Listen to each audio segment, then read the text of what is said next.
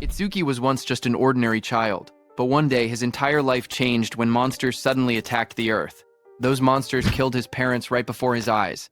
Left alone in this world, he swore that he would kill every single monster. 10 years later, the day finally arrived when he could awaken his power and become a hunter. He stepped onto the stage as the world's most powerful hunters watched, placing his hand on the awakening stone. But little did he know, fate had other plans for him. He awakened the most mysterious talent, Limit Breaker, a power no one knew anything about. On top of that, he discovered that his level was fixed at 0, meaning he could never level up. Now, the question is, how will our protagonist take revenge on the monsters who killed his parents? This story begins with the memory of that day.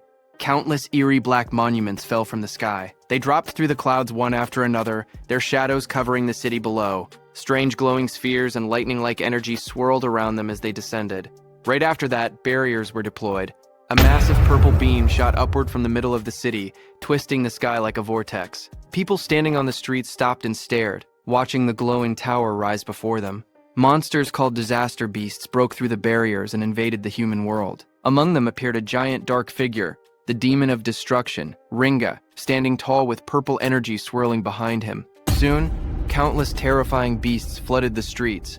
Armored monsters, winged creatures, and huge clawed beasts rushed forward, while people screamed and ran. Disaster struck instantly. A monstrous armored creature swung its arms, sending a man falling backward as he shouted for everyone to run. Nearby, his child cried and reached out, calling for his dad, as his mother ran while chaos erupted around them. Across the streets, different beasts attacked from all directions. A winged creature swooped down, a burrowing beast erupted from the ground, and blue-flamed monsters charged toward the fleeing civilians. Bodies fell on the road as the destruction spread, and the entire area was swallowed by panic. The armored monster rushed forward with blue flames bursting around its body. Its jaws opened wide as it roared, blue light flashing in its eyes. It shot a swirling vortex of blue flames toward a woman who ran away, holding a child tightly against her chest. The flames spread across the road as the monsters closed in. That woman was caught by the blue flames and threw her child ahead. The small boy reached out weakly while lying on the ground. The woman's voice trembled as she repeated the same word, telling her child, Itsuki, to run. The child looked at her with tear-filled eyes and called out for his mom. Just then, suddenly, someone shouted Itsuki's name again. A drop of sweat slid down a boy's face as the voice echoed. In the next moment, the scene returned to the present. A girl with pink hair turned around toward him.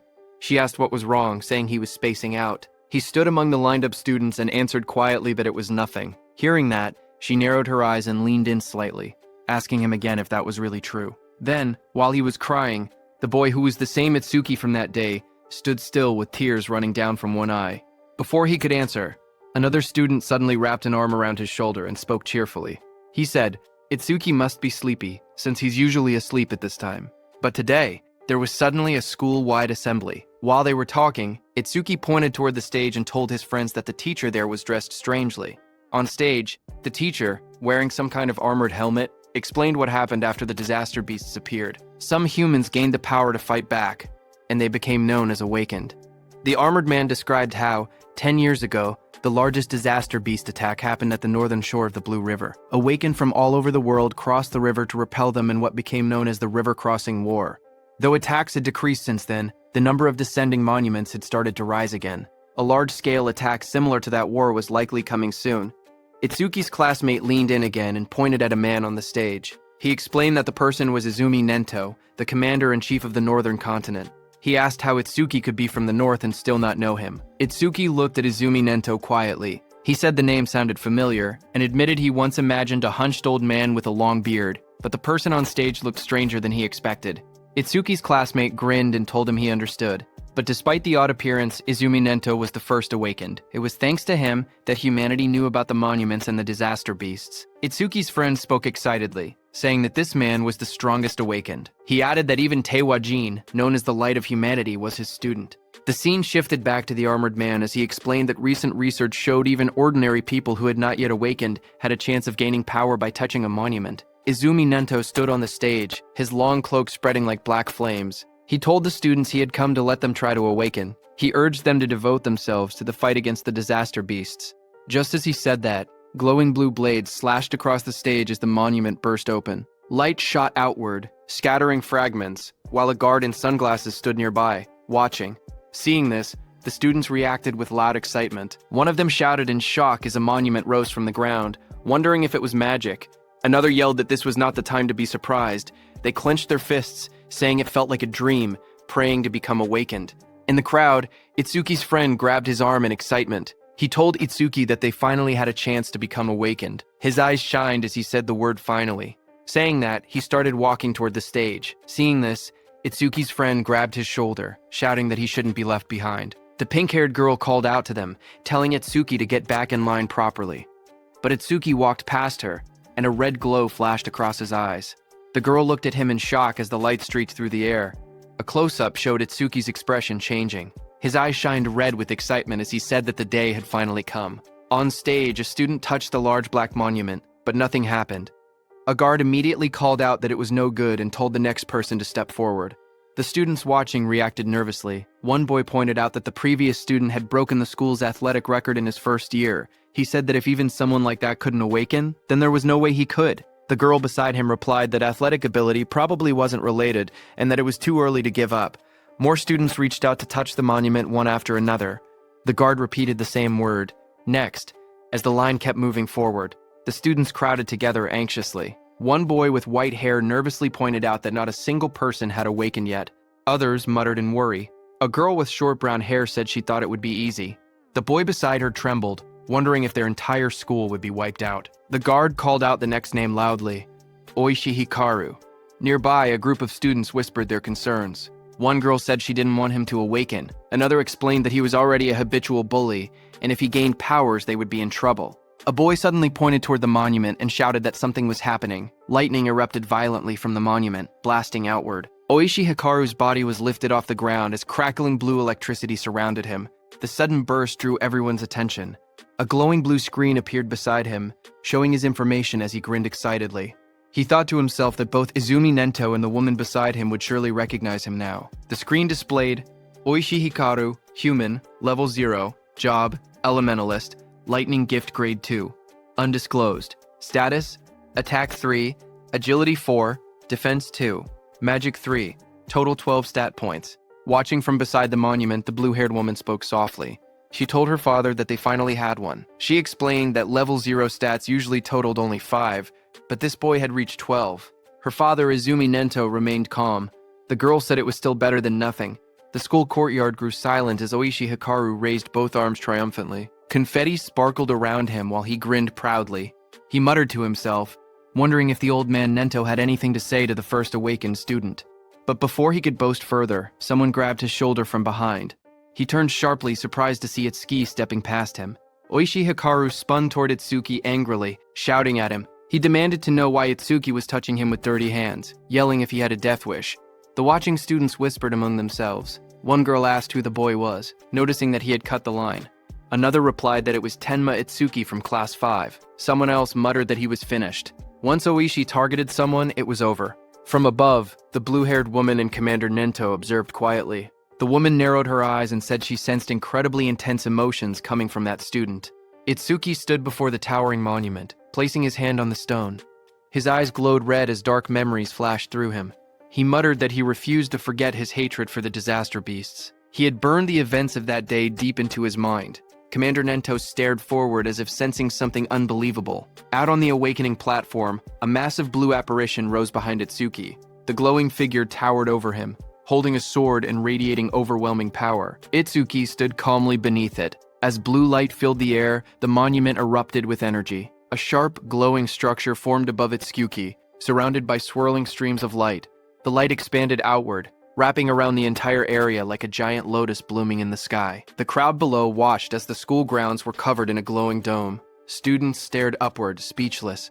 One boy pointed out that the pillar of light reached hundreds of meters into the sky. Another said it looked far more spectacular than Oishi's awakening. Two of Itsuki's classmates watched with excitement. Both of them smiled and cheered proudly, shouting that this was exactly what they expected from Itsuki. The blue-haired officer stared at the sky in shock. She said that this phenomenon only appeared when the rarest job, Order Breaker, was born. She placed a hand near her mouth, unable to hide her surprise. Even Commander Nento said he looked forward to seeing how capable the student would be. Seeing that, Oishi's expression twisted with frustration as he glared at the overwhelming light. Itsuki opened his eyes in confusion. Surrounded by shimmering blue energy, he wondered where he was and asked himself if he had awakened. Looking around, he found himself sitting cross-legged in the center of a massive glowing lotus made of light. Countless petals surrounded him, floating in a calm, otherworldly space. Suddenly, a blue system screen appeared before him. Itsuki stared at it in shock as it displayed Tenma Itsuki's stats. He was a human at level 0, which was fixed. His job was Orderer Nirvana. His gift was Nirvana, a special grade. His level was fixed. His stats increased when acquiring skills. It removed all debuffs and fully healed injuries. Just then, another blue window appeared, showing his skill, Overmimesis, which was Z rank. It analyzed enemy attacks and allowed the acquisition of counter skills. Then another screen showed Itsuki's stats. His were Attack 0, Agility 0, Defense 0, Magic 0, Total 0. Itsuki's face went pale as he stared at the results. His jaw dropped, and he exclaimed silently that everything was at 0. But then two blue system windows appeared in front of Itsuki.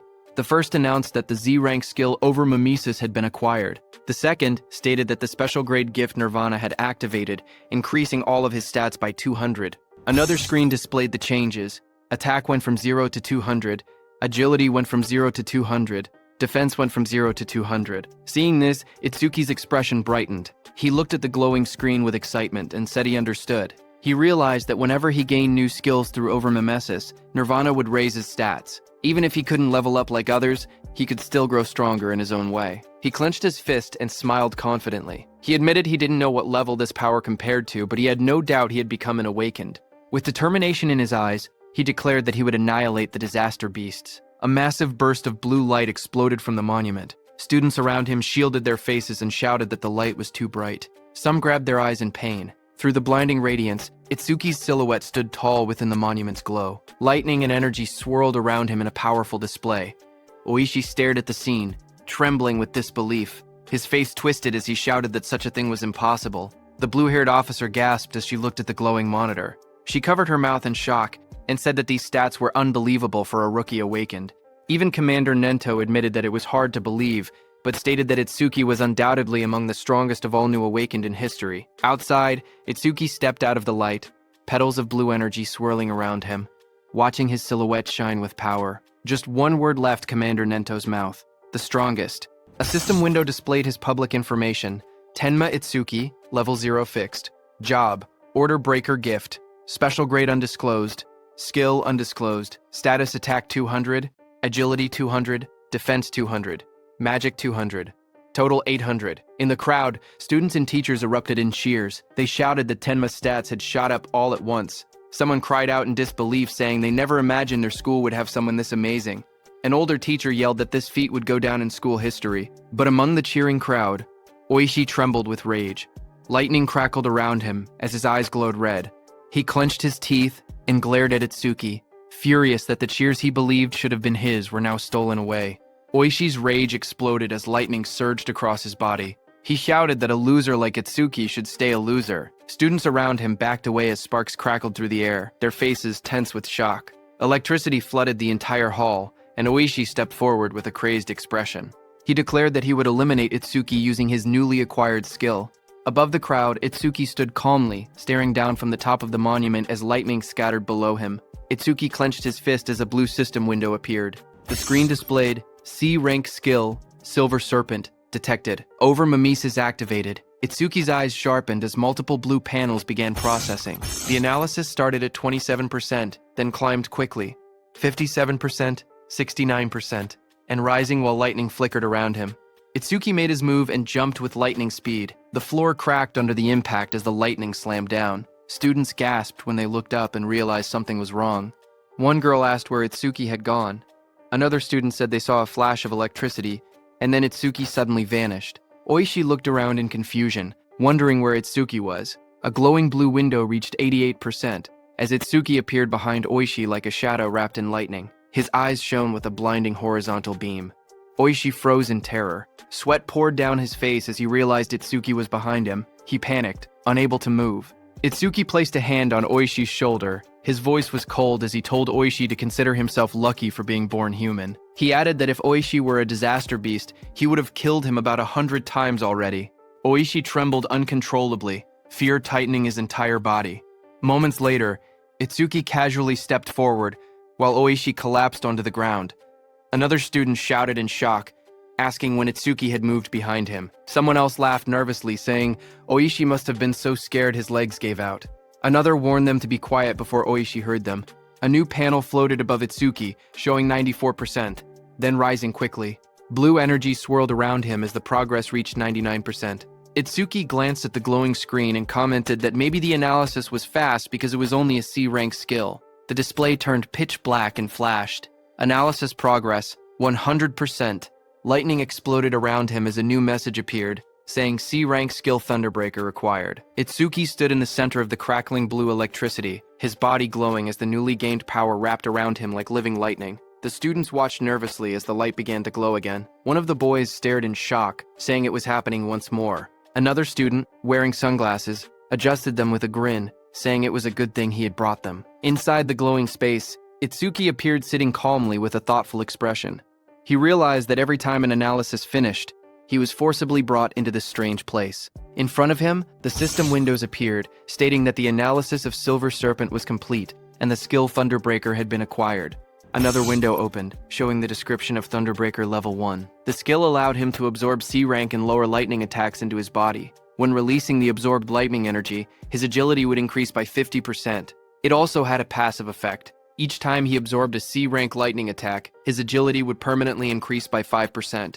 Another message added that all his stats had increased by 10. All debuffs were removed, and his injuries were fully healed. Outside, the students shielded their eyes as a massive burst of blue light exploded from Itsuki's body. The lightning wrapped around him in swirling arcs as he stood in the center of the arena steps. The electric pressure pushed outward, and the crowd instinctively stepped back or covered their faces. Someone shouted that Itsuki was now cloaked in lightning from head to toe. Another student panicked, saying Itsuki's lightning was even brighter than Oishi's. Oishi, who had attacked him earlier, stared with trembling eyes, unable to believe how Itsuki had learned a skill like that. Itsuki's body glowed intensely as the system displayed his rising stats. It showed each attribute increasing: attack, agility, defense, and magic, all rising from 200 to 210, bringing his total from 800 to 840. Just then, the students looked up at the sky in confusion. One of them said it had been sunny just a moment ago. Another asked if it was rain. A third student lifted his hand, trying to feel the drops, when someone suddenly shouted that something was falling. A dark, coffin-shaped object wrapped in lightning descended from the stormy clouds. The rain poured harder as it crashed down toward the school grounds. The woman with blue hair and glasses saw it and shouted in shock, calling it a monument. She questioned why it had appeared here of all places. Commander Nento quickly announced that the school-wide assembly was canceled and ordered everyone to evacuate outside the school grounds. Just like in their drills, he realized that there was no doubt the target was him. The woman turned to Commander Nento and told him that they should escape too, since combat wasn't their specialty. But Commander Nento beside her shook his head. He warned that if they ran, everyone else would panic. He pointed ahead, telling her to look, because the boy standing there was calmer than both of them. Ahead of them, lightning exploded around the descending object. Students ran in all directions, fleeing in fear. Only one boy, Itsuki, remained still in the middle of the field, bathed in a faint blue glow. From behind, the blue-haired woman shouted at him, demanding to know why he wasn't running. A massive dark pillar crashed down from the sky, shaking the ground as debris exploded outward. Rain poured heavily around it. Nearby, a group of students panicked. One boy shouted that disaster beasts were coming and urged Itsuki to escape. But Itsuki, with glowing red eyes, stood still. His voice was cold as he declared that he would exterminate every single one of them. His friends stared at him in shock. One of them yelled that he would die if he didn't run. Another insisted that since he had only just awakened, he couldn't possibly fight disaster beasts. They told him to leave everything to the other awakened, but Itsuki shook his head. He calmly told them to trust him. The pink-haired girl hesitated, worry written all over her face. Finally, she shouted that if he died, he shouldn't blame them. She grabbed the other guy's clothes and dragged him with her. The glasses-wearing boy asked her if it was really okay to let him go, reminding her that the enemy was a disaster beast, a walking weapon of mass murder. As the two ran off, Itsuki looked ahead with a crazed smile. His eye glowed bright red through the rain. He muttered that his first enemy after becoming an awakened was the one who killed his parents, and that it was lucky. Lightning curled around him as he stepped forward. A glowing panel appeared beside him, displaying the status of the creature before him. It was Skeleton Soldier 10369, Level 8, Gift Grade 2, defense increases by 100%. If the enemy's attack exceeds its own defense, the gift becomes invalid. Skill, Bonefire, B rank. Its stats were Attack 15, Agility 10, Defense 120 plus 120, Magic 30, total 295. The skeleton soldier stood covered in blue flames as Itsuki faced it head-on. A surge of lightning wrapped around Itsuki's arms as he tightened his stance. His red eyes glowed sharply while he wondered whether he should test the skill he had just acquired. In the next moment, he charged forward, electricity exploding around his body. Blue lightning trailed behind him as he rushed toward the flaming skeleton beast on the field. The two forces collided, sparks scattering through the rain. The skeletal beast swung its arms to punch, but Itsuki dodged. Then Itsuki swung his electrified fist with full force, shouting that he would not let anyone else die. His punch struck the creature's chest, and a violent burst of energy erupted. The impact sent the disaster beast flying across the field, smashing through the school building. The ground trembled as debris scattered in all directions. Students watching from afar stared in shock. One student said Itsuki's strength was too overwhelming, and that maybe they didn't need to run anymore. A female student was stunned, seeing how the impact had blasted the monster away in a single hit. The blue-haired inspector stared at the ruined wall, stunned that a rookie who had just become awakened could send a level 8 disaster beast flying with only one blow. Heavy rain poured down as Commander Nento watched from a distance, thinking to himself that Itsuki's speed and power were on a completely different level from other level zeros. But even then, he believed that defeating a skeleton soldier was impossible. He explained that skeleton soldiers had two troublesome abilities. The first was a gift that increased their defense. The second was a terrifying skill called Bonefire, a flame that burned anything it touched into ash. Blue flames erupted violently across the field, spreading like a wave toward Itsuki. The students gasped as the fire surged forward. Itsuki's friends cried out in fear, shouting Itsuki's name. Oishi stepped forward with a crazed smile, yelling that the fool who didn't know his place would just burn to ash. Meanwhile, glowing screens appeared in front of Itsuki. A system message informed him that the enemy was using Bonefire. The analysis began, first at 1%, then rapidly accelerating. As the blue flames engulfed him, more screens appeared. 25%. Itsuki stood firmly inside the blazing Bonefire, surrounded by data streams. He calmly observed that the analysis speed increased whenever the enemy's skill struck him. The blue-haired instructor watched with widening eyes. She said that even a level 10 awakened wouldn't stand a chance if they took a direct hit. Blue flames continued to swallow the arena as Itsuki stood in the center. Half of his body burned away, glowing like a skeleton. The blue-haired instructor's voice echoed through the flames, saying it would be tragic for a genius who had just appeared to be killed by a disaster beast before he could grow. System windows floated around Itsuki, showing 77% and 81%. Itsuki looked at his burning body and muttered that this was what it felt like when the body burned. He added softly that it must have hurt. A memory flickered through the flames. He saw his mother's face, half burned away. He realized that it hurt so much, but even in her last minutes, she smiled so as not to scare Itsuki. Commander Nento peered out with a sharp gaze, wondering if Itsuki hadn't used his full power yet. The blue fire swirled violently as the progress bar climbed. Itsuki's skeletal hand tightened, and he said that once the analysis was complete, the enemy was finished. The system window flashed. Analysis progress, 100%. Outside the flames, the students whispered nervously. One asked if it had been too soon to hope for a rookie who had just become awakened. Another admitted he had been stupid to expect anything. But suddenly, someone pointed forward in shock. He shouted that the blue lotus flower had appeared again. He said Itsuki might show them another miracle. Blue light swirled around Itsuki as he stood inside the burning aura, wondering what kind of skill he would gain this time. The flames around him continued to fade, revealing his burned and cracked body beneath the blue energy. Then a system window appeared, showing that the analysis of Bonefire was complete. It stated that a new skill, Black Wall, had been acquired. More windows followed, explaining the skill. The active effect would create ice on the body by consuming magic power, and could block B rank or lower fire skills. The passive effect increased defense when blocking those skills. Another notification appeared, saying that Black Wall Level 2 had been acquired and that all of his stats had increased by 20. It stated that all debuffs were removed and his injuries were fully healed. A new window showed his updated status. Attack, agility, defense, and magic had all risen from 210 to 230, bringing his total to 820. Itsuki looked at the glowing screen calmly. He remembered how even his strongest attack earlier couldn't break the skeleton soldier's defense. Now, with this new increase, he believed he should be able to do it. Suddenly, blue lotus petals unfolded around him, blooming like a massive light flower. Itsuki stood at the center, his body surrounded by shining energy. The students watching gasped in shock. One of them cried out in relief, saying, "Itsuki is alive!" Others cheered loudly, convinced that he would succeed. Someone pointed out that a full recovery like this was practically a miracle. The blue-haired instructor stared in shock as she watched the scene unfold. She wondered aloud if Itsuki had a self-healing skill. She had seen him use a lightning element skill earlier, so she couldn't understand how he was recovering. Commander Nento was also shocked. He remembered that order breakers were considered the most mysterious job, but even among them, Itsuki seemed uniquely strange. Meanwhile, Itsuki stood in the center of the glowing lotus petals. His body had recovered completely. Not a single injury left. Blue fragments drifted around him as he looked down at his restored form. Itsuki whispered in disbelief, saying it was a perfect recovery. He wondered whether he would heal even if his limbs were cut off, or if his brain was destroyed. He admitted he was curious about the limits of his self-healing. Suddenly, the skeleton soldier roared, its armor burning with blue bonefire. The flames surged violently as the monster charged forward. Itsuki turned calmly, raising his arm as black spikes spread across his skin. The blue flames rushed toward him. His entire body became engulfed in the fire, but he stood unmoving within it. Moments later, his silhouette appeared again through the blaze.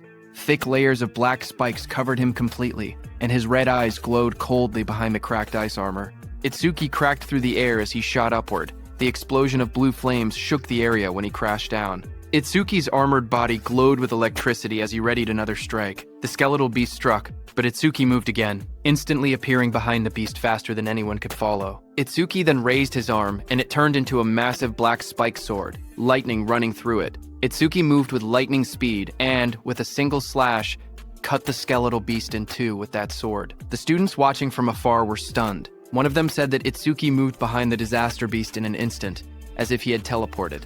Another said that only awakened people could track movements like that. Oishi was also stunned, saying she couldn't see Itsuki's movements at all. She compared it to what she had seen before. The blue-haired instructor questioned if someone like Itsuki could really be a rookie. On the other hand, as the dust settled, Itsuki stood alone as the black spikes on his body disappeared. He kicked and destroyed the skeleton beast's head. He was stunned to realize that it not only generated solid armor to protect his body, but could also shape that armor into any kind of weapon he wanted. A divine skill that combined both offense and defense. Suddenly, someone shouted his name. Itsuki turned his head in surprise as his friend rushed toward him and wrapped him tightly in a relieved hug, saying he was glad Itsuki had won because he had been worried the entire time. Itsuki stayed still for a moment before asking about Saya. His friend pulled back and admitted that Saya had been watching earlier with a face that looked like she might cry, but now she was nowhere to be seen. Itsuki looked toward the crowd, wondering why she didn't come. He scanned the students in the distance, confusion growing. He quietly wondered if she might be angry. Not far away, the blue-haired instructor watched the aftermath of the fight.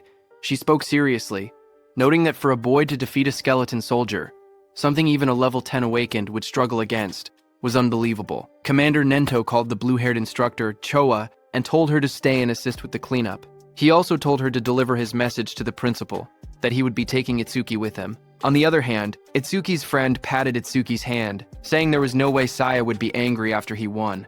He guessed that Saya was probably scared of falling behind Itsuki, so she might have gone to touch the monument instead. Itsuki lowered his gaze slightly and murmured that he hoped that was the case. Just then, a voice called out to him, asking if he was Tenma Itsuki.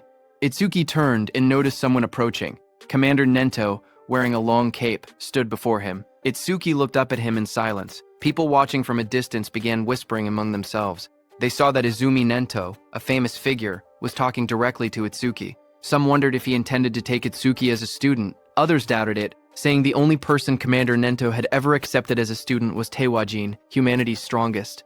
They insisted that no matter how strong Itsuki seemed, something like that wouldn't happen. Itsuki's friend stepped away nervously and said he would go look for Saya. Commander Nento then looked down at Itsuki and spoke calmly. He told Itsuki that he was quite special.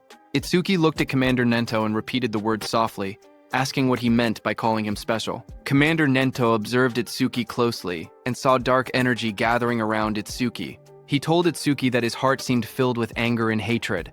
Itsuki stood in the darkness, a glowing light shining across his eyes. Commander Nento then stepped forward and said that he wanted to know the reason behind that hatred. Itsuki finally spoke, explaining that 10 years ago his parents were killed by disaster beasts while trying to protect him. A scene from his childhood flashed before his eyes, his younger self crying helplessly as danger closed in. He remembered how he had nearly been killed as well, but an awakened appeared at the last moment and saved him. the powerful figure struck the beast right in front of the frightened Itsuki. Itsuki told Commander Nento that right before his eyes, he had watched his mother die. A glowing blue flame slowly consumed his mother's body. Even as half her face vanished into bone and ash, she smiled gently at Itsuki and told him that he must walk the rest of the path on his own. Young Itsuki stared at her with trembling eyes, unable to understand. His voice cracked as he cried out for his mother. Anger raged inside him as he looked at the beast. Words echoed in his mind, reminding him that both his mother and father had died because of beings like this. Tears streamed down his face as he shouted in denial. Before him, a towering, monstrous figure rose from the darkness, an enormous being surrounded by raging purple flames. Its shadow loomed over Itsuki as he realized the horrifying truth. The creature before him was the root of all evil. Shaking with rage, Itsuki glared upward. His eyes burned red as hatred filled his heart. On that day, he swore a vow. He would kill that demon and every last creature of its kind. In the present, Itsuki clenched his jaw, a tear slipping down his cheek as he shouted that he would kill all of its kind. Commander Nento looked at him and commented that even with a heart consumed by hatred, Itsuki still shed tears. Itsuki raised a hand to his face and explained calmly, ever since he witnessed the tragedy of his mother's death, his left eye had stopped producing tears, but his right eye had begun crying on its own. Thanks to that, he said he never forgot his hatred for the disaster beasts. Commander Nento then asked if Itsuki would become his student. He promised to get him into the Salvation League and help him gain the immense power needed to take revenge on the disaster beasts. Itsuki repeated the words quietly, asking what the Salvation League was. Commander Nento then explained. He told Itsuki that to counter disaster beasts more efficiently and scientifically, the governments of the 5 continents had gathered strong awaken from around the world and created an official organization. The members of this organization were called saviors, he continued, saying that saviors were provided with resources such as dedicated training grounds and powerful weapons. They were also guaranteed high compensation. Even trainee saviors received 10,000 gold per month. Itsuki listened in surprise, realizing that 10,000 gold was enough to buy a car. Commander Nento then warned that such generous treatment was not given for free. Saviors were expected to constantly fight disaster beasts on the front lines and protect people's safety. Itsuki stood shirtless, his expression calm as he spoke. He said that he did not care about high pay or special resources. What mattered most to him was something else. Determination filled his eyes. His gaze sharpened as he clenched his fist. He declared that what mattered most was fighting disaster beasts on the front lines. With unwavering resolve, he announced that he wanted to become a savior as well. Commander Nento then explained the process. He said that the Salvation League held an exam every February known as the National Salvation League Tournament, with more than 10,000 participants. Each contestant earned points based on performance, but only those who ranked within the top 100 were allowed to become saviors. Hearing this, Itsuki asked what the highest record in history was. Commander Nento told Itsuki that it would not be very useful as a reference. He explained calmly that the record was 115,000 points, set by Taewajin 11 years ago. He added that passing required only 30% of that score, while securing first place required at least 50%. Itsuki silently recalled the name Taewajin, the strongest awakened, known as the light of humanity, the one Rikaru had mentioned. Commander Nento told Itsuki that Jin was special, and that comparing himself to Jin would only bring despair.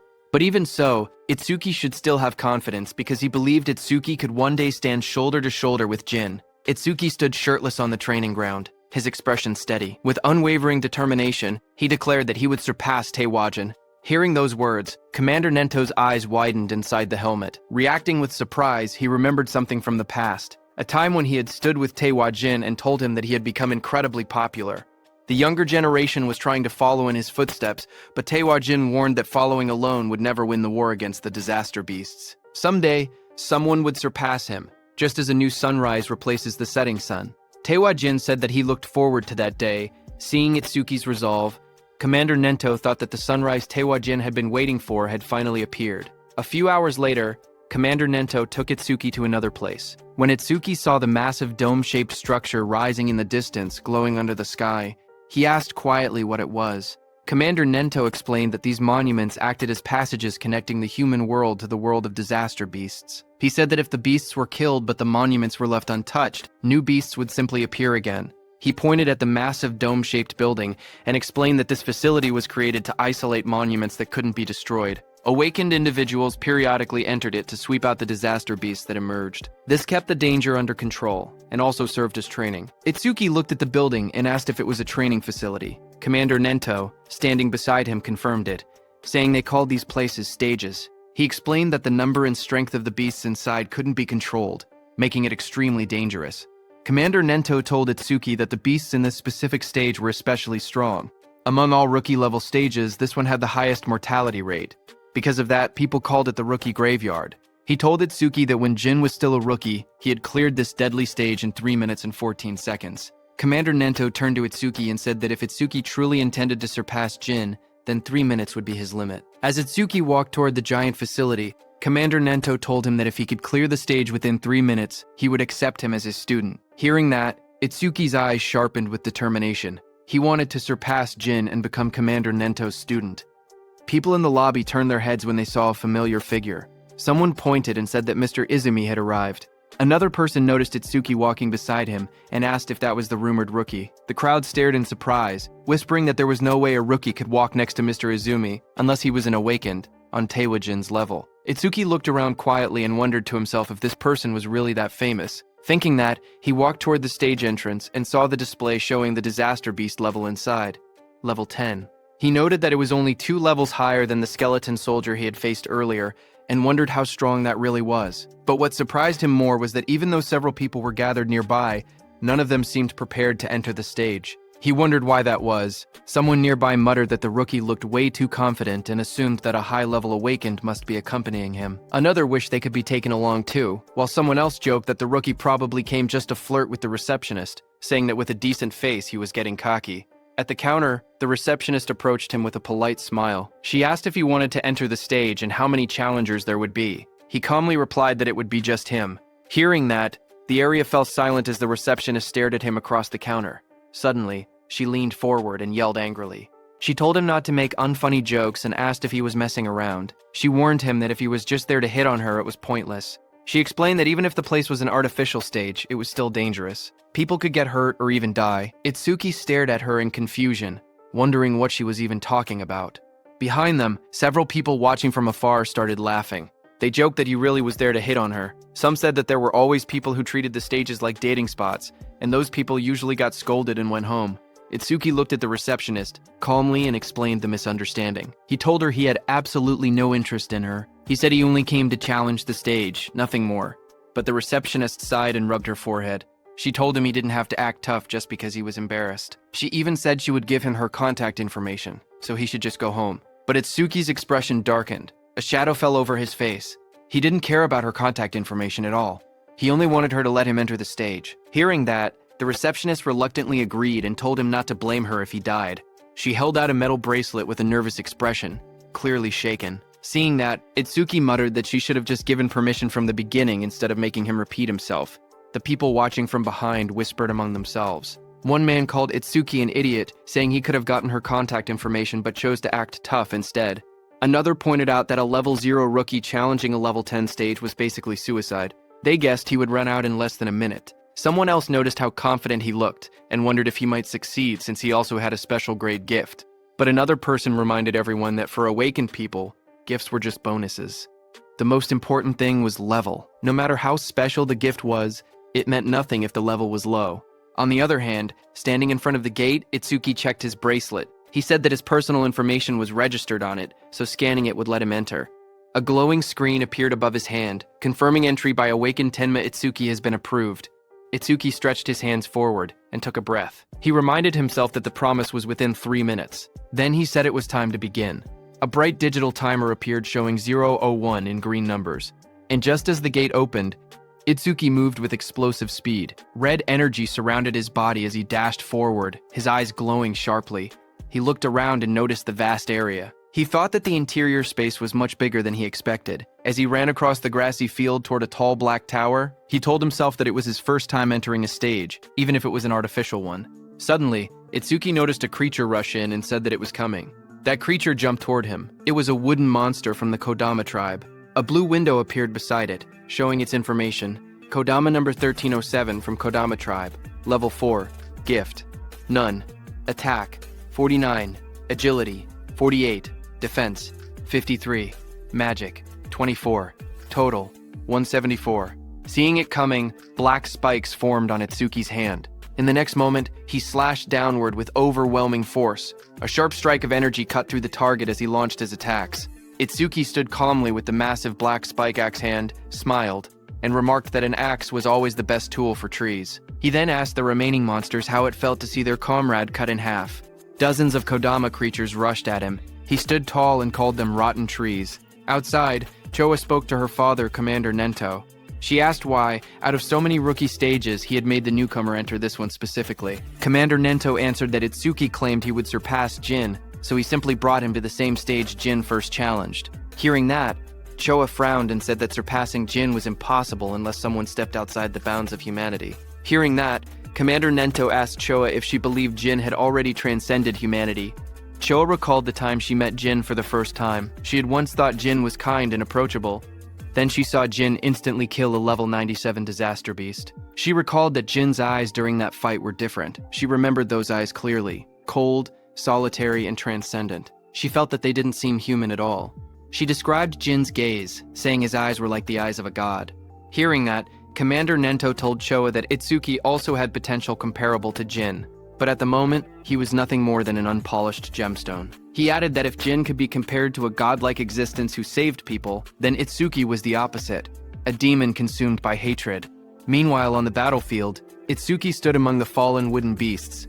He stated that Over My Masis wouldn't even activate against disaster beasts of this level. Just then, a dark silhouette appeared behind him, its eyes glowing red. His own eye glowed the same way as the shadow towered over him.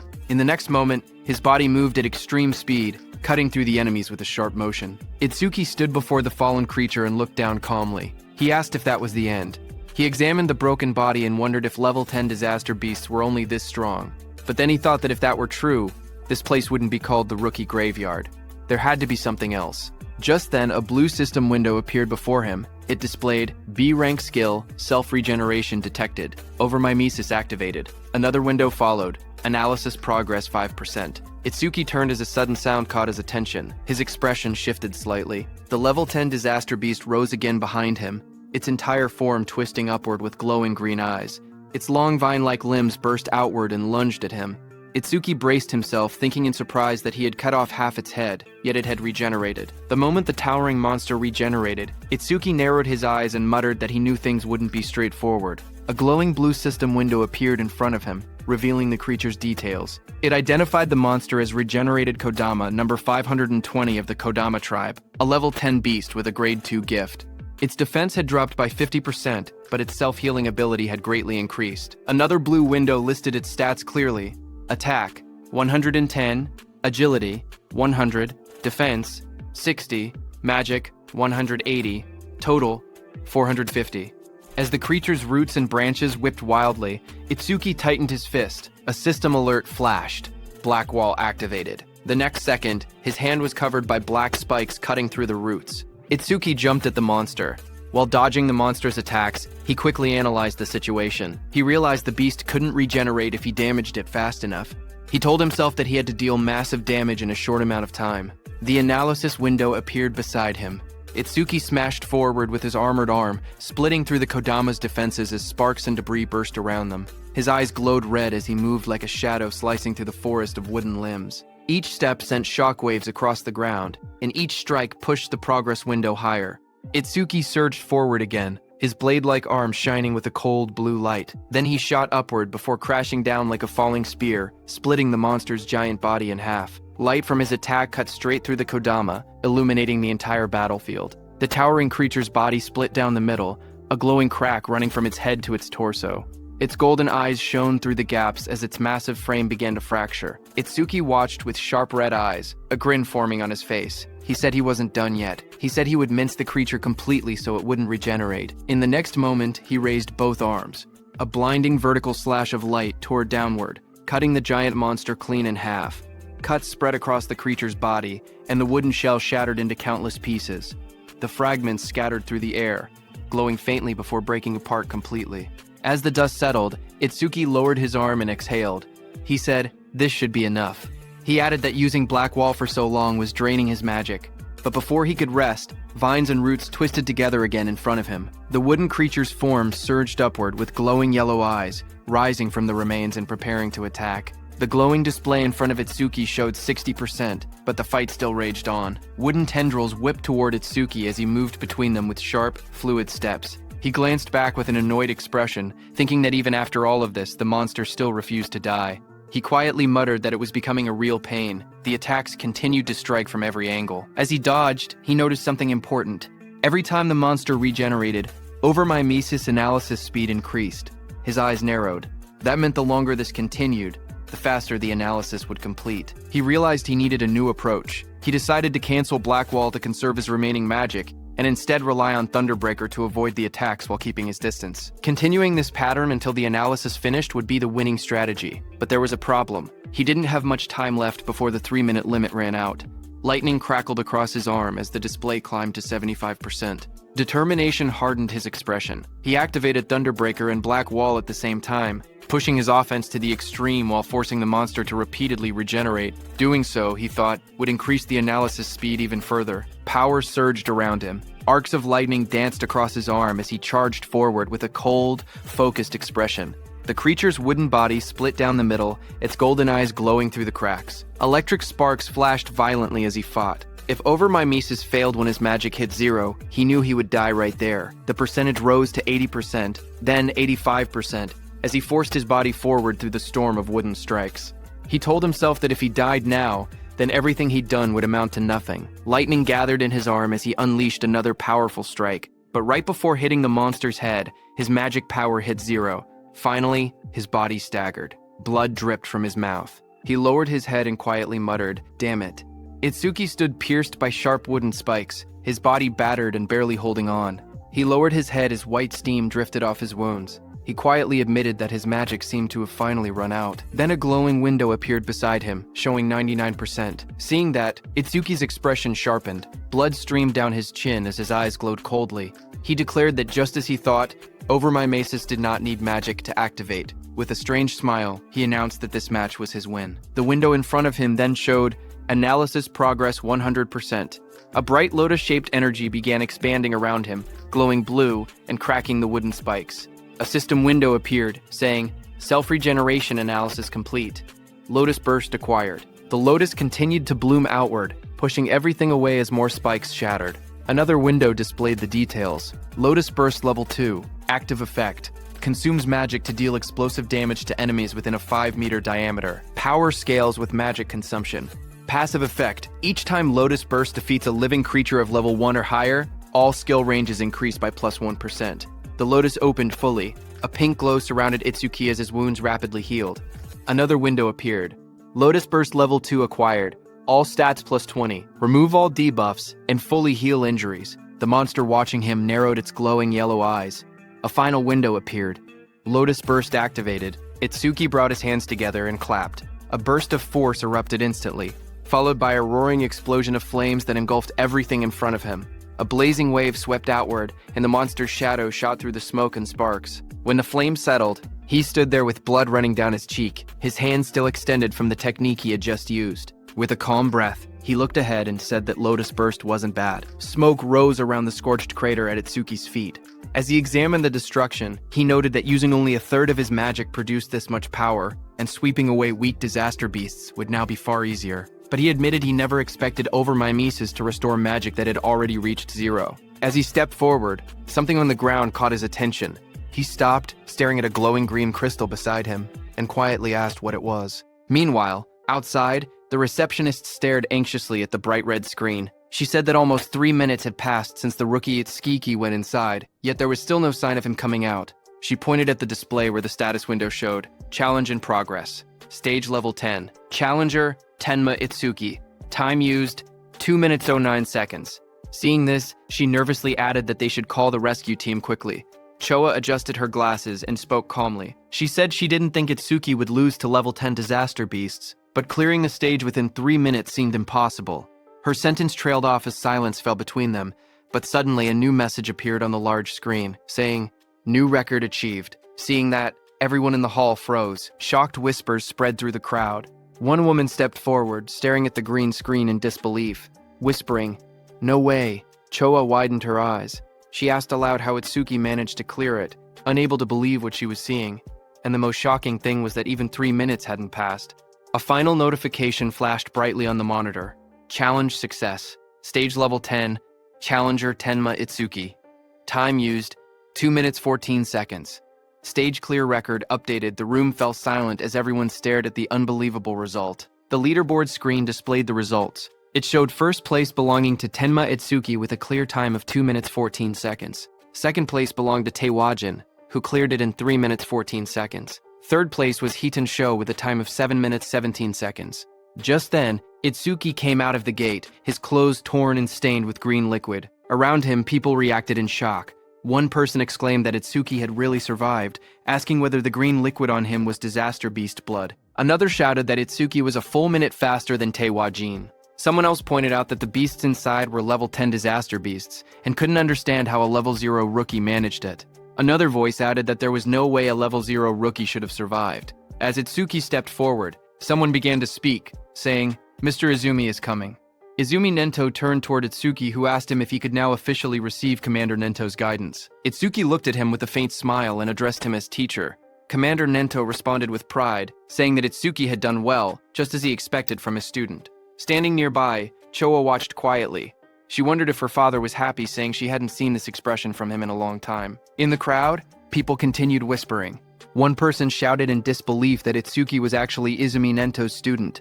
Another said it was no wonder he could break Taewajin's record. But someone else added that even if he truly was Izumi's student, as long as his level didn't increase, there would be no room for growth. Just then, the receptionist came forward nervously with a decorated box in her hands. She explained that it was a gift for breaking the record and asked Itsuki to accept it. Her expression softened as she apologized for the rude things she had said earlier.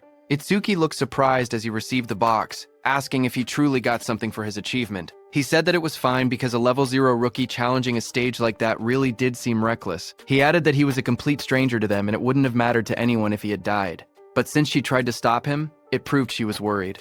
Hearing that, the receptionist blushed deeply. She stuttered as she insisted it wasn't like that. Itsuki simply thanked her, which only made her blush even harder. Not far away, Choa called out, telling Itsuki that she was leaving and not to lag behind. She tightened her glasses, annoyed, and warned him not to get cocky just because he had become her father's student. Itsuki straightened up and replied quickly, agreeing. Then Commander Nento beside Choa studied Itsuki and commented that a stage of this level now seemed too easy for him. He suggested raising the difficulty. He continued, saying that Itsuki should be able to challenge advanced stages now. Itsuki looked at him, surprised, and repeated the words, "advanced stages." As the three of them walked together across the rooftop at sunset, Commander Nento continued explaining. He said that a disaster beast's strength was not determined by level alone. The most important factor, he stated, was something else entirely. He explained that the true deciding factor was species. Choa explained that species without intelligence, which moved only by instinct, were usually easy to deal with. But some species possessed intelligence equal to or greater than humans. She explained that such species were far more troublesome than ordinary disaster beasts. Choa continued, saying that awakened beings and disaster beasts were essentially the same type of creature, but with one difference. Only humans were said to possess jobs. Because of that, stats differed depending on species. She went on to explain that advanced stages contain these powerful species or intelligent disaster beasts. Their difficulty was several times higher than normal stages. Most of the northern continent's advanced stages were located in North District 4, and she told Itsuki that this would be his next destination. She asked whether Itsuki had any other questions. Hearing her explanation, Itsuki suddenly remembered the two beasts he had defeated earlier. He thought about them in silence. They hadn't shown any signs of intelligence, and they hadn't screamed even when attacked. He wondered if that meant they didn't even have pain receptors. Itsuki's eyes glowed with sharp intensity as he looked up. He asked Choa whether intelligent disaster beasts had pain receptors or not. Hearing that, Choa suddenly felt a chilling pressure behind her. As she turned, her expression stiffened. She wondered what this terrifying aura was and what Itsuki was thinking. Behind them, a group of people gathered and whispered among themselves. One of them asked if anyone had heard that Mr. Izumi planned to make Itsuki challenge an advanced stage. Another replied that Itsuki, who broke Taewajin's record, should be fine. But one man explained that advanced stages were completely different from normal ones. More importantly, almost all the stages in North District 4 were under a single man's control. He said that every awakened person who had entered an advanced stage there had gone missing, and rumors claimed that the man had killed them. Someone immediately asked if he meant Kinoshita Reiji. Another man began to speak disrespectfully, asking who Kinoshita Reiji even was, and suggesting he acted like a king. His friend quickly covered his mouth, hushing him in panic. He warned him that he would be killed too if that man heard him. After all, he said, that man was the son of the North District 4 governor, Kinoshita Reiji. The scene shifted to a luxurious room. A young man lounged confidently while servants stood around him. He was the infamous Kinoshita Reiji. A subordinate asked him when he would be departing. Kinoshita Reiji smirked as he answered. He said that all the stages in North District 4 were under his control, so he would go whenever he wanted. To him, waiting in line was something only commoners did. He lifted his glass with a satisfied smile. After they left that spot, Itsuki opened the small, ornate box. Inside, a shining stone rested on a red cushion. The three of them sat together beneath the shade of the trees, as Itsuki gazed at the stone and murmured that it was from that time. Hearing this, Commander Nento, who was beside him, asked if he had seen a karma stone before. Itsuki nodded and calmly explained that after defeating the disaster beasts inside the stage, something identical to this had dropped. Then he paused and added that there was a slight difference. He took out a green crystal, stared at the one in his hand, and said the color was green, but something about it wasn't the same. Upon hearing that, Choa's eyes widened in shock. She exclaimed that it was an intermediate karma stone appearing inside a beginner stage. She stepped closer, adjusting her glasses to get a better look. Itsuki asked what exactly a karma stone was. Choa turned to him and began explaining. She reminded him that he had been a rookie. She said karma stones were also called experience stones. She explained that when a disaster beast or an awakened being died, karma, an invisible energy similar to experience points, emanated from its corpse. Absorbing this energy increased a person's level. In other words, a karma stone was an object that contained karma. A figure glowing with energy appeared in her explanation, demonstrating how someone could use a karma stone to absorb the karma inside. She continued, saying that karma stones did not occur naturally, which made the situation strange. Choa wondered aloud why such a stone had appeared in that stage. Beside her, Commander Nento quietly said it was probably because of Itsuki's gift. Hearing this, both Itsuki and Choa looked confused and asked again about the so-called gift. Commander Nento explained that normally the karma of a defeated enemy would be absorbed by the one who killed them, yet, even though Tenma had defeated 2 disaster beasts, he never leveled up. That meant the karma had not been absorbed. He added that manifested karma never disappeared without a reason. He continued, saying that if his speculation was correct, the karma of the disaster beast that had attacked the school had been absorbed by the awakened individuals present, meaning the people standing there. He explained further that a stage was an enclosed space. Because Tenma was unable to absorb the generated karma and there was no other recipient inside, the leftover karma clumped together and formed a karma stone. Hearing this, Choa looked startled. She asked how Itsuki's stats increased if he truly could not level up. Upon hearing that, Commander Nento suddenly stood up and reminded Choa that an awakened person's gift was top secret and could not be disclosed.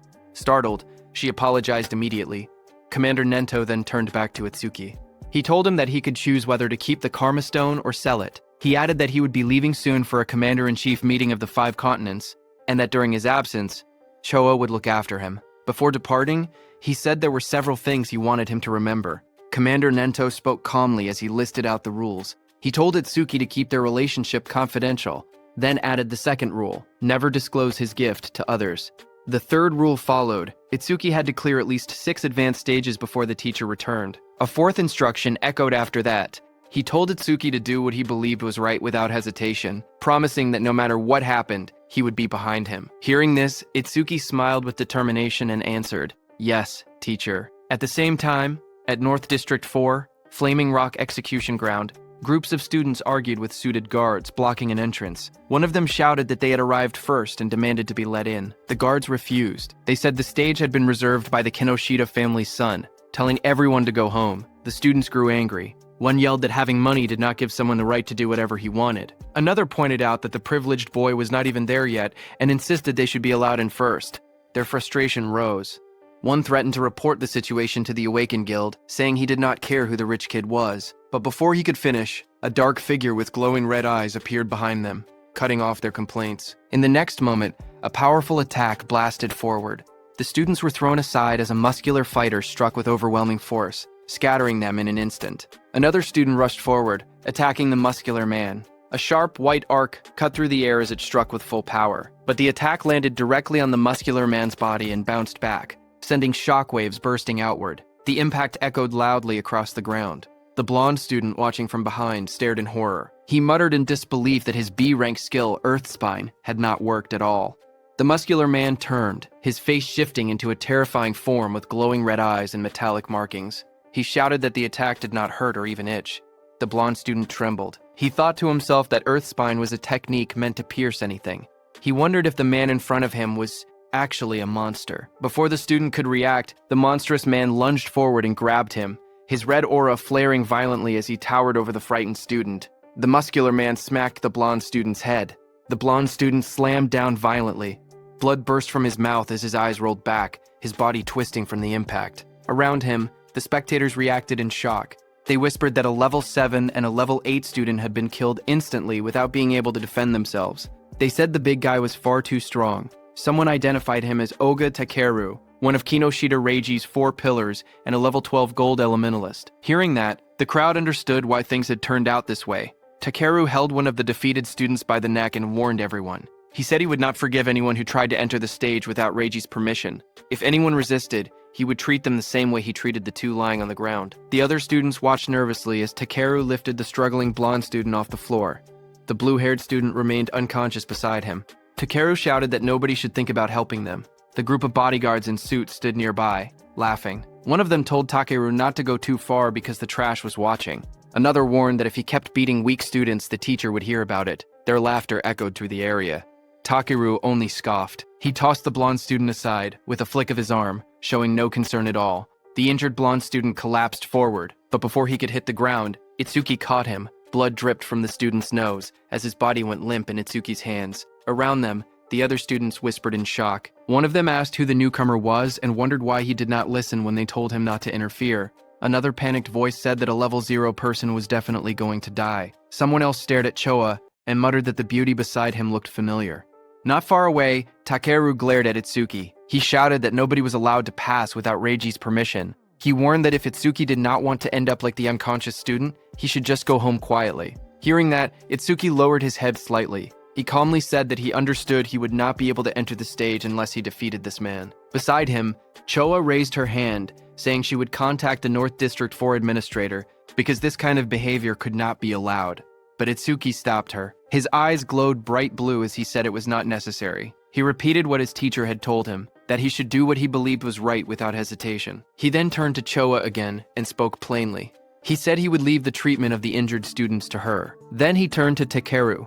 As Itsuki stepped forward, a thought appeared in Takeru's mind. As he stared at him, he wondered who this man was. A status window floated beside Itsuki, showing his information.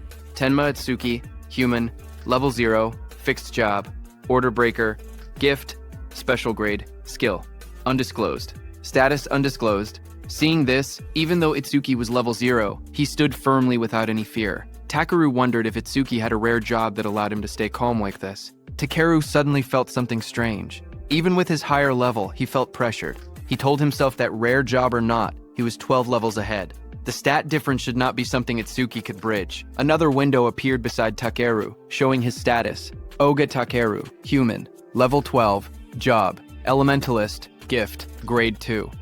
After metallization, defense plus 50% in stationary state. Skill, metallization. Status, attack 110, agility 100, defense 250, magic 145, total 605.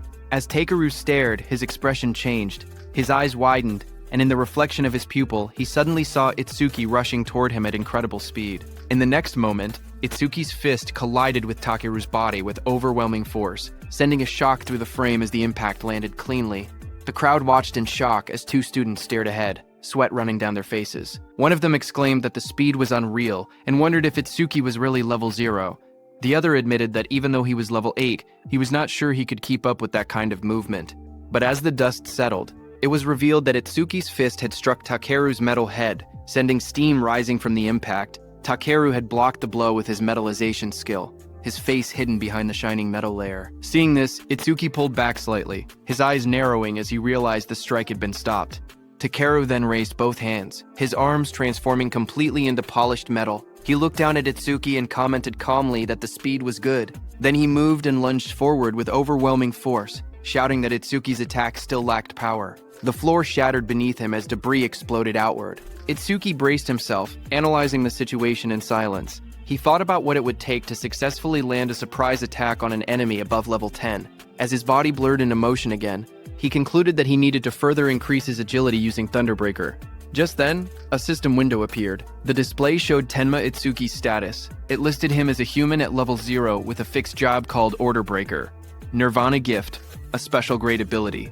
His Nirvana skills were shown: Over My Mace's Z rank, Thunderbreaker level 1, Black Wall level 2, Lotus Burst level 2.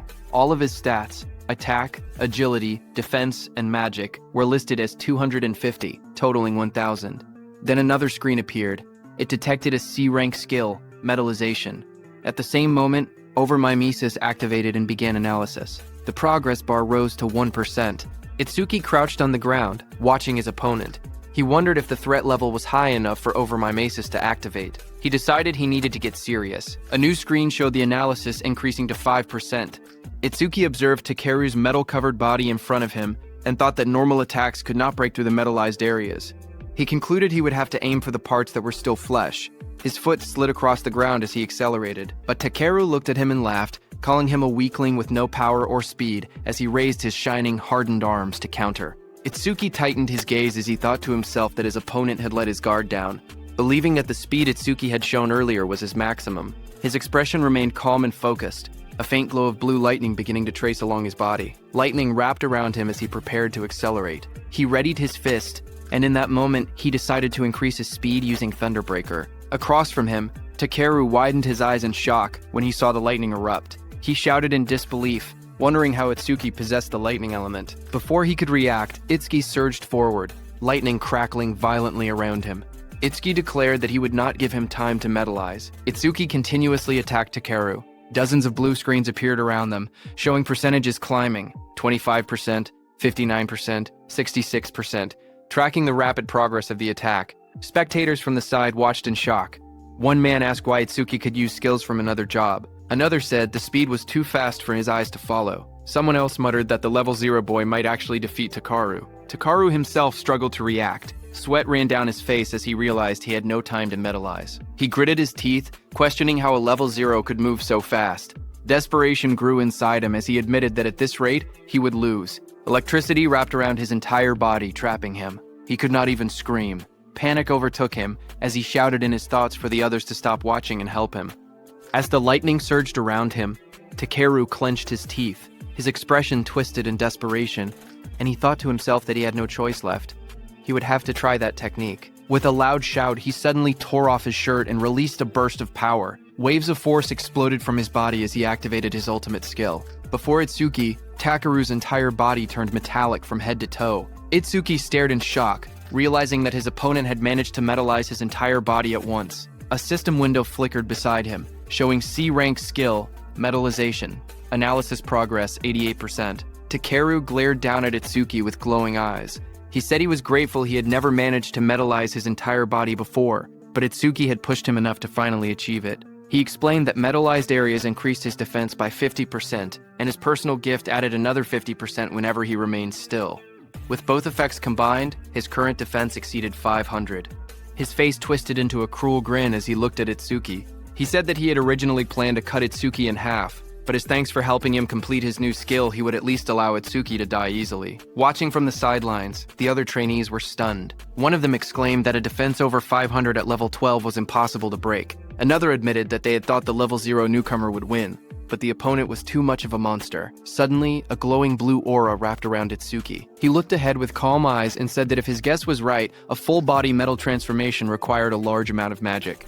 The screen beside him showed the analysis reaching 98%. Itsuki continued, saying that if Takeru had used most of his stat points on defense, then his magic should not be very high. The percentage rose again, reaching 99%. Across from him, Takeru growled and denied it, calling Itsuki's reasoning nonsense. Even while refusing to believe it, he wondered if Itsuki was truly level 0. Surprised by his sharp intuition, Itsuki kept his relaxed smile. He said he would not bother using a boring tactic like draining Takeru's magic down to 0. Instead, he declared he would finish the fight quickly.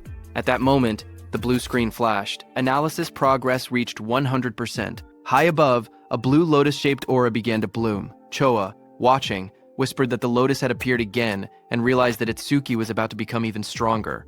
Others stared at the giant lotus forming around him. One man questioned if this lotus was really a level 0 skill. Another wondered how Itsuki planned to defeat Takeru since it did not look like an offensive technique. A notification window appeared. The analysis of the metallization skill was complete, and a new skill called Clear Orb had been acquired. Another window described the skill, Clear Orb Level 1. Active Effect. It shoots a perfect sphere along a fixed path. The sphere travels at 1 meter per second and pierces through every enemy in its path while ignoring all defense. Passive Effect. Every time an enemy with higher defense than the user is defeated with Clear Orb. Seeing that this new skill had defense ignored, Itsuki thought that if he hit with this, he could definitely deal damage. But the problem was flight speed. At 1 meter per second, even ordinary people could dodge it, so timing was crucial. But then Itsuki thought that against that sandbag Takeru, who would not even move, he did not even need to think about timing. Itsuki's eyes glowed blue as he looked at Takeru, and declared that Takeru's prized absolute defense would be thoroughly smashed to pieces. Just then, a system window appeared displaying, Clear Orb Level 1 acquired, all stats plus 10. Remove all debuffs and fully heal injuries. Status, attack went from 250 to 260. Agility from 250 to 260. Magic from 250 to 260. Total stats from 1000 to 1040. The blue lotus petals opened as Itsuki stood in the middle, pointing his finger at Takeru. Right above his finger, a small lotus flower appeared. As the lotus spun and bloomed, Itsuki told Takeru to now try to dodge this. A system window displayed that Clear Orb. The students stared at the glowing sphere and whispered among themselves. One of them said he had never seen that skill before. Another explained that this must be the Order Breaker, the job known as the most mysterious among the four. Someone questioned whether a skill released by a level 0 could break through the defense of a level 12 specialist. Another pointed out the confident look on Itsuki's face, saying that the technique must be incredible. A glowing, lotus-like shape opened, revealing a small black orb. The orb floated forward, shining as colors scattered around it. The onlookers watched silently as the orb drifted through the air. Some students stared in confusion. One boy complained, saying it was just a tiny ball. Another asked if they were being serious and called it disappointing. Takeru glared at the orb. He mocked the attack, saying that such a small sphere couldn't make him move or cancel his gift, calling it naive. He stepped forward confidently. He asked if this was Itsuki's trump card. Then the orb continued floating toward him. With a mocking glare, Takeru shouted that Itsuki was going to die pathetically. For a moment, he remained certain of his victory, until his expression suddenly shifted. His eyes widened as the orb began to sink into the side of his metal-coated body. A faint crack appeared where it touched him. A heartbeat later, a violent burst of blood exploded from the wound. Takeru screamed in agony as the clear orb tore through his arm, ripping it apart in a single clean line. He collapsed to the ground, clutching the bleeding stump, shouting desperately about his arm.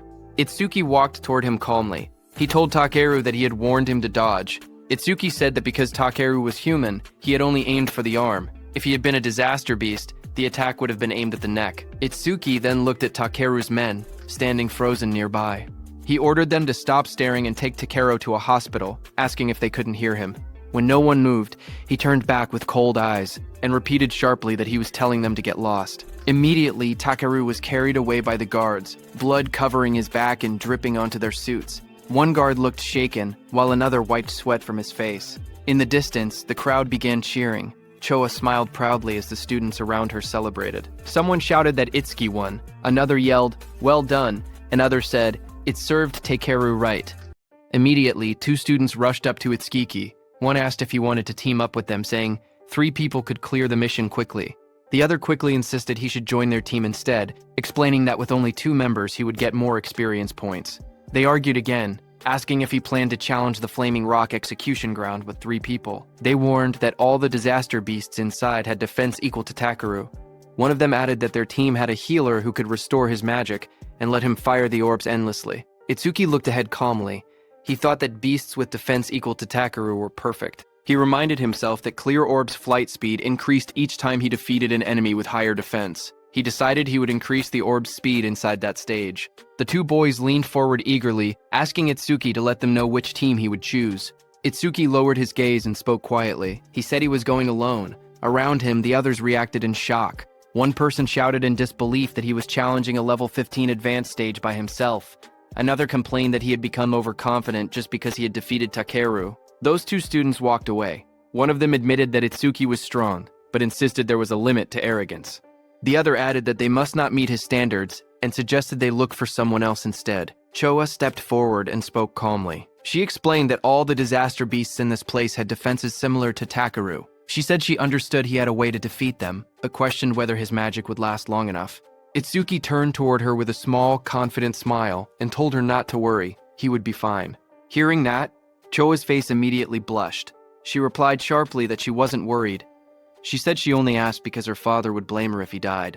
Then she turned away, saying she would go treat the injured and that he could do as he pleased. Before she left, she adjusted her glasses and added one more warning. She explained that the Stone Tribe had no intelligence, but they moved in groups.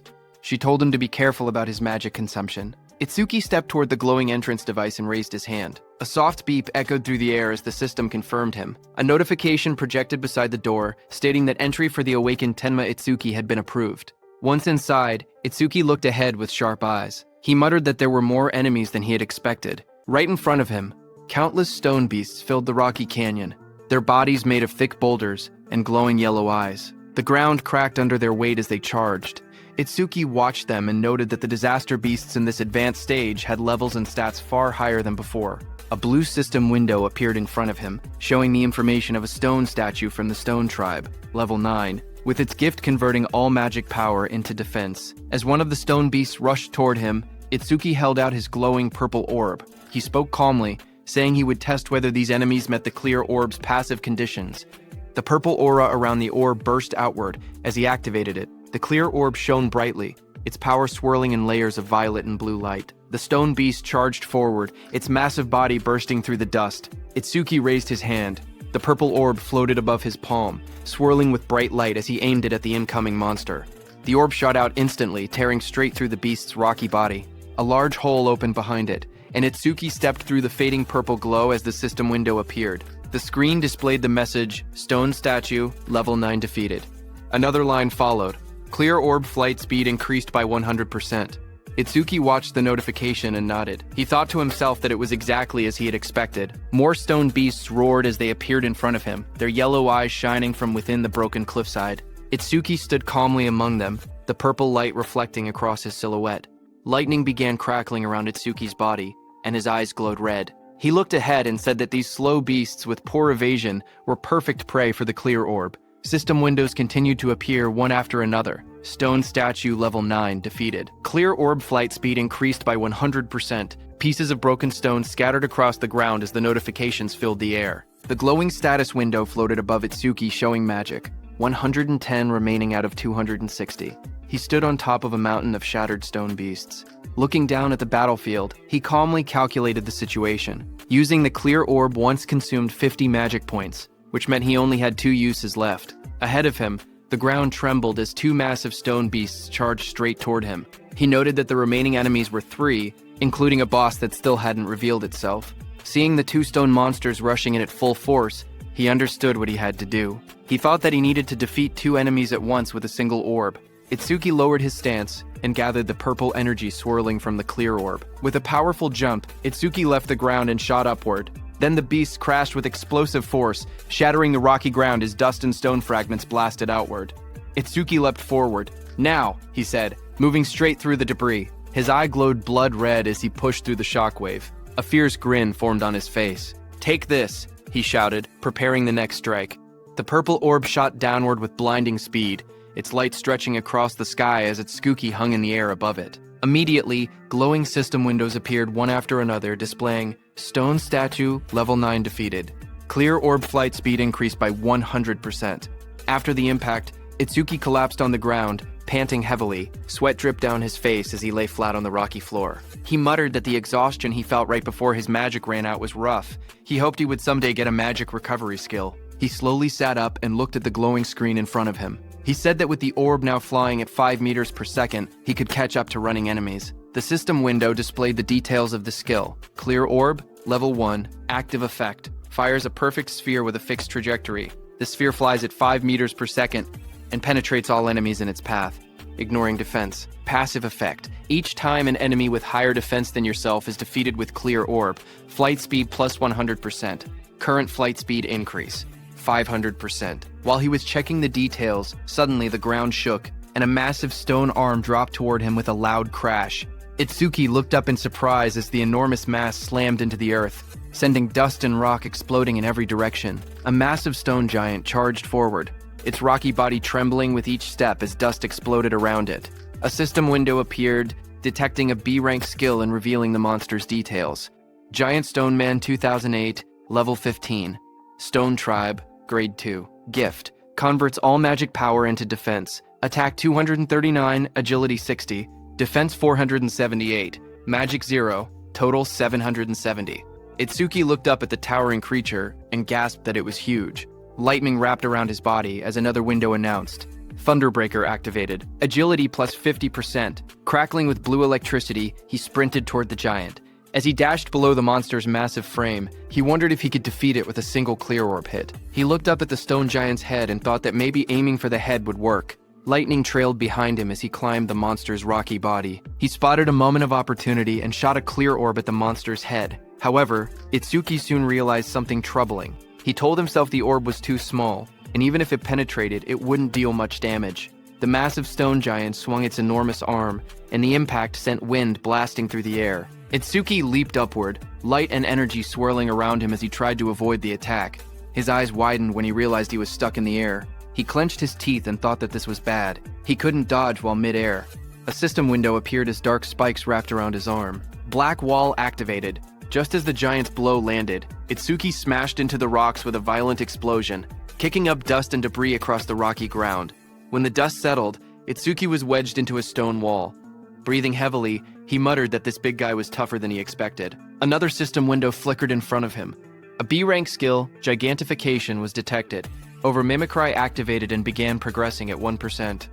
Seeing that, Itsuki looked up with a confident grin. Realizing the monster grew huge because of his skill, he said this would be easy. With one hand, he grabbed onto the giant stone body and prepared for his next move. Meanwhile, outside, one of Kinoshita Reiji's men got the news of what had happened to Takeru and froze in shock. Behind him, Kinoshita Reiji, dressed in a golden vest, sat calmly. He narrowed his eyes and warned his man not to make noise in front of him.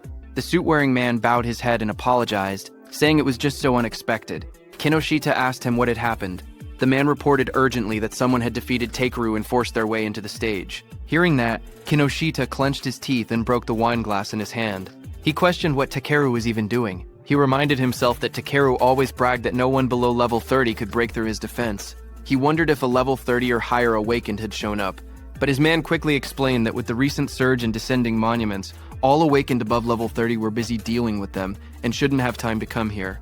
He added that challengers at the Flaming Rock Execution Ground were mostly level 10 rookies. Hearing that, Kinoshita shouted that there was no way a level 10 could beat Takeru. His guard behind him looked down with a serious expression and said that if he was given some time, he would gather detailed information. Kinoshita adjusted his vest and tie and said that gathering information was unnecessary. Even if the opponent was level 30, he himself was already here. He mentioned that the Flaming Rock Execution Ground was known for its stubborn disaster beast that slowed down challengers. He added that if they headed there now, they would make it in time. However, his guard said that since the opponent's identity was unknown, they should still be cautious. Hearing that, Kinoshita's expression grew sharp. His glasses glowed as he told the guard that he had already said they were heading there now and that he shouldn't have to repeat himself. The guard stiffened, sweating nervously, and replied with a quiet, "Yes." Kinoshita then threw his arm upward confidently and declared that he would make them regret opposing the Kinoshita family. At the same time, in the dungeon, blue energy lotuses surged around Itsuki. A glowing screen appeared behind him, showing 100%. Seeing that, Itsuki smirked and said that he no longer had to run around like a mouse anymore. He was standing on top of the massive stone beast, and a bright blue lotus had formed on the beast's forehead. At that moment, a system window opened in the air, announcing that the B-rank skill Gigantification had been fully analyzed. Itsuki looked at the window in surprise. He muttered that instead of gaining a new skill, something else had happened. He realized that Clear Orb had leveled up to level 2, and he checked for new effects. Another set of windows appeared, explaining the changes.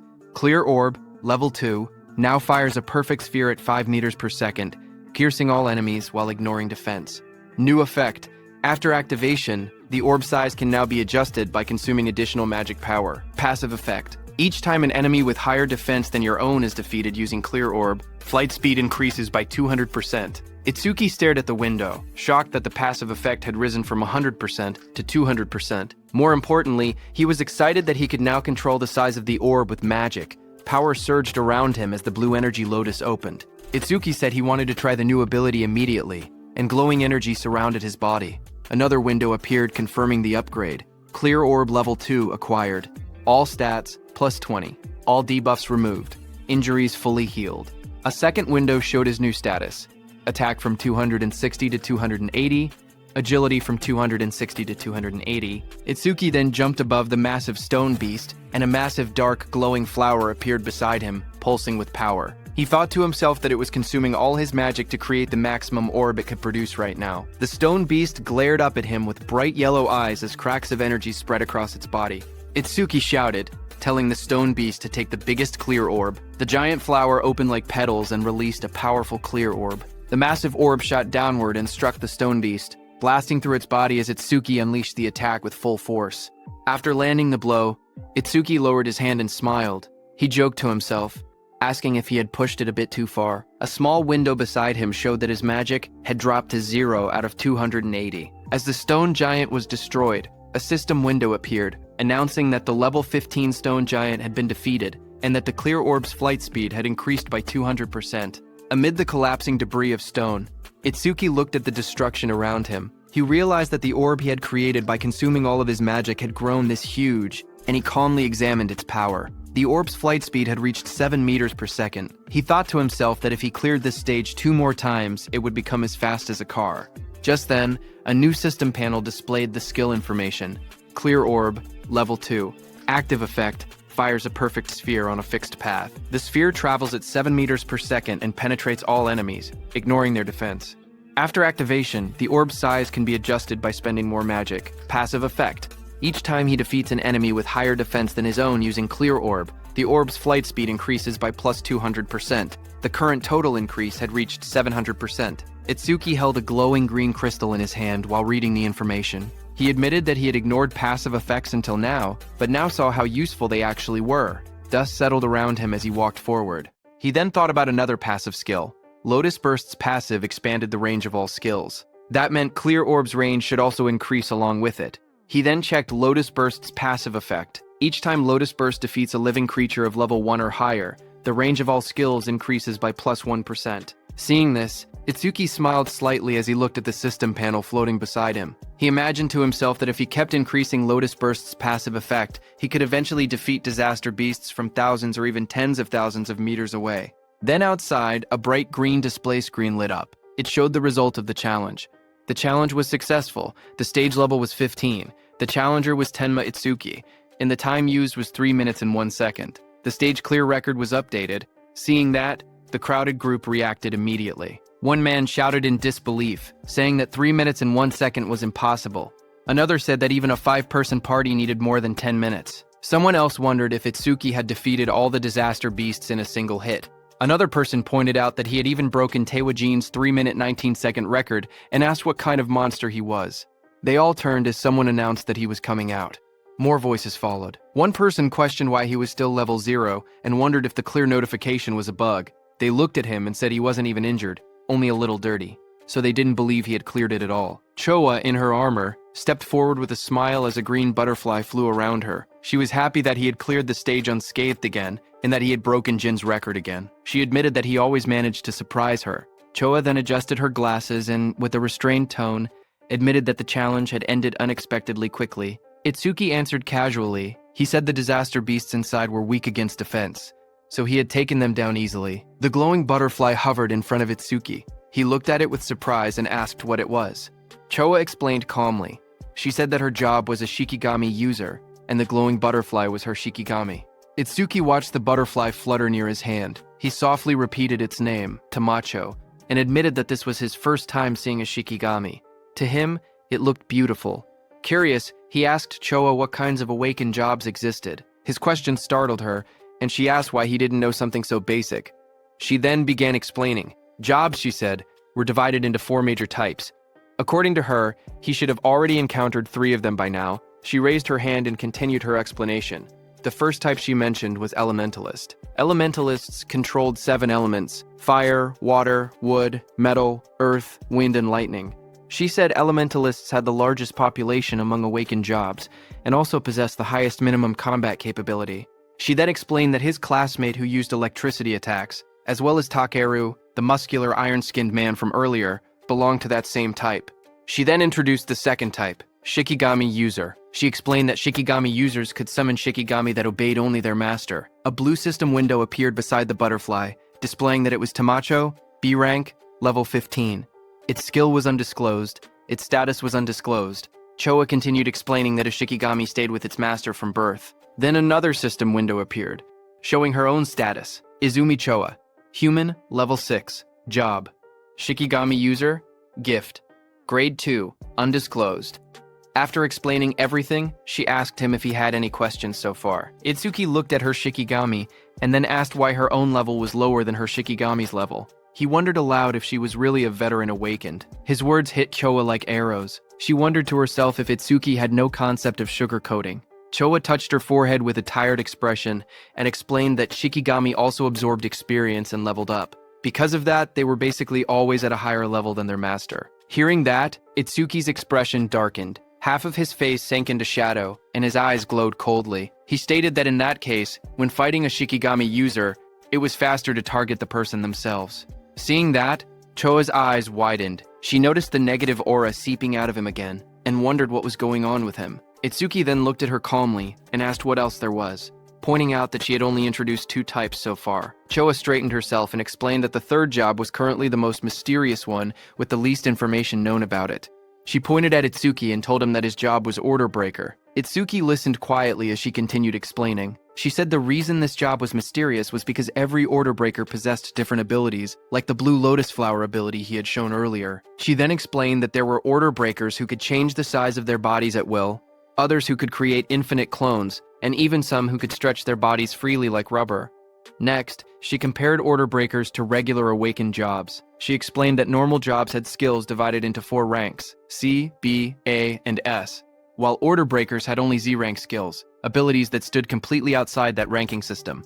Choa said that order breakers were treated differently because of these rare, exclusive skills. She warned that if an order breaker's abilities became known to their enemies, they would lose their greatest advantage. That was why her father had scolded her earlier when she tried asking about his skills. She looked at him seriously and added that he was an irregular existence even among order breakers. From what she had observed, he could already use at least 3 different skills, and 2 of those skills were normally only possible for elementalists. Hearing her words, Itsuki looked uneasy as he realized the teacher wasn't there.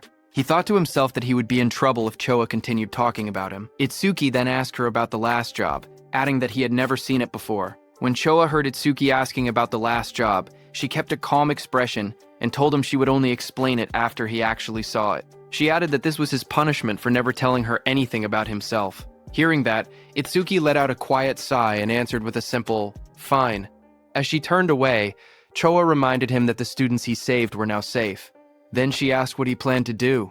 After this, Itsuki replied that he was thinking of clearing the stage a few more times. Choa looked back at him sharply.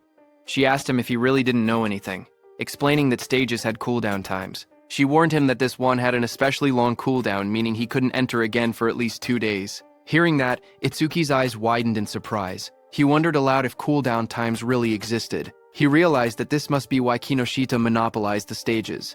Determined, he decided that if he couldn't raise the passive effect of his Clear Orb skill, then he would increase the power of his Lotus Burst instead. Itsuki then turned and asked Choa if there was a stage filled with disaster beasts. Choa thought for a moment, trying to remember any stage filled with disaster beasts. She then smiled confidently and chose a stage for him. She explained that in that stage, the levels of the disaster beasts were not very high, but the number of them was enormous. The place was called Locust Wasteland. She explained that there were at least 100 locust-type disaster beasts, even by a conservative estimate, and many awakened people backed out just from seeing how many there were. She then looked at him seriously and asked what he planned to do, since it would be difficult without AoE skills. Itsuki answered firmly that he was going. In his thoughts, he remembered that he hadn't used Lotus Burst in front of her yet, so she didn't know he actually had an area attack. A shocked Choa asked him again if he was really going. She reminded him once more that without AoE skills, he would have a really hard time, but Itsuki told her not to worry, saying he would be fine. Some nearby awakened individuals became shocked as they listened. One of them asked if he was really going to the Locust Wasteland and said he must not know fear. Another person whispered that once Kinoshita Reiji heard about Takeru, he would definitely come. The group decided to leave quickly. They said they should get out before getting caught in the crossfire. Then, a few minutes later, Kinoshita Reiji arrived there and looked around the empty area. He asked in shock why there wasn't a single person present. His bodyguard in a suit stood behind him and reported that the target had gone somewhere. Kinoshita Reiji asked how it was possible. It had only been 30 minutes since the target entered, yet the target had already cleared the Flaming Rock execution ground. His bodyguard said it was hard to believe, but seemed to be true. He then asked what Kinoshita planned to do now. Kinoshita Reiji gritted his teeth and said the target was making a fool out of him. He then said that if the target had used skills, there should still be magic traces left behind. He ordered his bodyguard to contact the hound and make it track the target. Kinoshita Reiji shouted angrily for them to capture the target alive no matter what, saying he would make the target taste what living hell was. At the same time, inside a dim alley lined with machinery, a man pressed his back against the wall, hidden in the shadows. His panicked thoughts echoed as he regretted taking the assassination request. He muttered to himself that he never knew Kinoshita Reiji had such a strong subordinate, and cursed himself for accepting the job. That same man slumped to the ground, exhausted and trembling. He breathed heavily and admitted that without his earth escape technique, he would have been killed. Sweat dripped down his face as he caught his breath. He slowly peeked around a corner, whispering that he should be safe now that he had gotten this far. His eyes widened with fear as he carefully watched his surroundings. Suddenly, a massive beast lunged toward him, with its jaws wide open. The monster's sharp teeth and glowing red eyes filled his vision as it attacked. Before he could react, the creature pinned him to the ground. He choked as its fangs pressed against him. A voice spoke nearby, calm but cold. The speaker approached and looked down at the scene. He ordered the beast called Death to loosen its grip, saying the man seemed to have something to say. The giant wolf-like creature eased up slightly as the man lay helpless beneath it. The wounded man lay on the ground with blood on his face. With fear in his trembling voice, he asked how they had managed to find him. In front of him, the long-haired man in the coat explained calmly. He said that their beast, Death, had a sharp sense of smell. The creature could sense the scent of death coming from people like him. That man was the hound Kinoshita Reiji had been talking about. His name was Charles. He stepped forward, tipping his hat as he walked. He said that Death could smell the death they were giving off. Filled with terror, the injured man begged for his life. He cried and pleaded for them not to kill him. Charles looked down at him with a cold smile. He said that the request was difficult because Mr. Kinoshita would get angry. He added that Death had not eaten human flesh in a long time. Then, Charles's eyes glowed red. He gave a sharp command, telling Death that it was mealtime. The massive black wolf lunged forward with its jaws wide open, fangs bared as it roared fiercely. A moment later, it ate the man. The wolf stood beside the long-haired man in a trench coat. The man looked at it calmly and said that it had finally leveled up. A glowing blue panel appeared, showing the creature's details. Deathhound, B rank, level 16, skill 1, death smell, C rank. Detects all magic traces in an area and identifies the magic source. Skill 2, respawn desire, B rank. After the Shikigami dies, its respawn time is greatly reduced. Status, attack 250, agility 250, magic 150. Just then, the man's phone began vibrating. He glanced at the screen and answered the call. He told the person on the other side that he had finished things there. As he listened, his expression changed. He asked if Takeru had been badly injured. He wondered aloud if someone had struck that stubborn Takeru's weak point. Finally, he replied that he understood and said he was on his way. He ended the call and turned back toward the wolf. With a small gesture, he told it that a new prey had appeared, and ordered it to move. Sometime later, in a bright golden field labeled as the Locust Wasteland, a dome-shaped building stood in the distance. Itsuki and Choa approached it along a narrow dirt path. Itsuki looked at the structure and asked softly, "Here?" He stared across the endless wheat fields and wondered aloud whether there were really that many locusts in a place that looked so quiet and peaceful. Walking beside him, Choa explained calmly. She said that disaster beasts always chose environments that suited them when invading this world. Because of that, predicting the type of beast based on the surrounding terrain was an important skill for awakened individuals. Hearing that, Itsuki nodded. As they moved closer, he noticed there wasn't even a reception desk. Choa touched her forehead and explained that the danger level of this stage was extremely high. So high that it had already reached the point of a dismantlement resolution.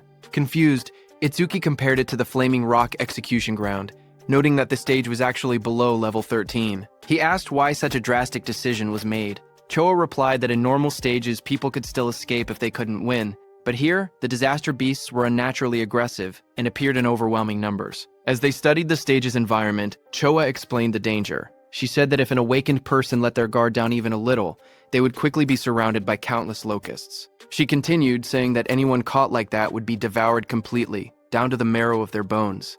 Hearing all of this, Itsuki only smirked. He said that it was perfect if there were really so many disaster beasts here. His excitement made Choa stare at him in disbelief. She asked if he was in a rush to die. He calmly replied that he wasn't desperate enough to die by being eaten by bugs. Moments later, he stepped toward the entrance of the glowing stage gate.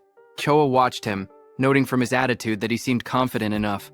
She reminded herself that he had entered this stage by his own choice, and she had already given him all the advice she could.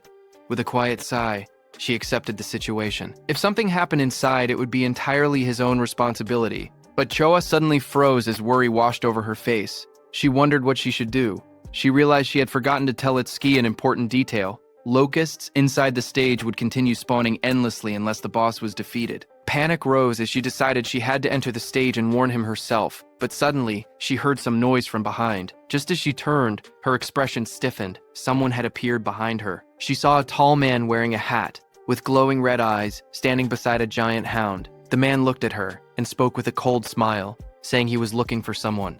On the other hand, inside the stage, Itsuki stepped across a ruined field. Dirt and trampled crops surrounded him. He looked around and muttered that it was a mess. Then he clapped his hands together lightly and smiled with confidence. He called out to the unseen swarm, telling the pests to wake up. He had come to exterminate them. A lone scarecrow stood in the middle of the dry, cracked wasteland as countless small insects flew around it. Itsuki looked at the scene and noted that the enemy's individual levels were surprisingly low. He said that since they met the requirements for Lotus Burst, there would be no problem. Information windows appeared one after another. Evil Locust 2231 from Insect Tribe. Level 1. Gift. None. Status. Undisclosed. There were also some Level 2 Evil Locusts mixed in. Itsuki stared at the dark sky as an enormous swarm of locusts covered everything. He commented on the incredible number of enemies. But instead of being worried, he said that this worked in his favor. Flames rose around him as he formed a glowing lotus of light in his hands. He explained that the more the locusts clustered together, the less effort he needed. Once they entered the range of Lotus Burst, he said he would crush them all at once. The ground shook as a vortex of locusts formed around him. When the moment was right, he shouted a single command, "Now." A bright red explosion ignited in the air as the system message appeared, stating that Lotus Burst had been activated. Then there was a huge explosion. Right after the blast, notifications flashed one after another. Each one reported that an evil locust had been defeated by Lotus Burst, increasing all of the user's skill ranges by 1%. More messages followed, showing both level 1 and level 2 locusts being wiped out instantly. When the smoke cleared, Itsuki stood calmly in the middle of the scorched ground. Sparks drifted around him while charred insect bodies lay scattered at his feet. Another notification floated beside him, confirming the defeat of a level 2 locust and awarding another 1% increase. New windows opened, explaining Lotus Burst's abilities. The active effect consumed magic to deal explosive damage within a 10.5 meter range, its power proportional to how much magic was spent. The passive effect stated that every time Lotus Burst killed a living creature of level 1 or higher, all skill ranges increased by 1%. Itsuki glanced at the numbers and made a small comment. He had defeated 110 enemies, which meant a 110% increase, therefore receiving 110% at once.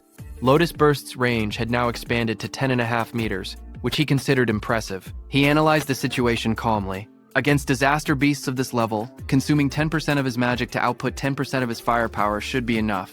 Taking his remaining magic and recovery speed into account, he could probably use about 10 more shots. If he gained even 100 kills per use, he could increase his total skill range by 1000%. Another screen displayed his magic level, 250, 2 out of 280. He looked at it and muttered that things would go much more smoothly if stages didn't have cooldown times. But suddenly, Itsuki noticed something. He stared at his bracelet with a confused expression. He noticed that the usual challenge success notification was missing. He muttered that something felt odd. As he frowned, a thought crossed his mind, and he wondered if the reason was something unexpected. Just then, a system window suddenly appeared. It reported that a C-rank skill called Mother's Will had been detected. It also stated that overmimesis was activated and that the analysis progress was at 1%. Itsuki looked up sharply. He realized that one locust had survived. Dust and broken ground swirled around him as more locusts flew through the air. He turned, watching the locust swarm gather again. He questioned whether Mother's Will was the boss monster's skill. At that moment, several locusts lunged at him. He jumped back and blocked the attacks with the crystal armor covering his arms.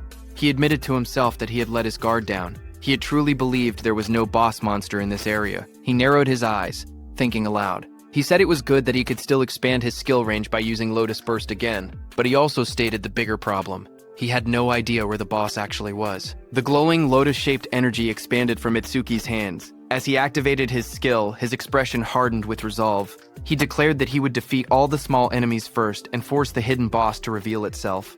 A bright explosion erupted around him. The ground shook as countless evil locusts were blown apart by the blast. System notifications appeared one after another. Each message showed that an evil locust, either level 1 or level 2, had been defeated with Lotus Burst, and every kill increased all his skill ranges by 1%.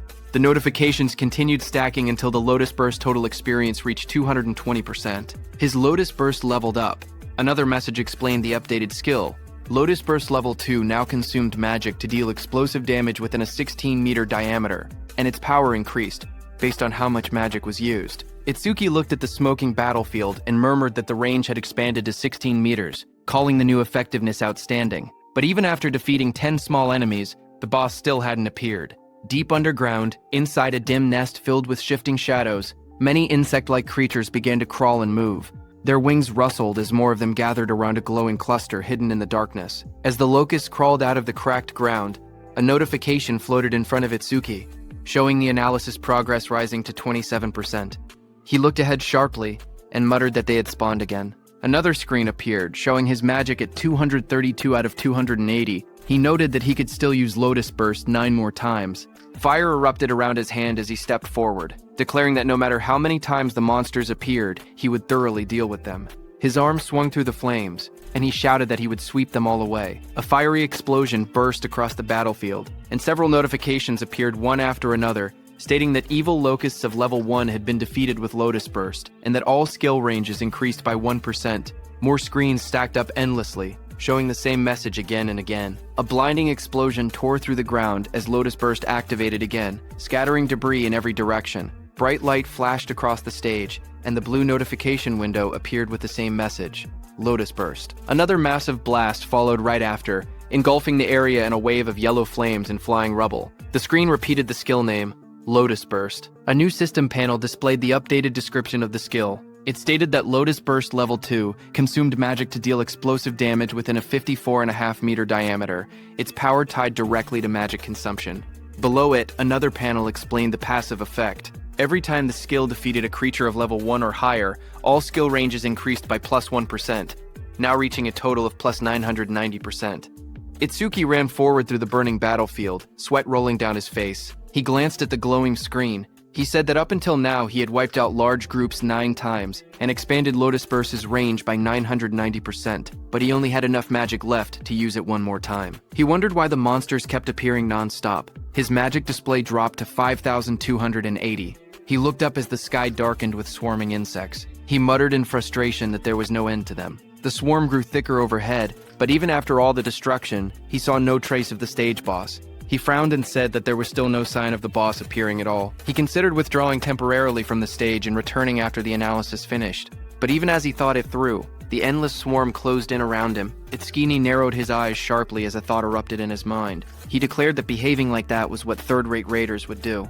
Fire gathered in his hand, and flames wrapped around his arm. With determination burning in his expression, he stated that no matter how many disaster beasts appeared, he would defeat every single one of them. A massive explosion erupted like a lotus blooming in fire, sending shockwaves across the ground. As smoke rose around him, Itsuki steadied himself and muttered, "With this attack?" But before he could finish, countless more insects filled the air. Swarms surrounded him, and he realized in frustration that there were still more, and their numbers hadn't decreased at all.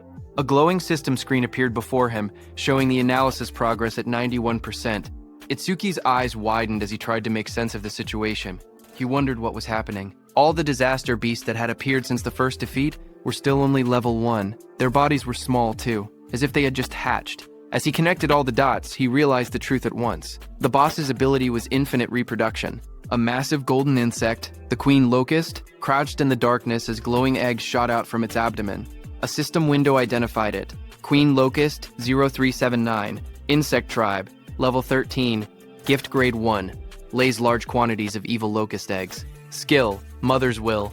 Itsuki looked up, sweat trailing down his face. If the queen could reproduce endlessly, then fighting the small ones meant nothing. The only way forward was to defeat the boss itself. His magic was nearly gone, but the analysis bar floated in front of him, rising steadily, 98%. He clenched his teeth as the final percentage completed. The blue sphere of the analysis pulsed outward. Analysis progress, 100%. A new message appeared, Mother's Will. Analysis complete, skill acquired. Magic detection level 1. Another window followed. Magic Detection Level 1. Active Effect. After activation, continuously consumes magic to sense magic flow within a 100-meter diameter. Passive Effect. Range expanded to 1,100 meters because of Lotus Burst's passive effect. Additional passive. Each time one enemy unit is detected, the user's magic recovers by 10%. Seeing this, Itsuki's eyes widened as he read the description. A detection skill, its effective range now stretching over 1,000 meters, and every enemy detected would restore his magic. A smile curved across his lips. The passive effect was perfect for this stage. Hunting the smaller creatures again and again would now benefit him greatly. He tilted his head slightly, his eyes shining with confidence. He thought that leaving the queen alone for a moment and clearing out more enemies wouldn't be a bad plan at all. As he lowered his gaze, he thought quietly to himself. He realized he had been keeping Choa waiting for now. He decided to finish clearing the stage before returning. A blue system window appeared before him, announcing that Magic Detection Level 1 had been acquired. All of his stats rose by 10 points. All debuffs were removed, and his injuries were fully healed. Another window displayed the updated numbers. His attack increased from 280 to 290. His agility rose from 280 to 290. His defense moved from 280 to 290. His magic stat climbed from 280 to 290, where training his total grew from 1,120 to 1,160. Itsuki then raised his hand to his forehead as swirling energy surrounded him. He activated the new skill, focusing intently. He began locating the boss using magic detection. Wide ripples of energy spread out from his body, expanding across the entire area like rings on water. The waves traveled far into the distance, lighting up the surroundings as they moved. Down below, the massive golden insect boss lifted its head, its yellow eyes glowing as the waves passed over it. Itsuki's eyes suddenly sharpened. In the next instant, he spotted the reaction in the distance. He slowly raised 2 fingers and pointed them forward, a confident smile forming on his face. A surge of dark, swirling energy formed at his fingertips, twisting the air around him. He was going to use his clear orb skill. Amid the chaos, his steady voice echoed. He said that even if the enemy used its children as shields, it would be useless. The clear orb began to glow, merging with the power of Lotus Burst. A bright, lotus-shaped light burst outward, illuminating the battlefield. He declared that with Lotus Burst's passive effect and the clear orb's current flight range, the attack would definitely reach its target. A system window appeared, stating that the clear orb's flight distance was now 120 meters. In the next instant, the glowing orb shot across the field like a streak of purple lightning. Wind burst apart in its wake as the Queen Locust recoiled in shock, spreading its golden wings wide to escape. But Itsuki was already behind it, surrounded by crackling blue crystal. His transformed figure loomed like a shadow. Lightning surrounded Itsuki as he appeared above the Queen. Looking at her, he said, "Checkmate." He slammed his attack down, overpowering the Queen with sheer force.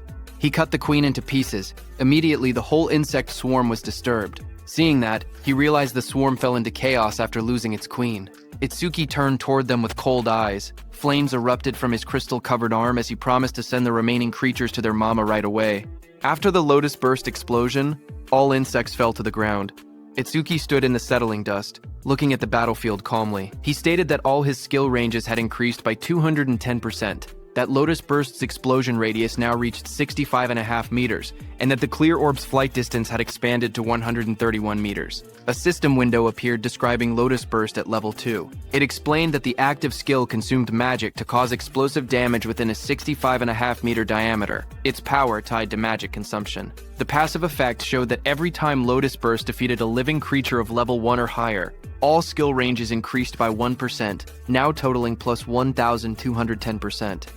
A second notification appeared, showing the flight distance of the true orb, 131 meters. Itsuki looked at the result and smiled, saying it had been a good harvest. He held a green leaf in his hand while sitting on the ground, surrounded by rising dust. He then thought to himself that when the cooldown ended, he would challenge it again and raise Lotus Burst's passive effect to 5 digits. As he returned to exit the dungeon, a new notification appeared, stating, "New record achieved." Another line reported time used, 17 minutes, 7 seconds. Standing in front of a glowing blue portal, Itsuki looked at the timer and noted that it had taken 17 minutes. He thought that Choa must be worried. He imagined Choa waiting outside. He believed that when he returned safely, she would probably act aloof again. Yet, he knew she was actually kind and considerate. He thought her inability to be honest was somewhat cute. Stepping out of the portal, surrounded by a swirl of blue energy, he lifted his hand and greeted her, saying he was back and sorry for worrying. But then his eyes widened sharply, shock filling them. Right in front of him, Choa appeared injured, blood on her lips. A man with glowing red eyes held her up by the collar. He looked down at Itsuki and spoke coldly. He said that going solo and coming out of the stage safely could mean only one thing. Itsuki was the guy Reiji had been looking for. Charles, in the wide-brimmed hat, looked at Itsuki and spoke calmly. He said the timing was perfect. He had been trying to get information about Itsuki from Choa, whom he had captured, but even in her current condition, she refused to talk. Charles added that Choa had more backbone than most men. Across from him, Itsuki stepped forward.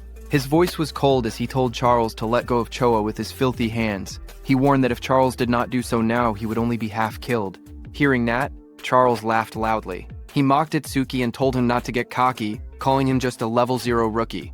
But in the next moment, blue electricity burst from Itsuki's body as he shot forward with incredible speed. His eyes glowed with a sharp red light as he charged toward Charles. Charles flinched in fear, shouting that he was fast, then called out to Death. Before Itsuki's blow could land, Death, a giant black beast, suddenly leapt between them. Itsuki's lightning-covered punch slammed into Death instead, sending sparks and force blasting outward as Death roared. Just as Death appeared in front of Itsuki, a glowing system window appeared, announcing that a B-rank Shikigami called the Death Hound had been detected. Another window followed, showing that over-mimesis had activated, with analysis beginning at 1%. When Itsuki saw the notification, he realized the truth. This dog was a Shikigami, which meant the man wearing the hat was its user. The analysis window continued to rise, reaching 12%. Charles narrowed his eyes as he watched Itsuki move. He noted that there were no wasted movements and that his opponent's speed was extremely high. He understood now why Takaru had lost. Takaru likely did not even have enough time to metalize before being defeated,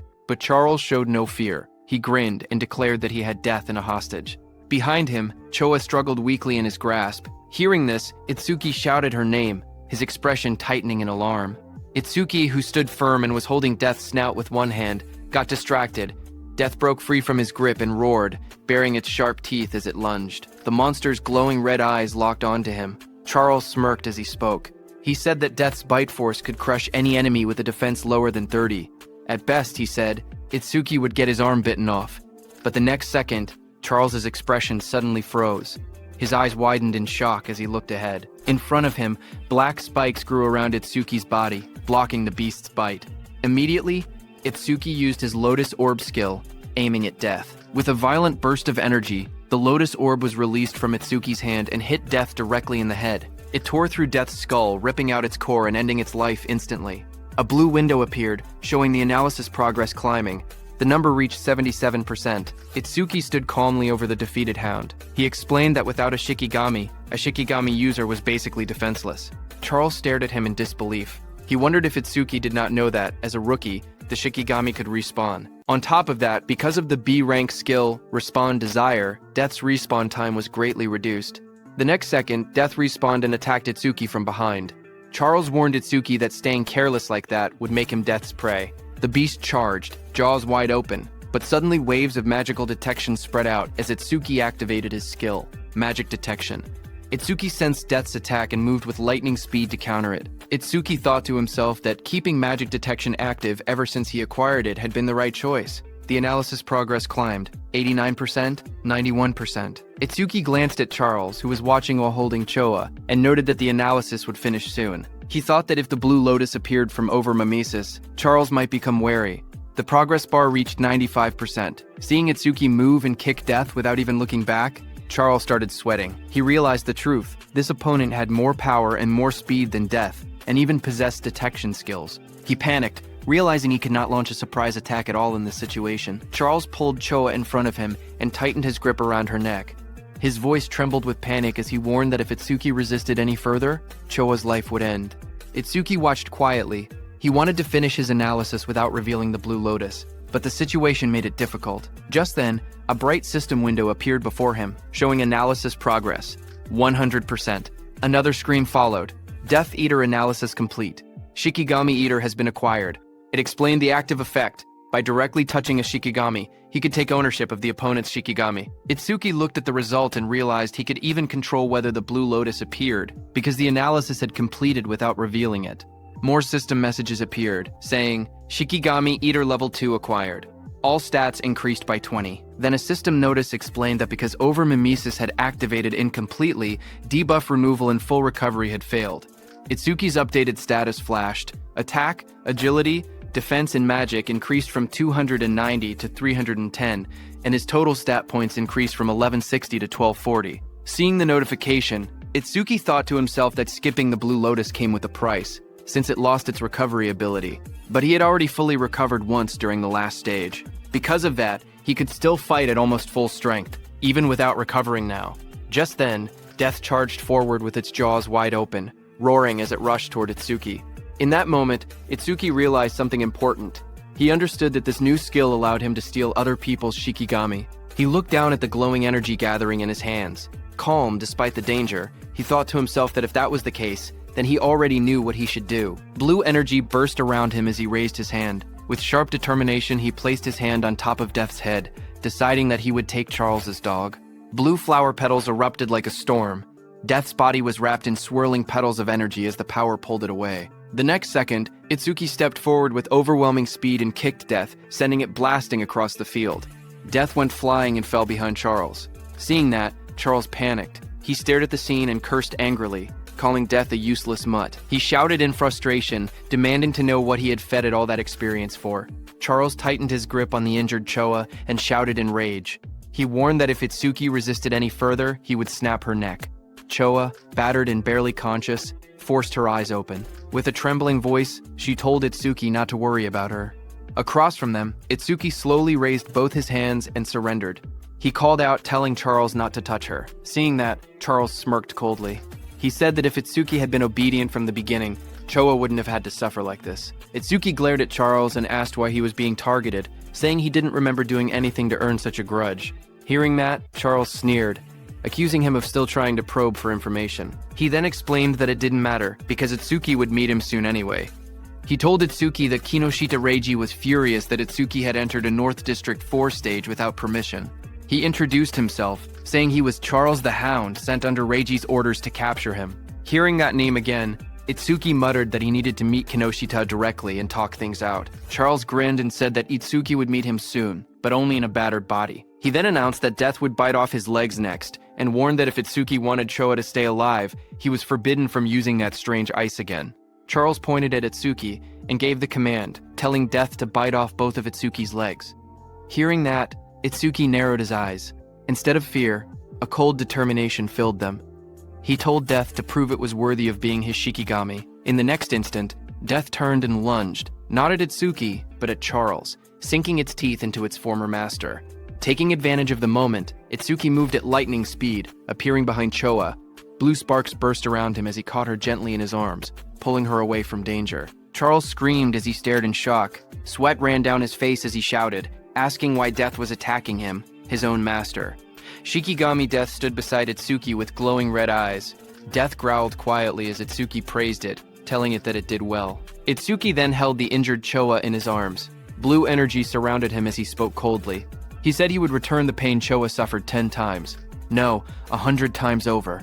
He warned that Charles would regret laying hands on them, crying and wailing. Hearing that, Charles fell back, terrified. He begged for a chance to speak, claiming he had only followed Reiji's orders. His voice shook as he suggested they team up instead. He said he would lure out Reiji for him.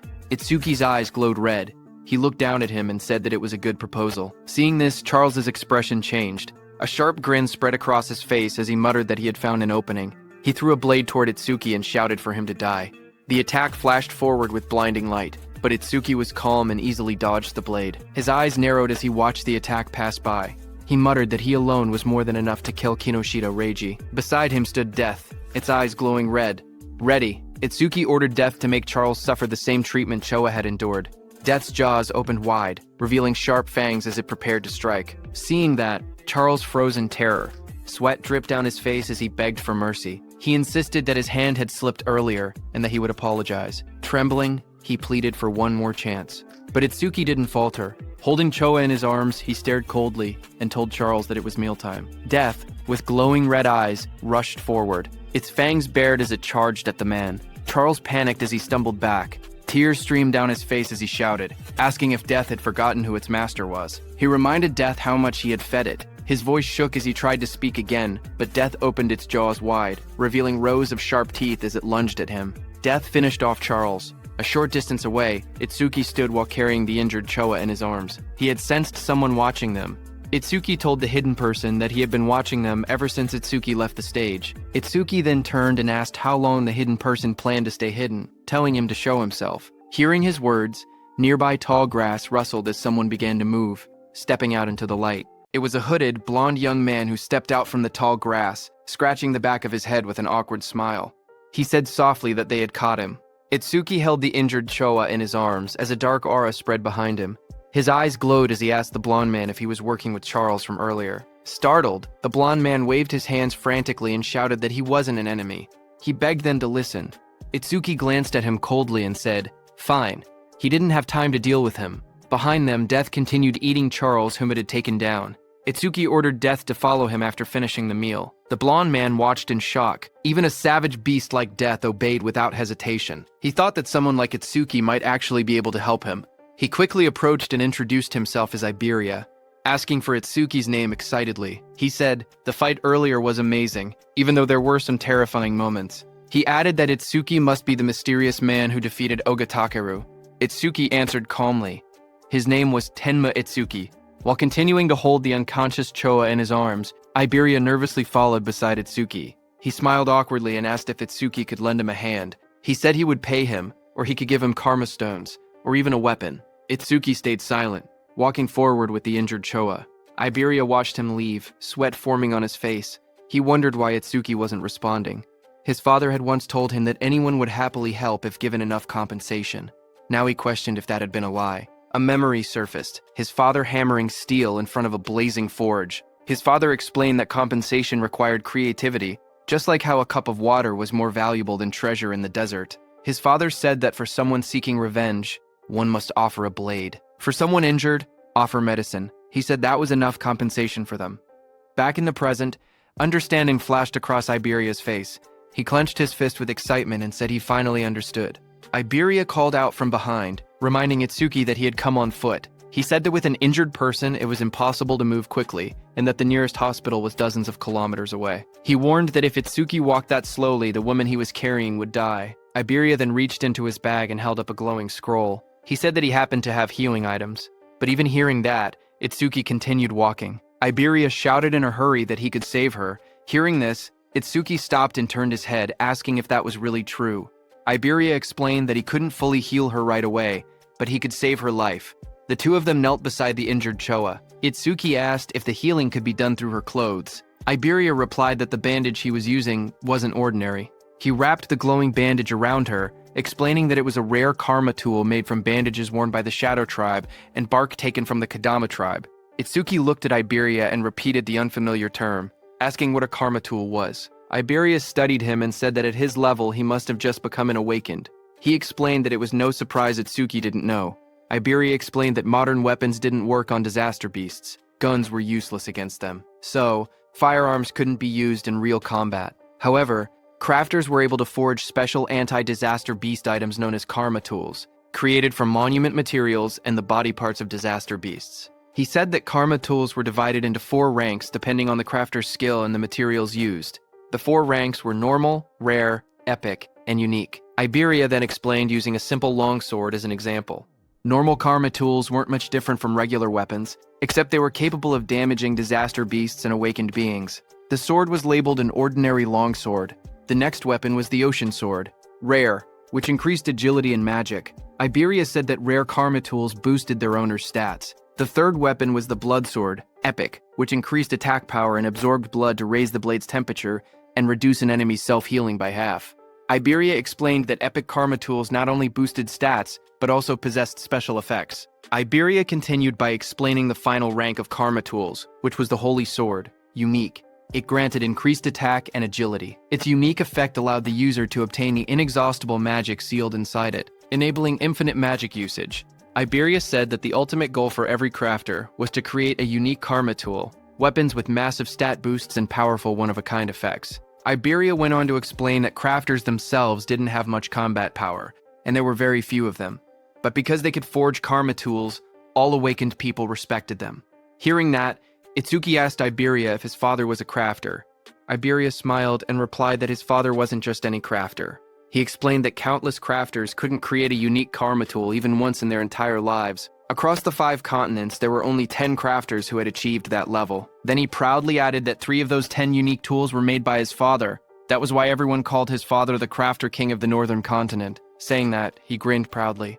Finally, he turned and saw that Itsuki wasn't even looking at him. He got angry and shouted, asking Itsuki if he was even listening. He complained loudly that he was explaining everything kindly while Itsuki was being rude. He shouted at him not to ignore him, but Itsuki didn't respond. Instead, he quietly examined the crossbow in his hands and said that it was the same crossbow Charles had been using. Iberia was shocked, seeing that even after hearing about his father, Itsuki didn't look surprised at all. He muttered that any normal awakened person would have already been flattering him. Meanwhile, Itsuki kept studying the weapon and thought that having it would let him reduce how often he needed to use the clear orb, and also lower the risk of exposing his abilities. Iberia looked at it and told Itsuki that this weapon was a rare karma tool. Hearing that, Itsuki commented that it was unfortunate there were no arrows left. Iberia explained that projectile karma tools didn't need normal arrows. Any ordinary ammunition could be assimilated into karma tool ammunition, so there was nothing to worry about. Just then, a screen appeared showing the name Hunter's Crossbow, Rare, with an agility increase of +50. Then the crossbow vanished. Itsuki looked surprised and asked why it disappeared. Iberia told him that this was another feature of karma tools. Once a karma tool linked with its owner, it would be stored away and reappear whenever the owner wished to use it. Hearing that, Itsuki said it was convenient. He thanked Iberia for the treatment and told him to let him know if he ever needed help. He added that once he finished his own business, he needed to go find Kinoshita Reiji. Hearing that name, Iberia reacted and said he thought he had misheard earlier. He said Itsuki must be incredibly bold to go against someone like Kinoshita Reiji in North District 4. Hearing his words, Itsuki looked at him calmly and asked if he was also going to tell him to give up. Iberia told Itsuki that if his target was Kinoshita Reiji, then they were after the same person. Itsuki asked calmly if Iberia had angered Reiji as well. Iberia said it wasn't exactly like that and explained that he wanted the two of them to team up for the Salvation League National Tournament preliminaries happening the day after tomorrow. Hearing about the preliminaries, Itsuki remembered Choa mentioning that only the top 10 would advance to the main tournament, and he had been grinding stages non-stop these past few days to prepare. Itsuki asked Iberia what the tournament preliminaries had to do with Kinoshita Reiji. Iberia explained that the preliminaries were divided by continents, and for the Northern Continent, the venue was located in North District 4. He explained that as the son of the North District 4 administrator, Reiji was determined to compete in the main tournament. His older brother was also a savior, so failing to reach the top 10 would disgrace the Kinoshita family name. Hearing that, Itsuki then understood why Reiji monopolized all stages in North District 4 to level up quickly. He looked at Iberia and asked why someone like him would want to team up with him, especially since he had been receiving help from him this whole time. Iberia raised his voice confidently, saying it was because Itsuki was strong. He believed that if they teamed up, they would definitely pass the preliminaries. Itsuki then asked why Iberia was so fixated on this year, pointing out that he was younger and had plenty of opportunities ahead. Hearing Itsuki ask that, Iberia looked tense as he clenched his fist. Then he answered softly that there was a reason. He recalled his childhood. Since he was young, he had watched his father create karma tools right in front of him. His eyes had always sparkled as he watched. Every completed karma tool looked perfect, like a piece of art. His admiration for his father kept growing. He remembered his dream. He had always wanted to become an awakened one someday. He imagined himself fighting disaster beasts using the karma tools his father made. A month ago, he finally awakened. Excited, he begged his father for a karma tool, but his father refused, telling him it was too early. His father said that only saviors could use his karma tools. Iberia didn't give up. He kept begging. Finally, his father set a condition. If he passed this year's preliminaries, he would receive one. Iberia clenched his fist tightly. With determination in his eyes, he declared that this was why he had to win this year's preliminaries no matter what. Itsuki looked at Iberia and spoke calmly. He said that with such an amazing father, Iberia should have plenty of options. There was no need for him to team up with someone like a level 0. Iberia lowered his eyes and replied that his father had thought of that too. So before he left, his father told him to pass the preliminaries with his own skills. His father warned him that if he teamed up with strong partners using his father's name, he would not receive any karma tools. Hearing that, Itsuki commented that his father seemed strict. Iberia explained further that according to his information network, most strong participants had already been bought off by Kinoshita. What remained were lone wolves who disliked teaming up, or groups with fixed members. He had no prospects for teammates. With excitement, Iberia grabbed Itsuki's hand and explained that 2 days ago, he had heard news that someone had defeated Oga Takeru, one of the 4 pillars, and even broken stage records. Because of this, he dug for information continuously and eventually found his way here. Itsuki first freed his hand and then agreed to team up. He said the team was no problem, but first he wanted to take Choa to the hospital. With excitement, Iberia declared that he would come along. From now on, they were a duo. Iberia then said they needed a duo name. He brought up possibilities combining Tenma Itsuki and Iberia. He suggested Iba-ten but rejected it because it sounded like a store name. He tried Ibetsu, then Tenmaria, then Tenibe, changing ideas one after another. Nearby, Itsuki carried the unconscious Choa in his arms.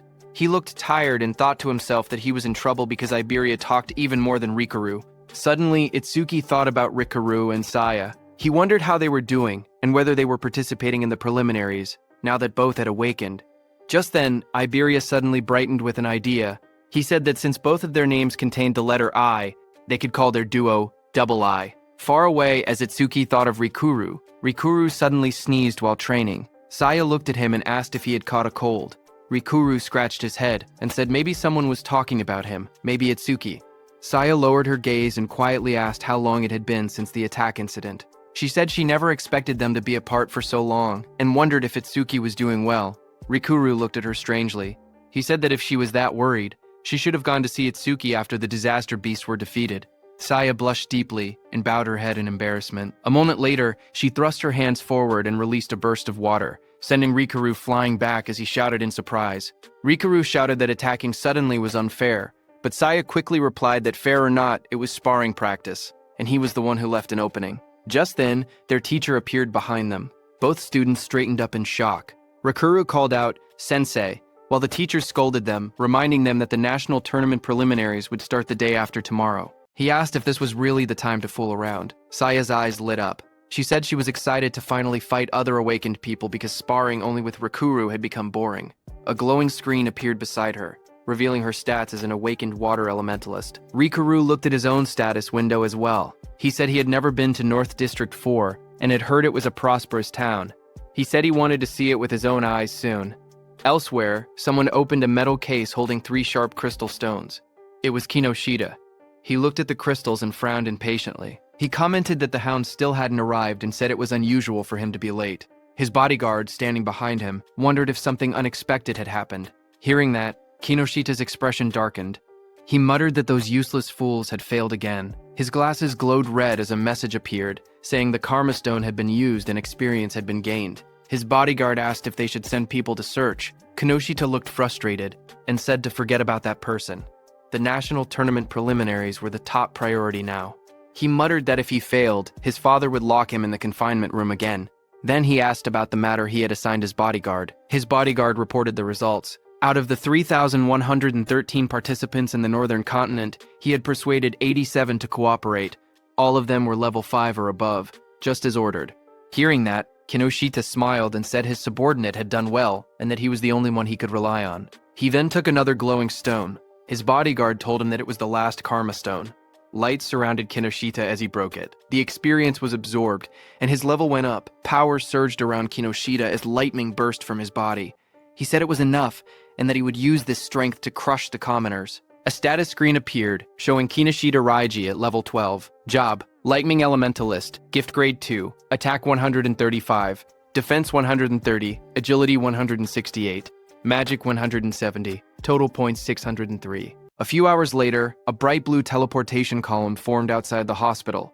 As Itsuki stood calmly in front of it, he lowered his head and apologized to his teacher, saying that he had let Choa end up in such a condition. His teacher, Commander Nento, came out of the teleportation portal and asked what he wanted to do. He said he could dispose of Kinoshita if Itsuki wished. Itsuki looked up and answered firmly, telling his teacher to leave Kinoshita to him. His teacher agreed and told Itsuki to explain the details of what had happened later. Nearby, Iberia watched in amazement. He realized that the Northern Continent's commander-in-chief had been the teacher. Iberia understood why Itsuki hadn't been surprised, even after hearing who Iberia's father was. Iberia thought that Izumi Nento was truly a mysterious person. He even wondered if he should ask for his autograph later. Then, in the hospital room, Itsuki calmly explained what had happened and told his teacher that this was why he had chosen to participate in the Salvation League National Tournament preliminaries. His teacher said he understood, then turned toward Choa and asked how she was feeling. Choa smiled softly. She said Tamacho had treated her, so she had fully recovered. A glowing green butterfly floated near her hand. She added that Iberia's rare karma tool had also helped in her healing. Hearing that, Izumi Nento looked at Iberia in surprise. He said that since Iberia possessed the rare karma tool, the Kodama bandage crafted by Aiden, he must be Aiden's son. Iberia was surprised to hear that. Realization hit him as he thought to himself that Izumi Nento knew about karma tools and even recognized his father. He reminded himself that he needed to show the dignity of the Crafter King's eldest son. He pointed proudly at himself and shouted with confidence that he was Aiden's father. Hearing that, everyone stared at him in silence. Then Itsuki told him that he had gotten it backwards. Hearing that, Iberia lowered his head, hiding his red face behind his hand. In a shaky voice, he apologized and admitted that Aiden was his father. Commander Nento cleared his throat and tried to shift the atmosphere. He said he was grateful that Iberia had saved his daughter. He added that once the preliminaries ended, he wanted to visit Aiden together with Tenma. He then reminded Itsuki and Iberia that they had to prepare for the tournament and told them to head out. He promised that he and Showa would come to watch tomorrow. Iberia raised his fist excitedly and agreed. He told Commander Nento that he could relax because they would definitely pass the preliminaries. Beside him, Itsuki stood quietly and nodded. After they left, Choa commented that her father had really taken a liking to Tenma because she remembered how, when he used to meet with Jin, he would always bring her along to the meetings. Hearing that, Commander Nento told her that because of childhood trauma, whenever Itsuki faced disaster beasts, powerful self-destructive impulses would awaken inside him. But Itsuki's self-destructive impulses weakened only when someone he wanted to protect was nearby. He explained to Choa that this was the reason he had placed Choa by his side. Hearing that, Choa realized that her father wanted her to become Itsuki's friend, become his weakness, and become the person he wanted to protect. Choa repeated the thought quietly, wondering if she was truly the one Itsuki wanted to protect, while she was lost in her thoughts. The commander then stood up and revealed to Choa that the disaster beast attack at Itsuki's school had been planned, not a coincidence. Hearing that, Choa reacted with surprise. Commander Nento added that more traitors were joining the disaster beasts, and that similar attacks on commanders-in-chiefs had happened across other continents as well. The commander turned toward a large window, his silhouette dark against the night. He said that, for now, humanity's future was pitch black. Then he added softly that Itsuki would surely be the one to illuminate it. His voice rang out that Itsuki would become a light of hope. Then, at the national tournament preliminary venue in North District 4, the massive circular arena sat in the middle of the wasteland. Inside, a crowd gathered. Itsuki looked around and remarked that there were more people than expected. Iberia explained that once news spread that Commander Nento would be watching, many who had originally refused suddenly decided to participate. The number of contestants rose from about 3,000 to nearly 5,000. On the side, Reiji glared in frustration. He muttered that Izumi Nento had increased the number of unpredictable variables far more than expected. His subordinate tried to calm him, saying the newcomers were just last-minute riffraff who didn't have time to form teams, so Reiji's side still held the numerical advantage. He told Reiji that he had ordered the recruits to tie red ribbons on their right arms, so they could be identified as allies. On the other side of the arena, Rikaru and his group noticed the ribbons. Rikaru asked if red ribbons were trending now and wondered if they should wear them too. Saya beside him commented that since Commander Nento was coming to watch, maybe he would also appear. Then the host of the national tournament preliminaries, Shinshihara Soryu, stepped forward and addressed the crowd. He told everyone that he would explain the rules before the preliminaries began. He said the preliminary venue was divided into two areas, an external area and an internal area. In the first stage, the participants would start from 4 different directions in the external zone. A large diagram of the arena appeared on the screen, showing the outer ring and the inner circle labeled as the internal area. Soryu continued explaining that the first challenge was a race based on time. Everyone had to reach the internal area as fast as possible.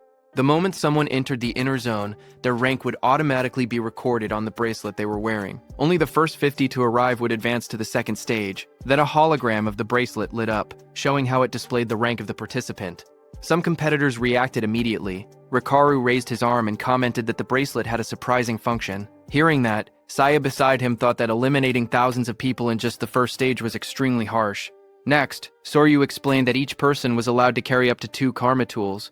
Participants were also free to team up with anyone they wanted and use any method necessary. Results were all that mattered. As the rules were being announced, Iberia nudged Itsuki and pointed ahead excitedly, asking Itsuki to look. He was pointing at the Reiji team in front of him. As the host announced that the first stage would end with rankings and an explanation of the second stage, Iberia pointed at Kinoshita Reiji, standing in the middle of a group, and told Itsuki that he was Kinoshita.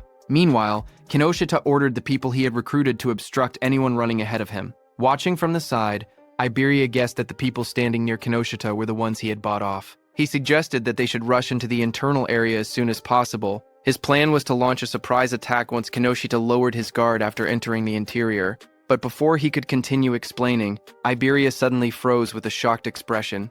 He saw Itsuki walking toward Kinoshita. Shocked, Iberia asked if he had even been listening. One of Kinoshita's men noticed Itsuki approaching. He asked who Itsuki was.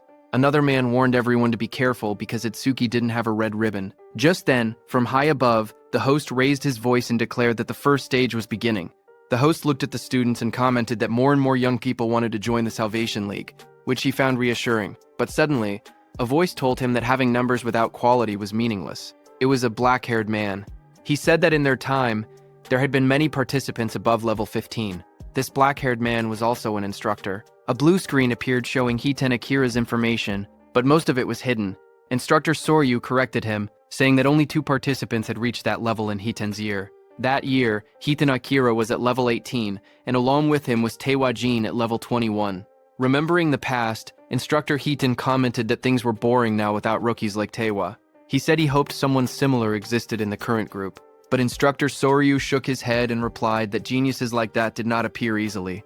Instructor Hiten stepped forward and asked Commander Nento about a rumor. He said he had heard that a student from the northern continent had defeated a level 8 skeleton soldier right after awakening, and later became Commander Nento's pupil. Instructor Soryu widened his eyes and asked if it was true, calling it ridiculous for someone to defeat level 8 monsters immediately after awakening. Commander Nento, covered in dark flames, answered calmly, saying that the rumor was true. Hearing this, Instructor Hiten asked if that person was in the group they were watching. Instructor Soryu thought that since this was Izumi's second recognized pupil after Taiwa Jin, it meant the student must possess exceptional talent. Examiner Soryu looked at the participants list and wondered who the mysterious participant could be. The tablet displayed the first candidate. It showed Harino Rikuru, a level 10 metal elementalist. Examiner Soryu noted that Rikuru's gift was only an ordinary grade 2 and decided it couldn't be him. Another profile appeared. Kisaragi Saya, a level 11 water elementalist with a grade 1 gift. She specialized in support-type abilities, so he assumed she wasn't the one either. The next image revealed Hanyu Kana, a wood elementalist at an unusually high level 16. Seeing this, he guessed she must be the hidden talent, but when he looked at Commander Nento, he didn't say anything. Seeing that, Instructor Soryu realized that his guesses seemed incorrect, even though Hanyu had the highest level among all participants. Just then, Instructor Hiten pointed out that among this year's participants there was even someone at level 0.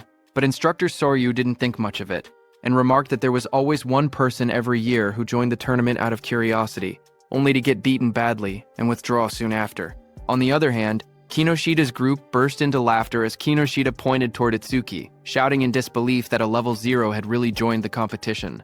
His team laughed loudly, mocking Itsuki and asking if he had gotten lost. Hearing them, Itsuki stepped forward silently and raised his hand, showing the mechanical glove of Charles on his hand. Kinoshita froze when he saw the glove. He stuttered, recognizing it as something belonging to Charles. Fear spread across his face as he demanded to know who Itsuki was. Itsuki stared directly at Kinoshita and asked if Kinoshita was the one who had been looking for him this whole time. Hearing that, Kinoshita grew furious. He refused to believe it. He shouted that there was no way a level 0 could have defeated Takeru. He insisted that Itsuki must have been sent by someone just to shake him up. He then pointed forward and yelled for his group to attack. The men beside him grinned confidently and stepped forward. They said they would handle it and make Itsuki regret provoking them. While Kinoshita's men stayed back to block Itsuki with a burst of purple lightning, Kinoshita rushed toward the center, saying he didn't have time to deal with trash like Itsuki. As Kinoshita left, his remaining men formed a circle around Itsuki, ready to attack him. From the watchtower, Instructor Hiten watched everything and thought that there were 3 level 6 fighters and 2 level 7 fighters present, so there was no need to wait for the results. He thought that if Itsuki just begged for mercy now, he might survive on the ground. Iberia also grew nervous and started calculating the situation. He thought he could take down one opponent, but even with Itsuki's strength, fighting 4 enemies at once would be impossible. That meant he had no choice but to use a certain technique. Thinking that, he stepped forward slowly while reaching toward the item at his side. Suddenly, one of Kinoshita's men, a red-haired man, smirked as he looked at Itsuki. He said he had expected a strong opponent to appear, but the first one they encountered was just level 0 trash. Hearing that, Itsuki lowered his head slightly, his face hidden in shadow, as he told the man in front of him to move. The red-haired man widened his eyes in surprise, not having expected such blunt words. For a moment, he froze, then burst into loud laughter. Throwing his head back, he mocked Itsuki's attitude. but instructor Hiten smirked instead when he heard Itsuki. He said he liked that attitude and offered to step in later, claiming he would save Itsuki when things got bad. Then the red-haired man leaned forward with a twisted grin. He told Itsuki to let him crack open his head and see what was inside. Itsuki didn't reply to him. Instead, the next second, Itsuki struck. His fist slammed into the red-haired man's face with overwhelming force, sending blood and broken teeth flying as the red-haired man fell backward, screaming. Itsuki repeated in a cold voice that he had already told him to move. Instructor Hiten was shocked to see that Itsuki's opponent had been 7 levels higher than him, yet Itsuki had defeated him instantly. He couldn't believe that Itsuki had instantly killed the red-haired man. Kinoshita's other fighters stared in shock. One man shouted that Honda was level 7 and couldn't understand how a rookie had defeated him. Another tried to calm him, suggesting that the rookie must have caught Honda off guard. Flames swirled violently in the hands of that fighter, as he growled that he would burn the rookie to a crisp. A system window appeared beside him, showing that he was using the B-rank skill Flamethrower at full output. A massive wave of fire shot out. Iberia, watching, gasped, saying the attack was so fast he couldn't even use his karma tool in time. The flames roared across the arena. One of Kinoshita's fighters commented that the attack was overkill for a level 0, but the fighter who threw the fire said deaths in the preliminaries were common. He added that if the rookie wanted to resent someone, he should resent himself for acting cocky at level 0. But another fighter suddenly pointed forward, shouting that something wasn't right. As the flames cleared, everyone looked toward the center of the blast. Itsuki had created a huge black ice wall. Flames danced around it. One fighter stared at the scene and yelled, asking what this was. Inside the black ice wall, Itsuki and Iberia stood unharmed. Iberia stared at the scene with wide eyes. He shouted in shock that Itsuki had blocked such a wide-range flame attack completely. To him, it was exactly what he had expected from someone that strong. Itsuki didn't react to the praise. Instead, he looked to the side and told Iberia to get away from him. A system window appeared beside him. It stated that he had blocked a B-rank fire skill using Black Wall, and his defense increased by 10%. Another window listed his updated stats: attack 310, agility 310, defense 310. Seeing that, Itsuki noted that his defense had increased by 31. He thought to himself that he needed to confirm whether Black Wall's passive effect would activate again if he blocked the same skill more than once. From a distance, one of Kinoshita's fighters pointed at Itsuki in disbelief. He asked how Itsuki was still unscathed, and wondered if that strange ice-like shield was really his ability. He looked around in confusion, saying there wasn't even a water elementalist present. So how could Itsuki use ice skills? Itsuki then stepped forward and raised a finger. His voice was steady as he told the fire user to use that technique one more time, adding that this time he wouldn't block it. Hearing this, the fire user glared angrily at him as flames rose around his hands. He asked if Itsuki was making fun of him. He shouted that Itsuki shouldn't go back on his word. Itsuki calmly replied that he promised. Hearing that, the fire user gathered even more flames. He yelled that he would finish Itsuki for sure this time using his strongest technique. A massive fiery blast formed in front of him as he used his B-rank skill, Flamethrower Overheat. Seeing the fireball coming, Itsuki just stood there unfazed in front of the swirling firestorm. He noted that the power was stronger than before, but it was still just a fire attribute skill. A wave of flames roared forward, engulfing Itsuki and the whole area around him. Seeing that, the fire user pushed both hands out desperately. Another fighter behind him looked shocked and said he was taking things too seriously, but the fire user muttered that the attack's power probably rivaled level 8.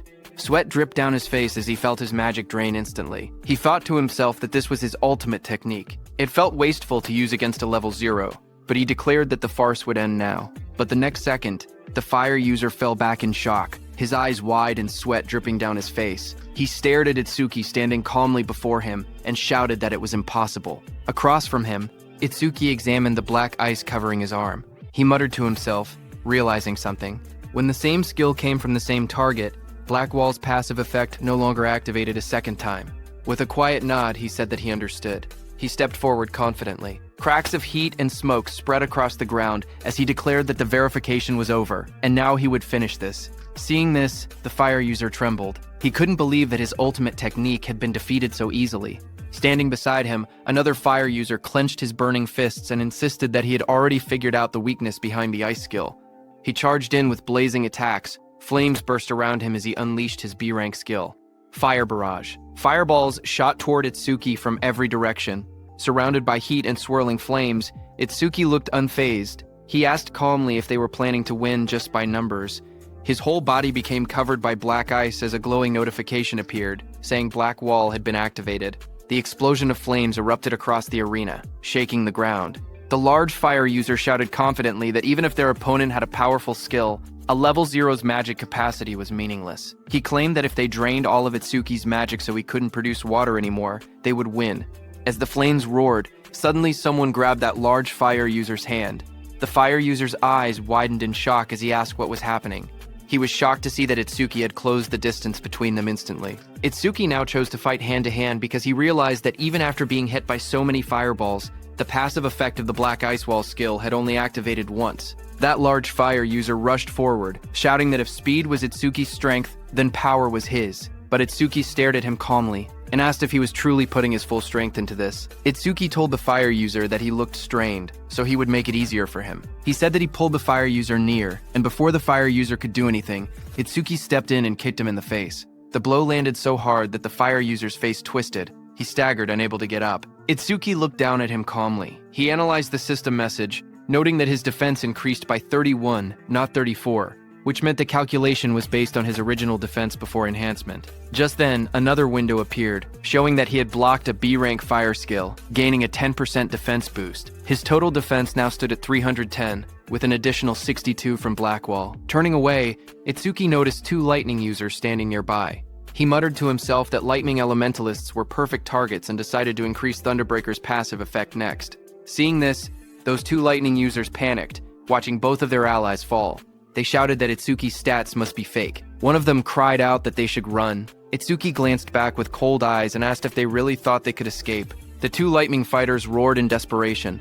Lightning burst around their bodies as they charged at Itsuki, yelling that this wasn't a fire attribute and the same trick wouldn't work. Their combined skill, C-rank Silver Serpent, activated in a surge of electricity. As the lightning attack hit Itsuki, a system message appeared again, showing that Itsuki had absorbed the C-rank lightning skill with Thunderbreaker, raising his agility by 5% twice in a row. His new stats displayed: attack increased to 310, agility to 341, defense to 310, making his total 1,333 points.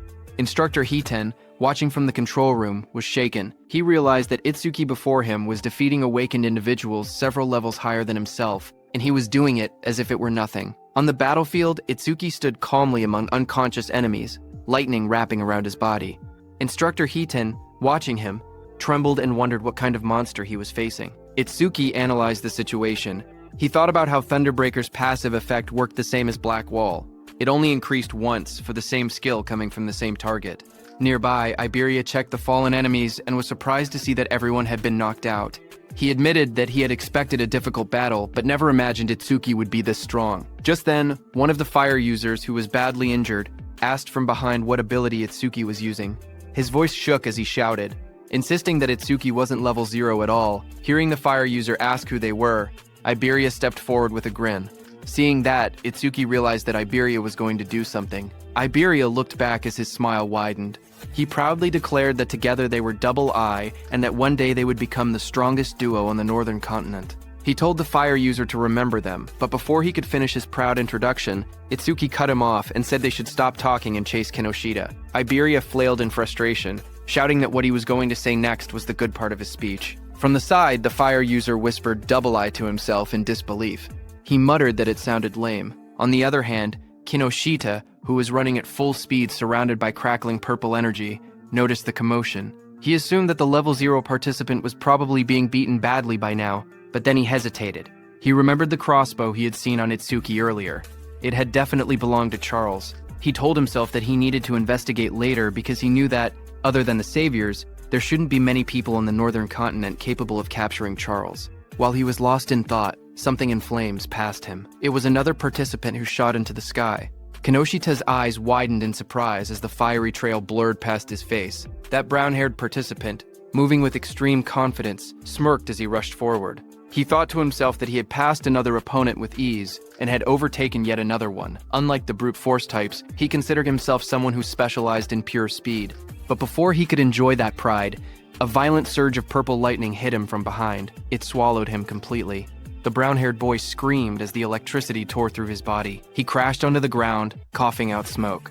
Still stunned, he muttered in disbelief, wondering how an attack managed to hit him even while he was running at full speed. He struggled to understand who could possibly land such a blow. Just then, a shadow appeared behind him, followed by a sharp kick smashing that brown-haired boy's head into the ground. It was Kinoshita, wrapped in purple lightning, stepping forward. He looked down coldly and declared that this was what happened when someone dared to run ahead of him. He then turned and shouted at the group he had hired, telling them to get it together. He reminded them that they needed to conserve stamina for the second stage and ordered them not to waste time on the trash in front of them. Commander Nento, seated in the control room, looked down at Kinoshita and asked Instructor Soryu if that arrogant boy was the son of the North District 4 Administrator Kinoshita Genko.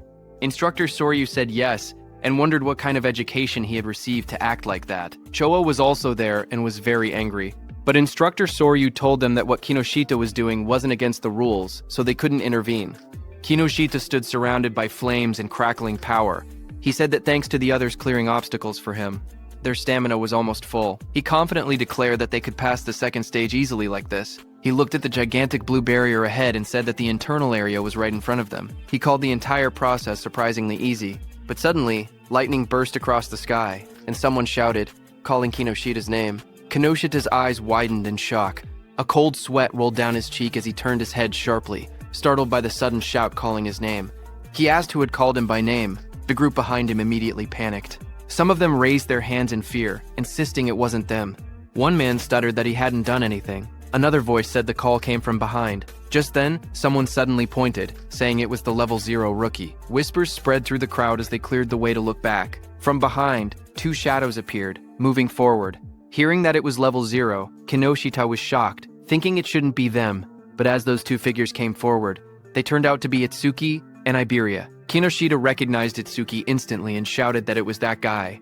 Kinoshita froze. His eyes trembled as he realized that his men had been taken down. He gritted his teeth, saying there had been too many enemies for just a level 0 and level 7 to handle. But then, his expression twisted. He convinced himself that Itsuki must have bought them off. Kinoshita leaned forward with a furious glare. His voice dropped into a snarl as he demanded to know how far a level 0 piece of trash planned to follow him. Rain poured heavily as Itsuki and Iberia stood side by side. Itsuki told Kinoshita that he would stay here until the matter was settled. Standing beside him, Iberia admitted that he had made it this far only because of Itsuki. Every enemy they met had been taken down instantly, and without Itsuki he would have been defeated long ago. Ahead of them, Kinoshita turned and raised his hand. He said he was too busy to deal with them himself, but he would prepare some playmates to handle them. Then Kinoshita's eyes glowed red as he shouted for his men to take out Itsuki. Hearing that, his group of armed men stepped forward. One of them mocked Itsuki, saying he was just a level 0 kid. Another said he had guts for calling Kinoshita by name and promised to drill manners into him. Someone else laughed and said he would show them hell. Iberia stared in shock as he counted their numbers. It was no less than 100 people. Fear tightened his voice as he asked what they should do. Itsuki grabbed him by the hood and pulled his head down, telling him to keep low. Iberia looked up in surprise and confusion. Blue lightning ripped across that group of men before they could understand anything. Itsuki, using his lightning skill, moved very fast. He reached Kinoshita and grabbed him from behind. Kinoshita's expression froze as the lightning wrapped around his collar. Before anyone could react, Itsuki pulled Kinoshita off his feet and slammed him into the ground with overwhelming force. And before Iberia could understand anything, Itsuki threw Kinoshita toward the blue barrier. Both Iberia and Kinoshita landed on the ground. Shock filled their faces as they didn't understand what had just happened. In front of Kinoshita, Itsuki stepped forward and said it seemed he hadn't been clear. Then he corrected himself and told Kinoshita and his men that until everything was settled, no one was going anywhere. His cold gaze made everyone freeze where they stood. Inside the internal area, Saya dropped to her knees, breathing heavily. A screen beside her showed her result, arrival in the internal area, ranked 4th place. She complained that the guys wearing red ribbons had all teamed up and obstructed them again. Beside her, Rikaru lay on the ground, catching his breath. His own screen showed internal area arrival rank, 5th place. He said that if they had acted separately, they might have fallen before reaching the area. Rikaru looked up shocked, saying he thought they were pretty fast. But now, he realized there were people even faster. A huge man holding a large hammer stood nearby. He was Ubo Gale, who ranked in 3rd place. He clicked his tongue, annoyed that he had only placed 3rd. At his feet, a cat-eared girl stretched lazily. She was Akagami Shion in 2nd place. There was a cat on her back that yawned. Akagami Shion told her cat that she had just eaten and was already hungry again. Then the two looked toward another girl across the room. She was Hanyu Kana in 1st place. She sat calmly on the ground, a cloak draped around her. They whispered that she was already level 16. Looking at all of them, Saya thought about Itsuki. She said he would definitely act alone, even if he was obstructed like they were. But suddenly, Rikaru pointed upward, panicked, saying someone was flying toward them. She slowly lifted her head, eyes widening as she looked up at the sky. A man was thrown across the ground, landing hard as the notice showed. Internal area arrival, ranked 6th place. That was Iberia, who pushed himself up and shouted desperately, calling out Itsuki's name. Saya and Rikaru both heard it. Rikaru stared in surprise and asked if that boy had really said Itsuki. Saya looked over and confirmed that she had heard the same thing. As they looked out into the arena, they saw a silhouette standing in the rain.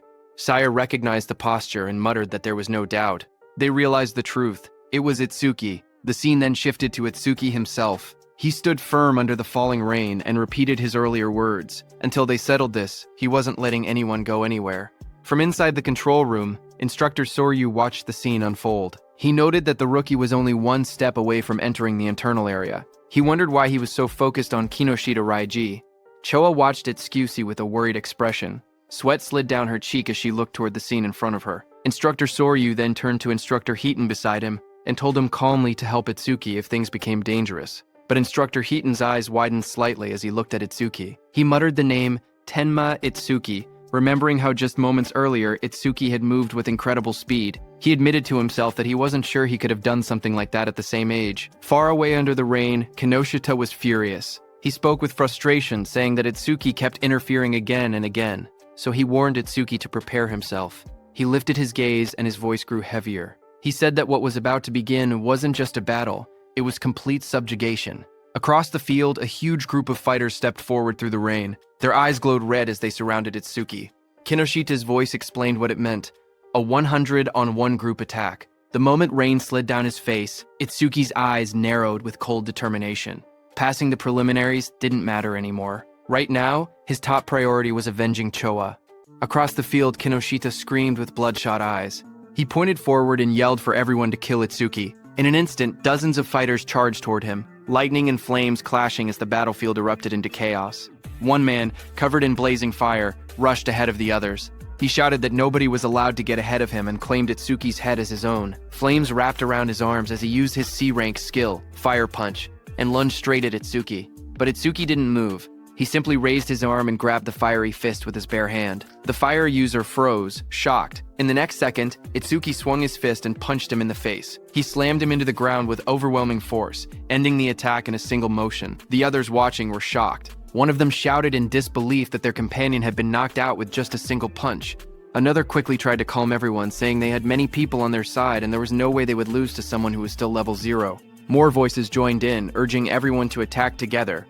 Itsuki stood calmly as they prepared to charge. He muttered the word perfect as a system window appeared in front of him. It stated that he had blocked a C-rank fire skill using Black Wall, and his defense had increased by 10%. Itsuki then raised his clawed arm, flames swirling around him. He declared that he would end this farce quickly. The fiery lotus in his hand glowed brighter as the system announced, Lotus Burst activated. The flames wrapped around his whole body, spinning wildly. And then Itsuki clapped. A massive explosion erupted. The fire burst outward like a wave, blasting everyone off their feet and sending bodies flying across the arena. The dust settled, and everyone stared at the ruined ground. Rikaru trembled as he looked at the destruction. He asked in shock if this overwhelming attack was really Itsuki's skill. Behind him, Saya covered her mouth, unable to speak.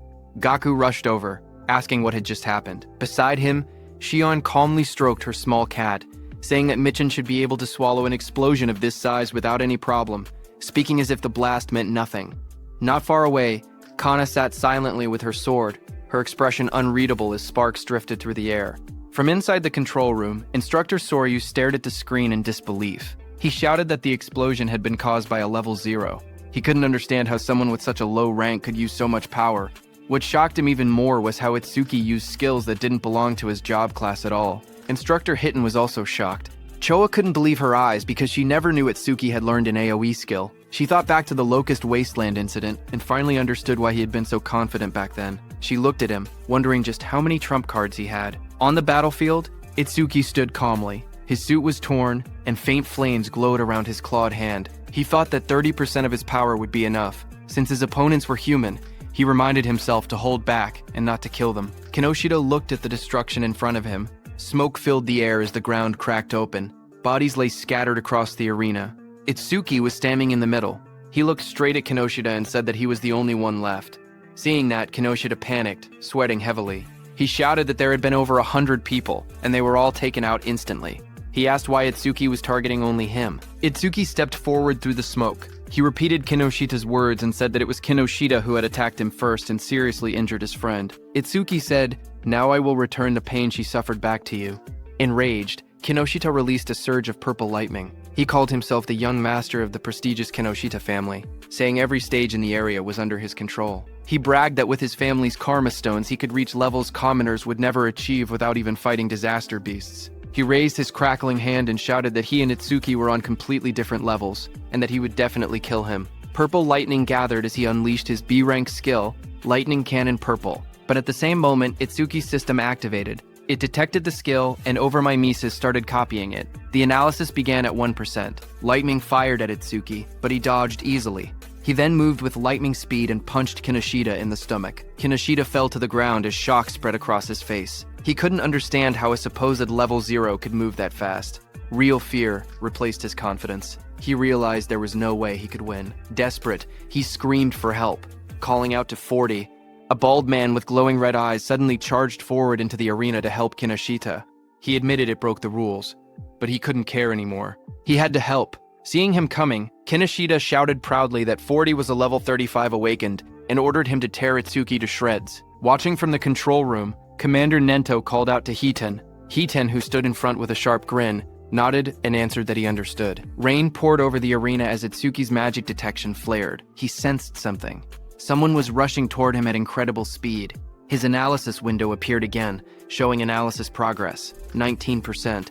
But before Itsuki could do anything, he suddenly realized that it wasn't just one attacker. Multiple people were coming. A figure crashed down from the sky, landing on Kinoshita's bodyguard, 40, with heavy force.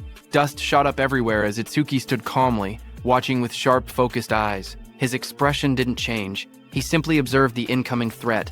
But then he realized that it was Instructor Hiten who sat calmly on top of Kinoshita's bodyguard. Without even looking back, he told Itsuki to keep going. Itsuki then turned and stood in front of Kinoshita, surrounded by glowing purple lightning.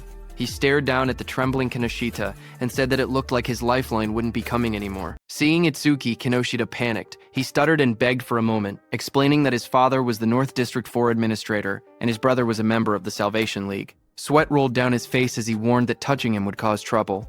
Before he could finish, a scream tore through the air, long and painful. The next moment, Kinoshita lay flat on the cracked ground, unconscious. Rain fell lightly around him. Itsuki walked away slowly, his coat swaying in the wind. He then looked up at the control room and muttered softly that this settled the score for Choa. From the control room, Choa looked toward him while blushing, realizing that he had done this for her. Instructor Soryu was surprised to see that Itsuki had really beaten Kinoshita Raiji, but he wondered why Itsuki was suddenly looking their way. Meanwhile, the system window showed Itsuki that his analysis was at 99%. He thought to himself that if he paused it now, he could reset his condition once. During the second stage, he stopped the analysis just before completion. Just then, from the internal area, Saya shouted Itsuki's name. Hearing her voice, Itsuki froze for a moment. His eyes widened as he recognized it. He turned slowly toward the sound. He whispered her name, Saya. As he saw her standing in the internal area with Rikaru and Iberia, Saya stood in the rain, holding her arm as the cold wind hit her. She looked up and softly asked Itsuki to hurry inside. She told him he would catch a cold if he stayed out any longer. As Itsuki came inside the internal area, Saya smiled gently and said it had been a while. In front of her stood Itsuki, whose arrival rank in the internal area was 7th place. Just then, suddenly, Rikaru and Iberia rushed toward Itsuki, shouting his name. Rikaru cried that he wanted to see him, calling him a bastard out of frustration and relief. Both of them hugged him tightly, crying that they were glad he was safe. But when both of them saw each other hugging Itsuki, they glared at each other. Rikaru demanded to know who he thought he was, crying on Itsuki like that. Iberia pointed at himself in confusion, asking who he was. With a proud grin, Iberia raised his fist and declared that he was Itsuki's partner. Hearing that, Rikaru shouted angrily at Itsuki, saying he never heard about him teaming up with someone else. He called him a traitor. Saya looked at them with surprise while Itsuki stood quietly beside them. Soryu thought it was rare for Itsuki to make friends. Iberia and Rikaru started arguing. Iberia asked how Itsuki was a traitor and whether Rikaru had been in a duo with him. He demanded to know their duo name. Rikaru yelled back, asking why a duo name even mattered and saying they weren't kids. He then asked if they themselves had a duo name. Iberia immediately puffed up with confidence and said, "Of course." Hearing that, Rikaru asked him to say it. Itsuki, watching from the side, quietly whispered for Iberia not to say it, but Iberia's eyes shone dramatically as he proudly announced the duo name, Double I. He insisted it took a lot of effort to come up with it. Hearing that, Rikaru fell to the ground laughing, saying Double I sounded lame. Iberia became frustrated and shouted that it was a good duo name. Just then, Instructor Soryu walked out onto the high platform. He announced that 500 people had reached the internal area, and those who had not arrived were eliminated. He said the second stage would begin shortly. He told them that in the second stage, they would fight disaster beasts alone in the trial grounds for 1 hour. Hearing that, Rikaru got very excited, saying, "Finally, it's the second stage." But Iberia was shocked when he heard that he had to be alone in the second level. A wide smile appeared on Instructor Hiten's face when he heard that the second stage was finally here. He had been looking forward to it. He looked at the top 7 participants, wondering what they had got. These 7 participants were Kana at first stage rank 1st, Shion at first stage rank 2nd, Gaku at first stage rank 3rd, Saya at first stage rank 4th, Rikaru at first stage rank 5th, Iberia at first stage rank 6th, and Itsuki at first stage rank 7th. Then, sometime later, as the large metal structure stood in the center, countless participants gathered around it from all sides. Itsuki and the others walked toward the entrance. Rikaru looked up and asked whether the second stage venue was inside the building. Iberia said that this place felt gloomy and scary. Rikaru remarked that it had been a while, and he was still at level 0. He asked whether his level was still fixed at level 0. Itsuki quietly answered yes. Rikaru then asked how someone could become stronger if their stats never increased. Iberia agreed, saying he was also curious why Itsuki was so strong despite being level 0. Itsuki looked away awkwardly and said that his teacher had told him not to tell people. Saya reminded them that they had learned in class that order breaker skills were state secret level. She told Itsuki that he didn't have to deal with the questions. Then, suddenly, far ahead, the instructors and Commander Nento, along with Choa, appeared.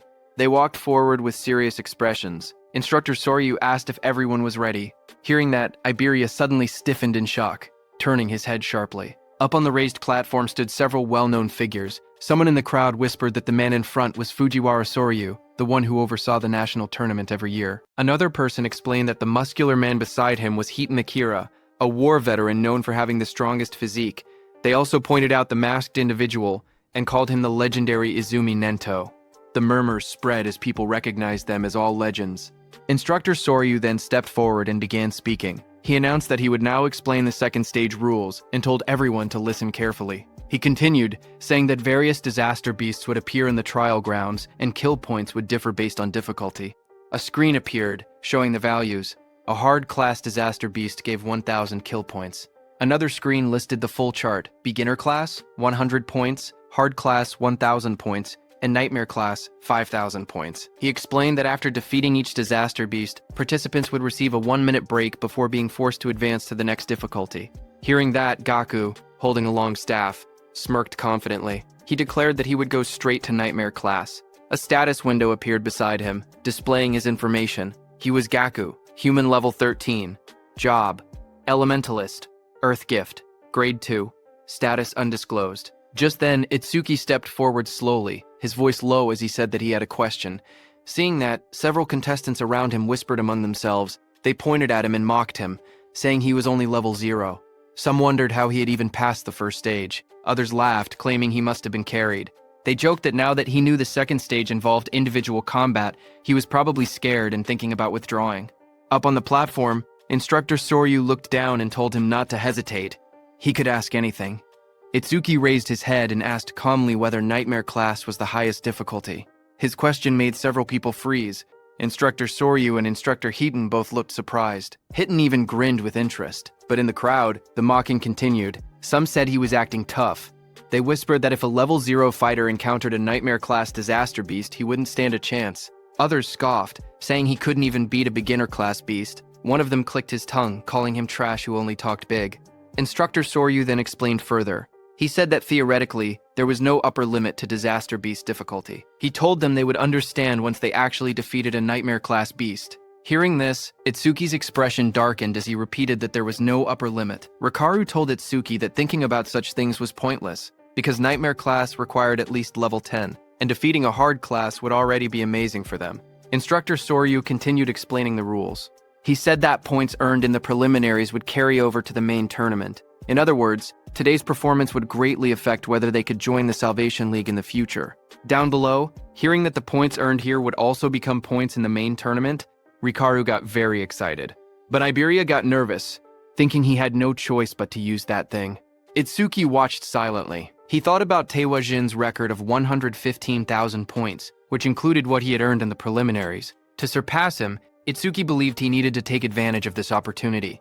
Soon, the order was given. The instructor announced loudly for everyone to enter the trial grounds. The announcement echoed through the dome, declaring that the second stage of the preliminaries had begun.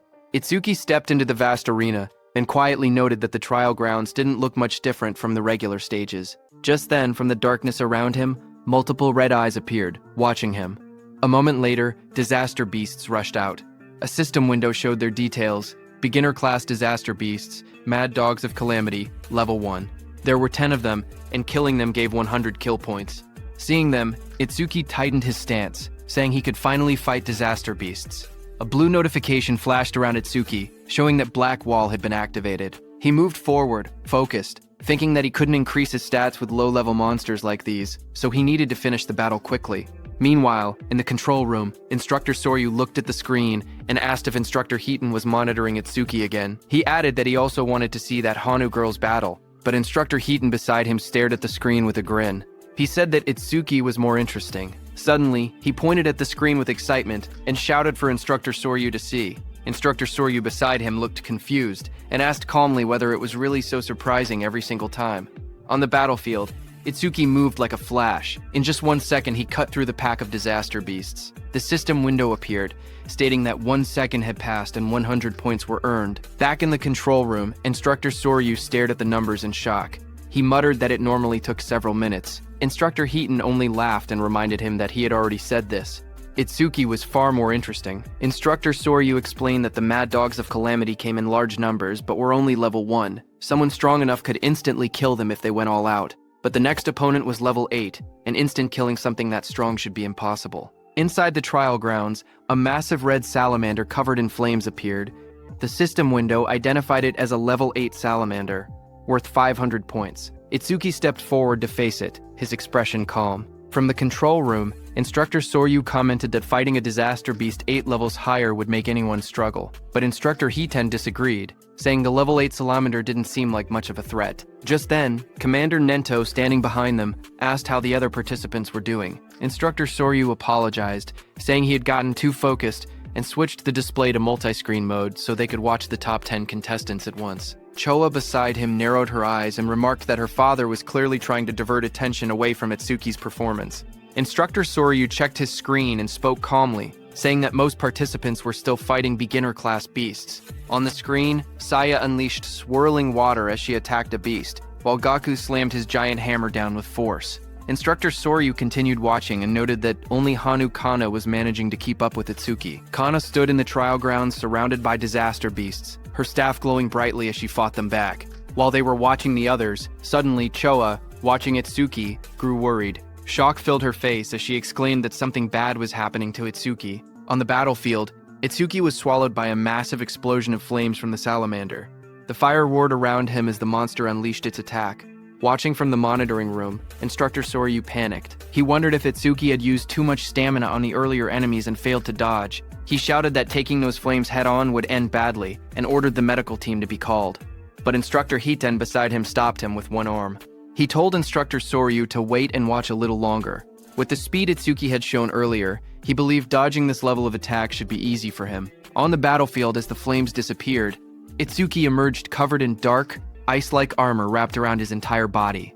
A system window appeared beside him, announcing that Black Wall was activated. In the next moment, he rushed forward. Blue flames flared around him as he swung his arm, creating 2 bright arcs of power that sliced past the massive monster. The creature's huge body trembled, a clean cut appearing across its scales. Its giant body split apart. In front of it, Itsuki stood calmly, smoke drifting from his shoulders. A system window appeared in front of him, displaying that the time used was 5 seconds, and he earned 500 points. Watching from the control room, Instructor Soryu stared at the screen in shock. He shouted in disbelief, wondering how Itsuki remained completely unharmed and whether the ice armor covered his entire body.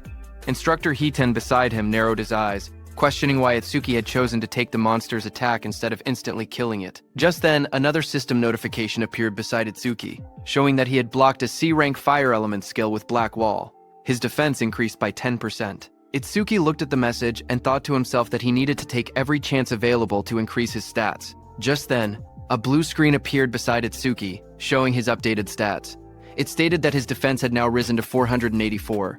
A full status window opened. It displayed Tenma Itsuki Human, Level 0, Fixed, Job, Order Breaker, Gift, Nirvana, Special Grade, Skills, Overmisis, Z-Rank, Thunderbreaker, Level 1, Black Wall Level 2, Lotus Burst Level 1, and Shikigami Eater, Level 1.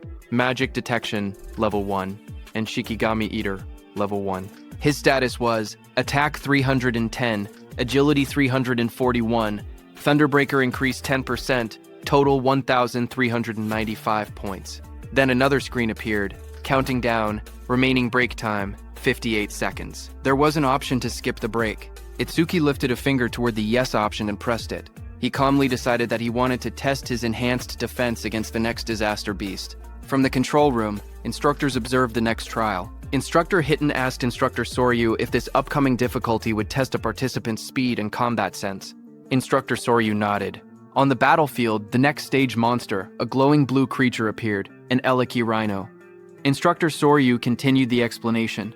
The rhino stored electricity in its horn when charging and could unleash a double physical lightning attack. A status window showed that it was a hard-class disaster beast, level 10, Eliki rhino, which gave 1,000 kill points. Instructor Soryu warned that taking the attack head-on carried two risks. With low defense, the horn would pierce the body, and with low lightning resistance, the shock would paralyze the body, leaving the person unable to move. Instructor Soryu quietly explained that to defeat the Eliki rhino, there was only one method. He said a fighter had no choice but to rely on speed, using clever movements to wear the beast down and strike only when it was exhausted. But then his eyes widened. He suddenly leaned forward, shocked, and asked aloud what Itsuki was planning. Inside the arena, Itsuki calmly stood before the massive blue rhino. He reached out and placed his hand on the creature's glowing horn. Itsuki examined the horn closely and said that this horn was perfect for testing his defense. The rhino didn't like Itsuki touching it. The Eliki rhino let out a heavy breath, electric sparks rippling across its body as it prepared to attack. Power surged through its horn. The next second, the rhino hit Itsuki with its thunder horn, sending him flying upward, heading straight toward the rooftop. The impact sent Tenma flying backward as swirling energy wrapped around his body. Choa saw him fall and screamed his name in panic. Instructor Hitten watched quietly and remarked that Itsuki always acted unpredictably, yet his results always went beyond imagination. A massive explosion shattered the rooftop as Itsuki hit it hard, but he was completely fine. A system window appeared, stating that Itsuki had absorbed a C-rank lightning element skill called Thunderbreaker, increasing his agility by 5%. Itsuki crouched amid the broken rooftop and noted that the test was complete. Attacks from disaster beasts below level 10 could no longer injure him. With his eyes glowing red, he lifted his head and declared that it was time to settle this. Lightning wrapped around Itsuki's body as the system announced that Thunderbreaker had been activated. His speed shot upward as his agility increased by 50%, and he launched himself forward like a bolt of blue lightning. The Eliki rhino exhaled steam, its glowing horn crackling with electricity as it braced for impact. Itsuki's swirling sphere of lightning tore across the ground. Before the rhino could even react, Itsuki's speed overpowered it. In a flash, the lightning sphere struck. A moment later, Itsuki stood over the fallen rhino. He had pinned his hand, covered by ice wall, into the rhino's head. Mist swirled around him as the result window appeared. Time used, 7 seconds. 1,000 points earned. From inside the control room, Instructor Hiten stared at the screen in disbelief. He said that the total time Itsuki had used so far was under 15 seconds. He laughed, saying Itsuki was even faster than he had been in his youth, and it still didn't look like Itsuki was using his full power. But then, Instructor Soryu narrowed his eyes, his tone shifting. He said softly that what came next was on a completely next level. Its sharp claws moved swiftly, slicing enemies into shreds. Iron chains shot out, and a giant mouth opened wide, ready to swallow everything. The creature's massive body was covered in a rigid, armor-like exoskeleton. Instructor Soryu explained that a ferocious disaster beast possessed all these traits. It was the most powerful creature in the preliminaries and the greatest goal for every participant. A system window appeared, showing the identity of the monster. Nightmare-class disaster beast, Inferno Giant, level 15, kill points 5,000. The giant charged forward with a roar as chains rattled around its body. Seeing that, Itsuki raised his hand and purple energy gathered around it. A system notification came, saying his skill Clear Orb was activated. The next second, a beam of dark purple energy shot forward, striking the giant. The impact tore through its body. Itsuki lowered his hand after using his skill. A system window appeared below him. It announced that the Inferno Giant, level 15, had been defeated, and Clear Orb's flight speed had increased by 200%. Inside the control room, both instructors and Commander Nento stood frozen. Their eyes widened in shock as they stared at the screen. The remains of the Inferno Giant lay on the ground, as Itsuki stood beside it. A system window appeared soon after, saying that Clear Orb flight speed was 9x and its flight speed increase was 900%. On the giant display screen, Itsuki's face appeared, telling the instructors that he would now move on to the next stage. Instructor Soryu watched in disbelief that even the Nightmare-class Inferno Giant had been instantly killed. Just then, a new window flashed as Itsuki killed another beast. It showed that time used was 3 seconds, and he earned 5,000 points. On the other hand, a massive beast with glowing red eyes opened its jaws wide to attack. However, a torrent of blue energy burst out like a violent stream and killed it. A system window appeared, announcing that a C-rank skill, Water Bullet, had been activated. The one who used that skill to kill the beast was Saya. She stepped forward with her fingers pointed like a gun, as water swirled around her hand. She told herself that if she defeated the remaining 2 monsters, she could advance to a normal class. Another window displayed her current status, Beginner Class Clear Progress, 80%. On the other side, Gaku faced a giant monster. Flames burned beside him as he spoke confidently. He said that since the other person had skipped the break time, he would definitely reach normal class first. His panel showed normal class Clear Progress, 0%. Meanwhile, Hanukana stood atop a defeated creature, surrounded by bright green magic. She said she needed to recover the magic she had used before moving on. Her window displayed normal class Clear Progress, 100%. Just then, there was an announcement saying, Nightmare Class Clear confirmed. Time used, 21 seconds. Rank, first? Hearing the notification, Saya reacted first. She said the one who finished must be Itsuki. Gaku was shocked, shouting that someone had finished faster than him and wondering if it was Hanu. Hanu remained silent, only staring calmly ahead. On the other hand, Itsuki stood on the cracked ground and pointed forward. In a calm voice, he told the inspectors to move on. Inside the control room, Instructor Soryu stared at the screen in shock. He couldn't believe that the level 15 Inferno Giant had been instantly killed. He questioned how something could pierce through its armor and wondered what that black sphere was. Instructor Hiton grinned and told Instructor Soryu to raise the difficulty, saying he wanted to see how far Itsuki could go. A new system message appeared, showing Nightmare Class Phase 2 starting. Now, 2 level 15 Inferno Giants would appear, and they would give 10,000 kill points. Itsuki looked up as the 2 giant monsters appeared. He said he had been expecting something, but the challenge had only increased in number. Both Inferno Giants roared as they charged, their bodies blurred as they rushed forward. Itsuki watched them calmly. He lifted his hand again and said that while one of them was still roaring, he might as well take care of one first.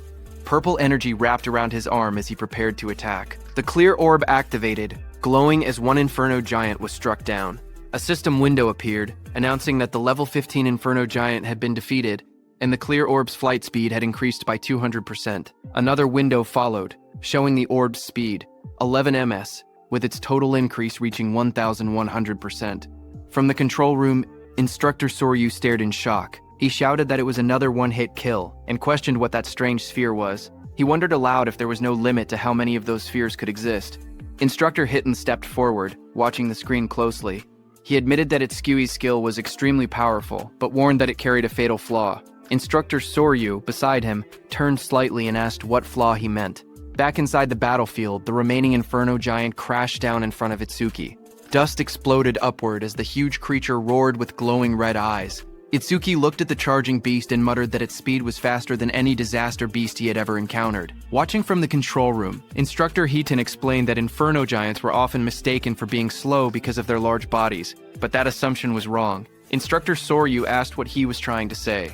At that moment, Itsuki moved forward. Purple energy wrapped around Itsuki's arm as he aimed. His eyes glowed sharply, and dark cracks of power spread around him. A system window appeared, announcing that the Clear Orb skill was activated. Itsuki shot, and at the same moment, the Inferno Giant rushed toward him with chains rattling and red light burning in its skull. At the same time, Instructor Hiton explained the Inferno Giant's traits. He said that as a racial trait, the giants had no magic power, but their other stats were greatly enhanced. Despite their huge bodies, they were technically a speed-type race. Just as he said that on the battlefield, the Inferno Giant moved to the side with lightning speed and dodged Itsuki's clear orb. A glowing window displayed its information. Inferno Giant of the Giant Tribe, level 15. Unable to use magic, but all other stats raised by 25%. Its attack, agility, and defense numbers flashed on the screen. Itsuki stared in shock. He couldn't believe that such a big monster moved that fast and dodged his attack. Back in the control room, Instructor Hitten analyzed the situation. He said Itsuki's black ball caused massive damage but wasn't actually very fast. Itsuki had taken advantage of the giant's habit of roaring before fighting to catch the first ones off guard. He added that Itsuki clearly had good combat sense, but if he couldn't increase the black ball's flight speed, he wouldn't be able to advance any further. As he said that, the Inferno Beast charged at Itsuki with overwhelming force to punch. The Inferno Giant hit with so much power that Itsuki's body shot forward like a cannonball, tearing across the battlefield and smashing into the ground with explosive impact. Dust and shock waves rippled outward as the ground cracked under the force. Through the cloud of debris, Itsuki pulled himself up from the crater. He calmly noted that from mid-range, this Inferno Beast's attack could still be dodged. In the control room, Instructor Soryu commented that even knowing the attack wouldn't land, Itsuki still used it, meaning he probably had no other moves left. But Instructor Hiten didn't believe it. He wondered if that were the case, then why was Itsuki smiling? Lightning flickered around Itsuki's face as he grinned, blood running down his cheek. He admitted that the monster's speed wasn't bad at all. Then he said he would simply close the distance and finish the fight. Saying that, Itsuki moved. A blue notification appeared in the air, stating that Thunderbreaker had activated. Lightning burst across the ground as the shockwave exploded. He shot upward like a streak of blue light, electricity trailing behind him. The giant monster looked up as he rose through the air. The monster swung its massive fist wrapped in spinning force, aiming straight toward him. Its punch landed hard, crashing into the ground as the impact spread in wide circular shockwaves. From the control room, Choa covered her mouth in shock, her eyes trembling as she watched. Instructor Soryu stared at the screen, panic rising in his voice. He said this attack was nothing like the Aleki Rhinos. If Itsuki took a direct hit, even he wouldn't survive unharmed. He ordered the rescue team to be called immediately, but Commander Nento told Instructor Soryu to wait. Instructor Soryu was shocked to hear that. Instructor Heaton watched the battlefield and spoke calmly. He said the monster's strike had tremendous power, but power meant nothing if the attack didn't land. Down below, the monster raised its massive metal fist, but there was no blood. The monster looked at the crater, its red eyes glowing and its chains rattling. It looked around for Itsuki in confusion.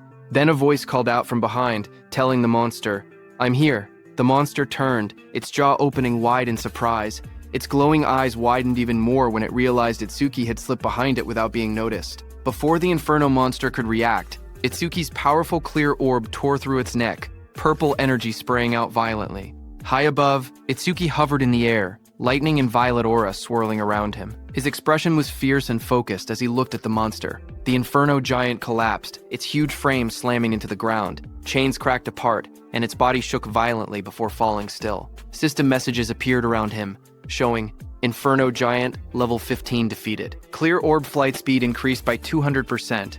Itsuki landed lightly amid the dust and smoke, red eyes glowing as he surveyed the fallen foe. More notifications followed saying clear orb flight speed, 13 milliseconds, flight speed increased by 1300%. Then another message appeared beside Itsuki, showing time used, 12 seconds. 10,000 points earned. Watching from the control room, Choa smiled brightly and shouted that Itsuki had done it. Instructor Soryu, watching from the side, commented that it was rare to see Choa so fired up. Hearing that, Choa started blushing. She stammered that she was only praying for everyone's safety. She explained that if young people who carried humanity's future died, it would be a huge loss. Their families would be sad. So she simply wanted everyone to survive. She insisted that she didn't think Itsuki defeating the Inferno Giant was cool at all. Even if it wasn't Itsuki, she would have reacted the same way, so they shouldn't get weird ideas.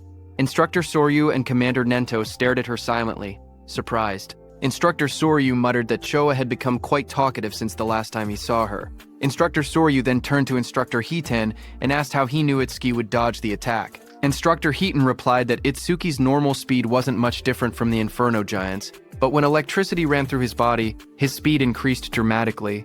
And once his speed reached that level, the Inferno Giant's attacks would never land. Instructor Soryu agreed and said that Itsuki had succeeded in defeating 2 of the giants, but there had been dangerous moments. With his current points, first place was already guaranteed, so if it were him, he would stop there. But Tenma was aiming higher. He was thinking about surpassing Taewajin, humanity's strongest. Itsuki raised his hand and got ready, shouting that he couldn't stop even for a second. A system window appeared, showing that Nightmare Class Phase 3 had started, with 3 level 15 Inferno Giants and 15,000 reward kill points. 3 Inferno Giants appeared in front of him as chains rattled around their bodies. Tenma activated his clear orb. A bright purple blast shot upward toward the first giant's head, killing it instantly. Back in the control room, Instructor Heighten smirked proudly. He said that, as expected, Itsuki chose to continue. But suddenly, Instructor Soryu turned to Instructor Heaton and asked if he hadn't also gone all the way to Phase 4 in a single attempt. Instructor Heaton replied that he had only gone there once. Hearing that, Instructor Soryu said that even with Instructor Heaton's strongest physique, he had only made it to Phase 3. They both turned to the monitor again, wondering how far Itsuki would go. On the battlefield, another giant lunged at Itsuki, but Itsuki darted forward, lightning exploding from his feet. The monster tried to catch Itsuki in its hand, but Itsuki disappeared from there and appeared behind the monster's back. Itsuki's plan was to increase his agility using Thunderbreaker, get behind the monster, and close the distance. He succeeded and shot his clear orb again. The system window flashed as Itsuki finished his second kill. One more level 15 Inferno Giant was defeated, and his clear orb flight speed increased by 200%. A second notification came, showing that clear orb flight speed was now 17 IMS. Flight speed increase, 1,700%. After killing the second monster, Itsuki floated in the air, breathing heavily because now it was the third monster's turn. That third monster was right behind Itsuki. It opened its massive jaws, its rows of blade-like teeth glowing red. The monster swallowed Itsuki completely and closed its mouth shut, its eyes glowing with bloodlust as the sound of cracking bone filled the air. After swallowing Itsuki, the monster stood up, thinking it had won, but Itsuki was still alive inside it. His eyes burned red as he glared at the creature. Flames curled around his arms as he shouted that he would tear it apart from its guts. A system notification appeared, showing that Lotus Burst had been activated at full output. A burst of fiery light exploded inside the monster's jaws as Itsuki's attack struck. The creature let out a distorted roar as flames erupted through its mouth. A massive explosion followed. A system window appeared, stating that the Inferno Giant, level 15, had been defeated with Lotus Burst, and that all skill ranges had increased by 1%, now totaling a 1,101% increase. Another window showed the results. The time taken to defeat it was 13 seconds, and the kill reward was 15,000 points. Itsuki stood alone on the scorched battlefield, surrounded by smoke and molten ground. Back in the control room, Instructor Soryu stared at the screen. Shocked, he whispered that this was the same skill that had blown away a huge number of participants in the first stage. On the battlefield, Itsuki exhaled weakly. He said his magic had completely run out. His system window showed that his magic power was 0 out of 310. Standing over the scorched battlefield and looking at his status window, Itsuki muttered that as long as disaster beasts kept spawning, the passive effect of magic detection would continue to replenish his magic. His magic detection was at level 1. Its passive effect was that upon detecting one enemy unit, his magic recovered by 10%. Suddenly, multiple Inferno Giants emerged. Another window displayed, Nightmare Class Phase 4 starts with 4 level 15 Inferno Giants. Kill points are 20,000 points this time. As the 4 monsters registered their presence, Itsuki's magic recovered up to 124. For every monster, his magic power recovered by 31 points. With 4 enemy units detected, Itsuki's magic recovered by 40%. Back in the control room, the instructors watched the screen. Instructor Soryu stated that Phase 4 had begun, and if Itsuki passed it, he would surpass Instructor Heaton's past record. Instructor Heaton replied with a simple, yeah, and added that aside from humanity's strongest, Taewajin, no one had ever cleared Phase 4. He said it would be interesting to see how far Itsuki could go. On the battlefield, Itsuki flashed forward, electricity trailing behind him as a giant lunged. He noted that every time the clear orb's flight speed increased, its accuracy also improved. He realized that if he raised the flight speed a few more times, he wouldn't need to get to point-blank range anymore. Another giant swung through the storm of purple lightning on Itsuki's hand as he stared ahead and reminded himself that his magic was limited. He couldn't afford to waste even a single clear orb. Itsuki rushed forward through swirling purple energy. Dark lightning wrapped around his arm as he threw his hand out, aiming the spinning orb in his palm. But before he could shoot, one inferno beast with red glowing eyes lunged toward him, its metal-like jaws wide open. Chains rattled around its body as it shot forward and grabbed Itsuki's hand. Another similar monster crawled beside it, both towering over him. Itsuki's eyes widened in shock when he noticed the iron chains, as he had completely forgotten about them. The Inferno Beast snapped its head upward, the chains pulling tight across its armored mouth as it roared. Itsuki was dragged by the chains, but as he dashed past the Inferno Beast, at high speed, he struck it with the purple energy clear orb. The monster moved slightly and dodged his attack. The Inferno Beast swung back violently, punching with full force where Itsuki had been standing. The Inferno Beast's massive armored hand pinned Itsuki down. He struggled beneath it, his body crushed against the cracked ground. Then the giant tightened its grip, dragging him upward as dust and debris scattered everywhere. Its claws clamped around his torso, squeezing harder. Itsuki was in very bad shape as he couldn't put any strength into that position. A sickening crack echoed as the giant's grip twisted violently. A skeletal image of Itsuki flashed, showing all the bones in his body snapping under pressure. The giant then slammed him brutally into the ground. The impact split the earth, sending shards of stone flying. His body lay inside the crater, blood covering his clothes as smoke rose around him. Both his arms and legs were completely broken. Back in the control room, Instructor Soryu panicked and shouted for Instructor Hiten to go help quickly. Instructor Hiten watched the screen with worry. Sweat slid down his face as he stared forward. He murmured that this must be Itsuki's limit. A memory flashed before his eyes. Just like Itsuki, he himself had once collapsed at the same point. Determined, Instructor Hiten turned away from the monitor. He said he was going to help right now, but before he could move, someone called out for him to wait. It was Commander Nento, who looked at the large screen. He said that Itsuki hadn't given up yet. Hearing that, Instructor Soryu stepped forward urgently. He told Mr. Izumi that this wasn't the time to talk about such things. Choa agreed, saying that if they didn't act quickly, Itsuki would die. Instructor Hiten beside him also said that Itsuki's situation was desperate, but Commander Nento kept his eyes on the screen. He spoke with certainty, saying he could tell Tenma still had a trump card left. Instructor Soryu looked surprised and asked how Commander Nento knew about a trump card. Commander Nento answered quietly, saying it was because of his eyes. The scene shifted to Itsuki's face. His eyes glowed fiercely. Commander Nento said these were not the eyes of someone who had accepted death. Itsuki stood, battered and bloody, remembering the looming blue phantom, Ringa, behind him. He thought about how he had exhausted every method to grow strong enough to kill that Ringa who had killed his parents. Just then, a system window appeared, showing over-mimesis activated, resuming the analysis. This happened because during the battle with Kinoshita, over-mimesis had activated from Kinoshita's skill, a B-rank skill called Lightning Cannon. But Itsuki had chosen to stop the analysis at the very last moment. At that time, the system displayed analysis progress at 99% when Itsuki paused it. Now, as the analysis resumed, the progress reached 100%. Blue energy wrapped around Itsuki's body. As he rose upward, he stated that he had prepared exactly for a situation like this. A system window appeared, showing B-rank skill Lightning Cannon analysis complete. Thunderbreaker Level 2 acquired. Choa suddenly pointed at the screen with excitement. She said that the usual blue lotus had appeared again. Beside her, Instructor Soryu stared in shock and asked if that blue lotus was also one of Itsuki's skills, but he wondered aloud what use it could possibly have in Itsuki's current condition. Instructor Hiten looked toward Choa. He noticed how happy she seemed and wondered whether she knew something they didn't. A system window appeared, explaining Tenma's new power. It showed the details of Thunderbreaker Level 2. Active effect: he could absorb B-rank and lower lightning attacks into his body. When releasing the absorbed lightning energy, his agility would increase by 100%. Absorption count, 0/5. Passive effect: each time a B-rank lightning attack was absorbed, his agility increased by 10%. Blue energy swirled around Itsuki's body. His legs lit up first, then his hands slowly clenched as the power surged. Another window appeared, showing that Thunderbreaker Level 2 had been acquired. All stats plus 20. All debuffs removed and injuries fully healed.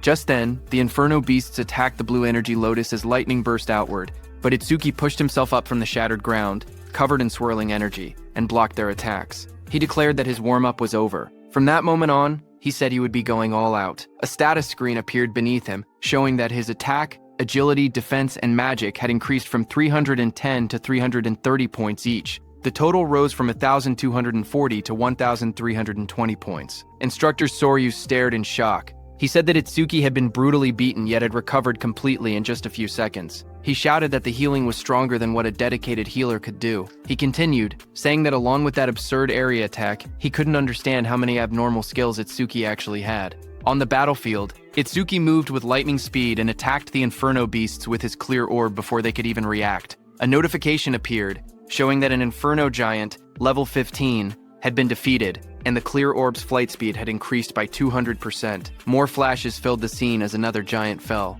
Again, the display said, Inferno Giant, level 15, defeated, and clear orb flight speed increased by 200%. As all the Inferno beasts fell, another pop-up appeared above the arena, saying that Nightmare Class Phase 4 had been cleared successfully. The time used was 31 seconds, and 20,000 points were earned. Itsuki stood confidently as two large Inferno Giants fell down. He shouted that the current him would not lose, no matter how many Inferno Giants attacked. As time passed, another giant was pierced by Itsuki's purple beam of clear orb. The system message repeated the same result.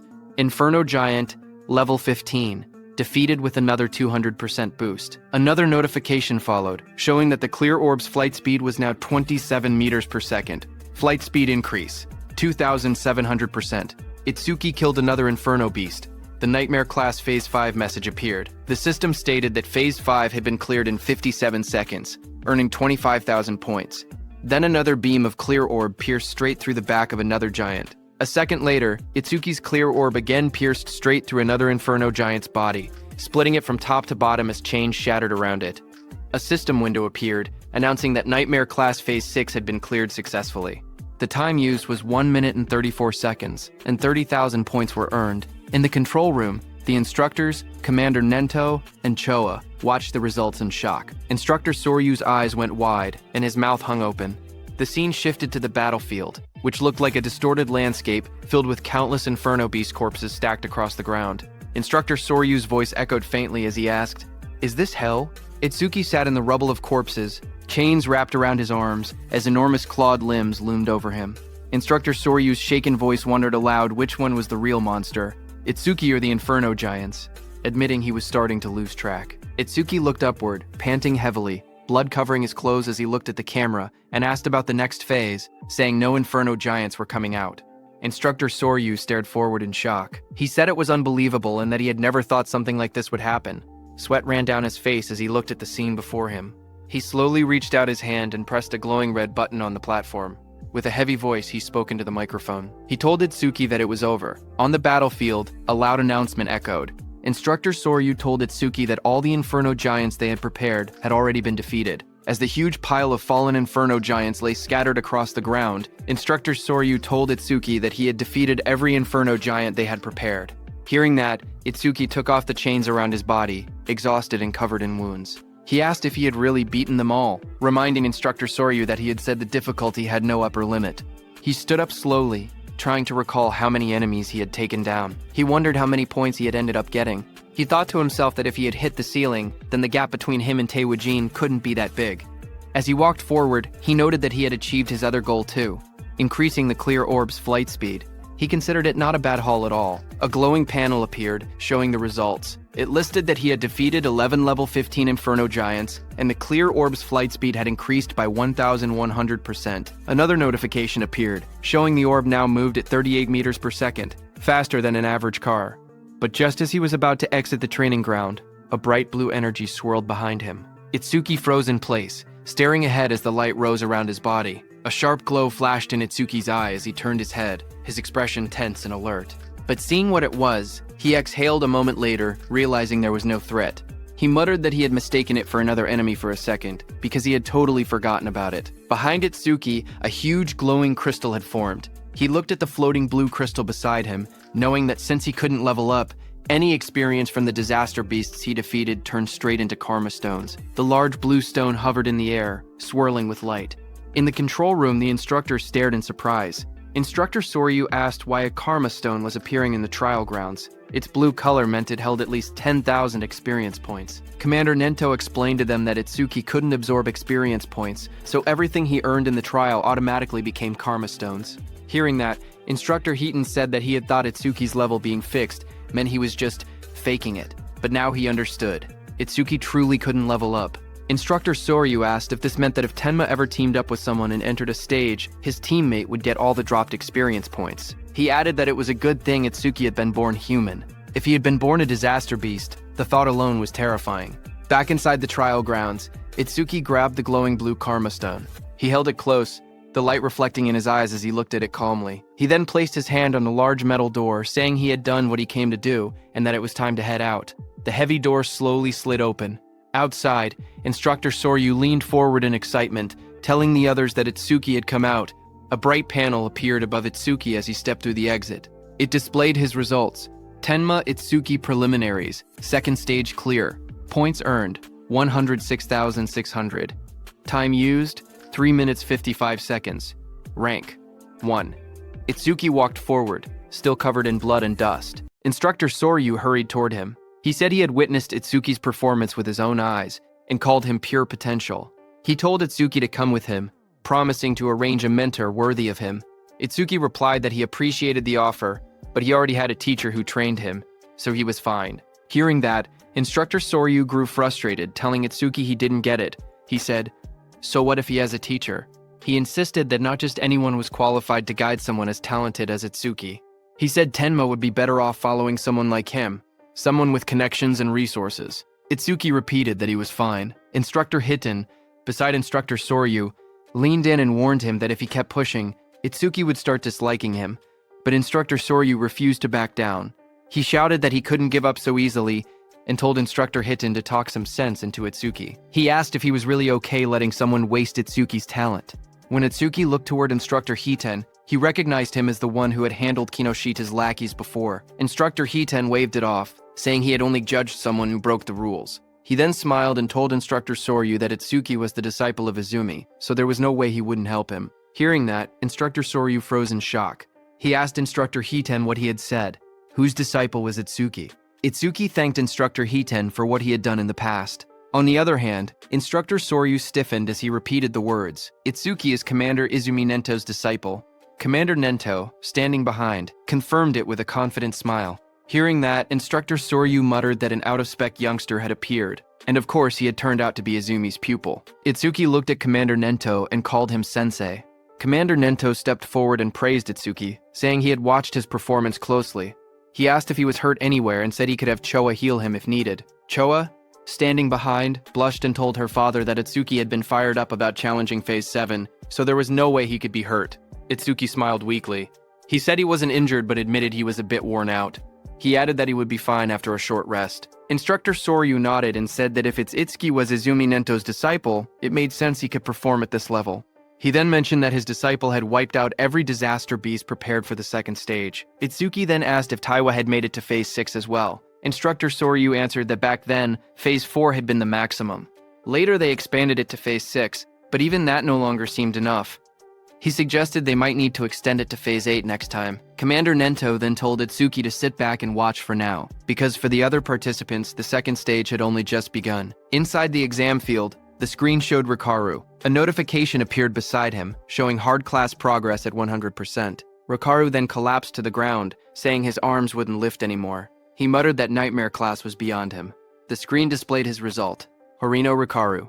Second stage challenge over. Time used, 17 minutes, 17 seconds. Points earned, 1,600. The screen then showed Saya, whose hard class progress was also at 100%. Saya held a massive water sphere overhead with a beast trapped inside. She said she didn't have any high firepower skills, so she was trying to suffocate the beast by trapping it in water. She admitted it was taking too long and she was about to run out of magic. She whispered that the next difficulty might be impossible.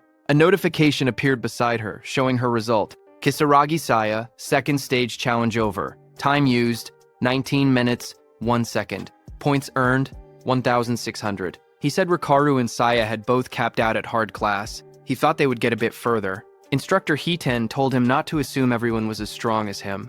He said most participants couldn't even clear normal class, given how fast Rikaru and Saya had defeated the Aleki Rhino. He said both of them were guaranteed to be in the top 10. Itsuki then asked why they hadn't been removed from the field if their runs had already ended. Instructor Soryu explained that unless someone was seriously injured or a special circumstance occurred, participants weren't allowed to leave the trial grounds. He added that Itsuki was a special exception. At that moment, Instructor Hiten looked up and said someone else had reached Nightmare Class. Inside the stage, Gaku swung a huge hammer down with full force. Instructor Hiten explained that, with a rare karma tool, Gaku should be able to take down at least one Inferno Giant. Another scene showed a silver-haired girl fighting an Inferno Beast.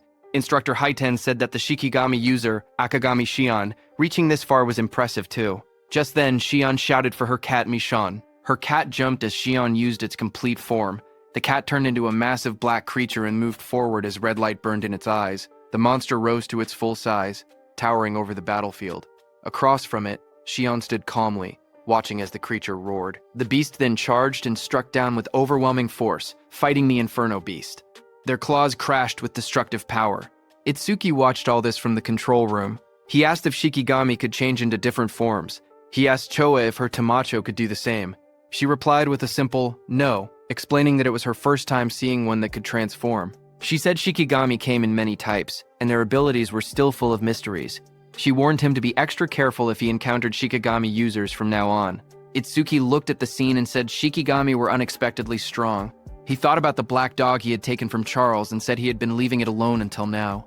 But from this point on, he would give all dropped experience to it. He then looked down slightly and said that since Saya and Rikaru had already retired, there was no pain in staying any longer. He thought it was time to head out.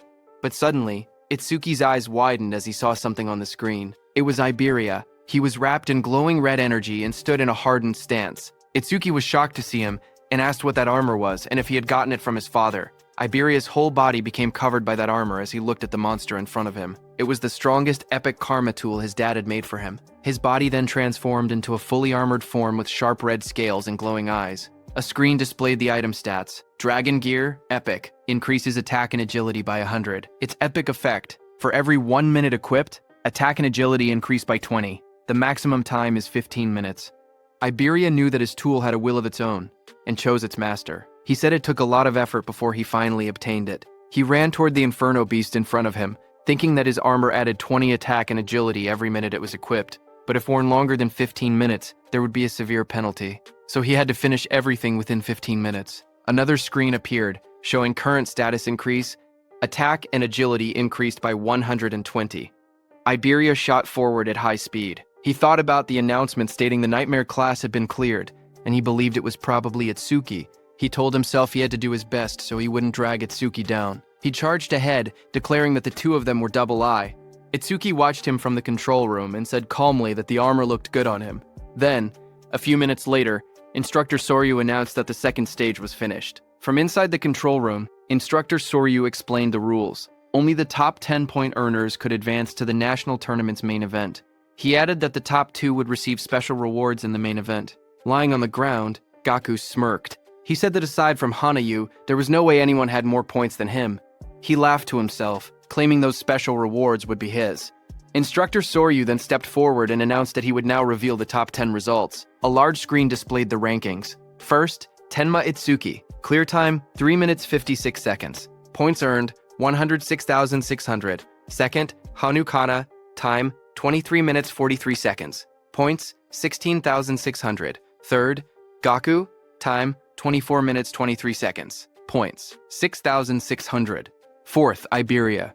Time, 27 minutes 59 seconds. Points, 6,600. Fifth, Akagami Shion. Time, 16 minutes 30 seconds. Points, 1,600. She failed at the Nightmare class attempt. Sixth, Horino Rikaru. Time, 17 minutes 17 seconds. Points, 1,600. Seventh, Kisaragi Saya. Time, 19 minutes 1 second. Points, 1,600. Seeing the results, the crowd reacted instantly. One man shouted in disbelief, saying Itsuki had scored over 100,000 points, far more than even Tewajin's 60,000. Another said that with a score like that, first place in the entire country was basically guaranteed. An injured man wondered aloud how many Inferno giants Itsuki must have killed, since each was only worth 5,000 points. Seeing this, Gaku suddenly sat up, shocked that he had fallen to third place. He asked who Tenma Itsuki even was, saying he had never heard of the name before. Haru looked at her weapon and said she wanted to cross swords with Tenma Itsuki. Saya lowered her gaze. She said she hadn't expected such a huge gap between herself and Itsuki. She wondered if a combat job had ever been right for her in the first place. Instructor Soryu then reported that all continental trials had ended and the national rankings were out. He revealed that Itsuki placed first in the entire nation, ahead of second place by a massive 65,000 points. Choa, watching her father, said that she couldn't see her father's face, but she could feel it. Her father was pleased. Commander Nento looked toward the sky and said humanity's new dawn was growing brighter. Meanwhile, on the battlefield, Iberia lay exhausted on the ground. He muttered that over 100,000 points was impressive, but if it was Itsuki, taking first place was expected. He added that he had also done enough not to shame the name of Double I. He was lying next to the defeated giant machine. Itsuki walked up to him and told him he did great, saying Iberia had surprised him. Iberia smiled weakly as he was still dizzy after using that karma tool. The instructors and Commander Nento stood on the platforms watching. Then Instructor Soryu announced that the 21st Salvation League National Tournament preliminaries had come to an end. On the battlefield below, Itsuki carried Iberia on his back and walked forward. The view shifted to the South Continent, District 1. A bright city square lay under the sun, with buildings, pools, and statues arranged neatly. At the center, an old man with long white hair and a beard sat quietly, eyes closed. Nearby soldiers in armor complained. One of them frowned, saying they had been called out at dawn just to watch an old man meditate. Another soldier warned him to watch his mouth.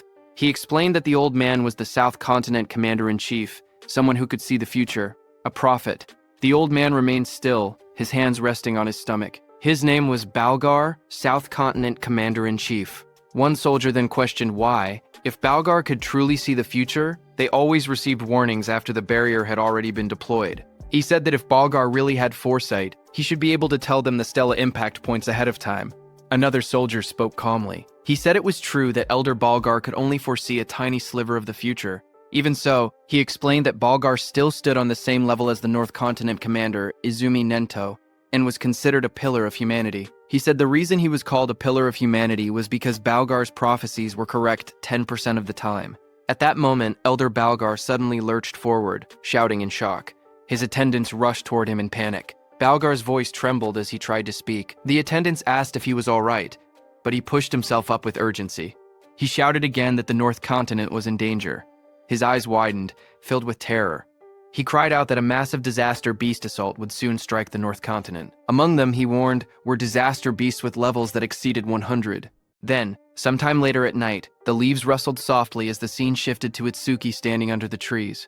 Blue system windows appeared beside him. While he looked ahead calmly, he said that his total stats had finally exceeded 1,500. The system display showed his information. Tenma Itsuki, human, level 0, fixed. His job was Order Breaker. His Nirvana gift was a special grade Nirvana. His skills were listed one by one. Overmemesis, Thunderbreaker level 2, Blackwall level 2, Lotus Burst level 1, and Shikigami Eater level 1.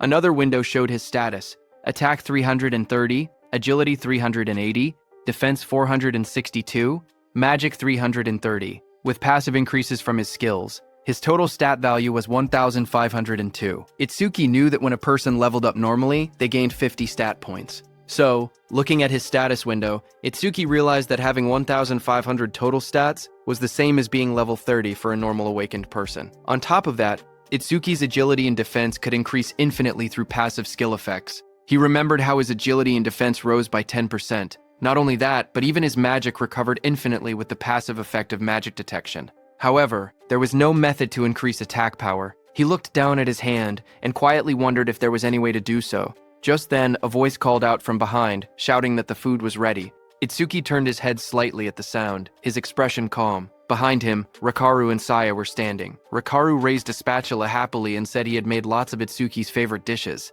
Saya stood beside him, smiling gently. Hearing that, Itsuki began walking toward them and said he would think about his problems later. He thought that he might get a new skill that increased attack power through overmemesis. Anyway, the scene shifted to the dinner table. Dishes were laid out everywhere, filling the table with a large meal.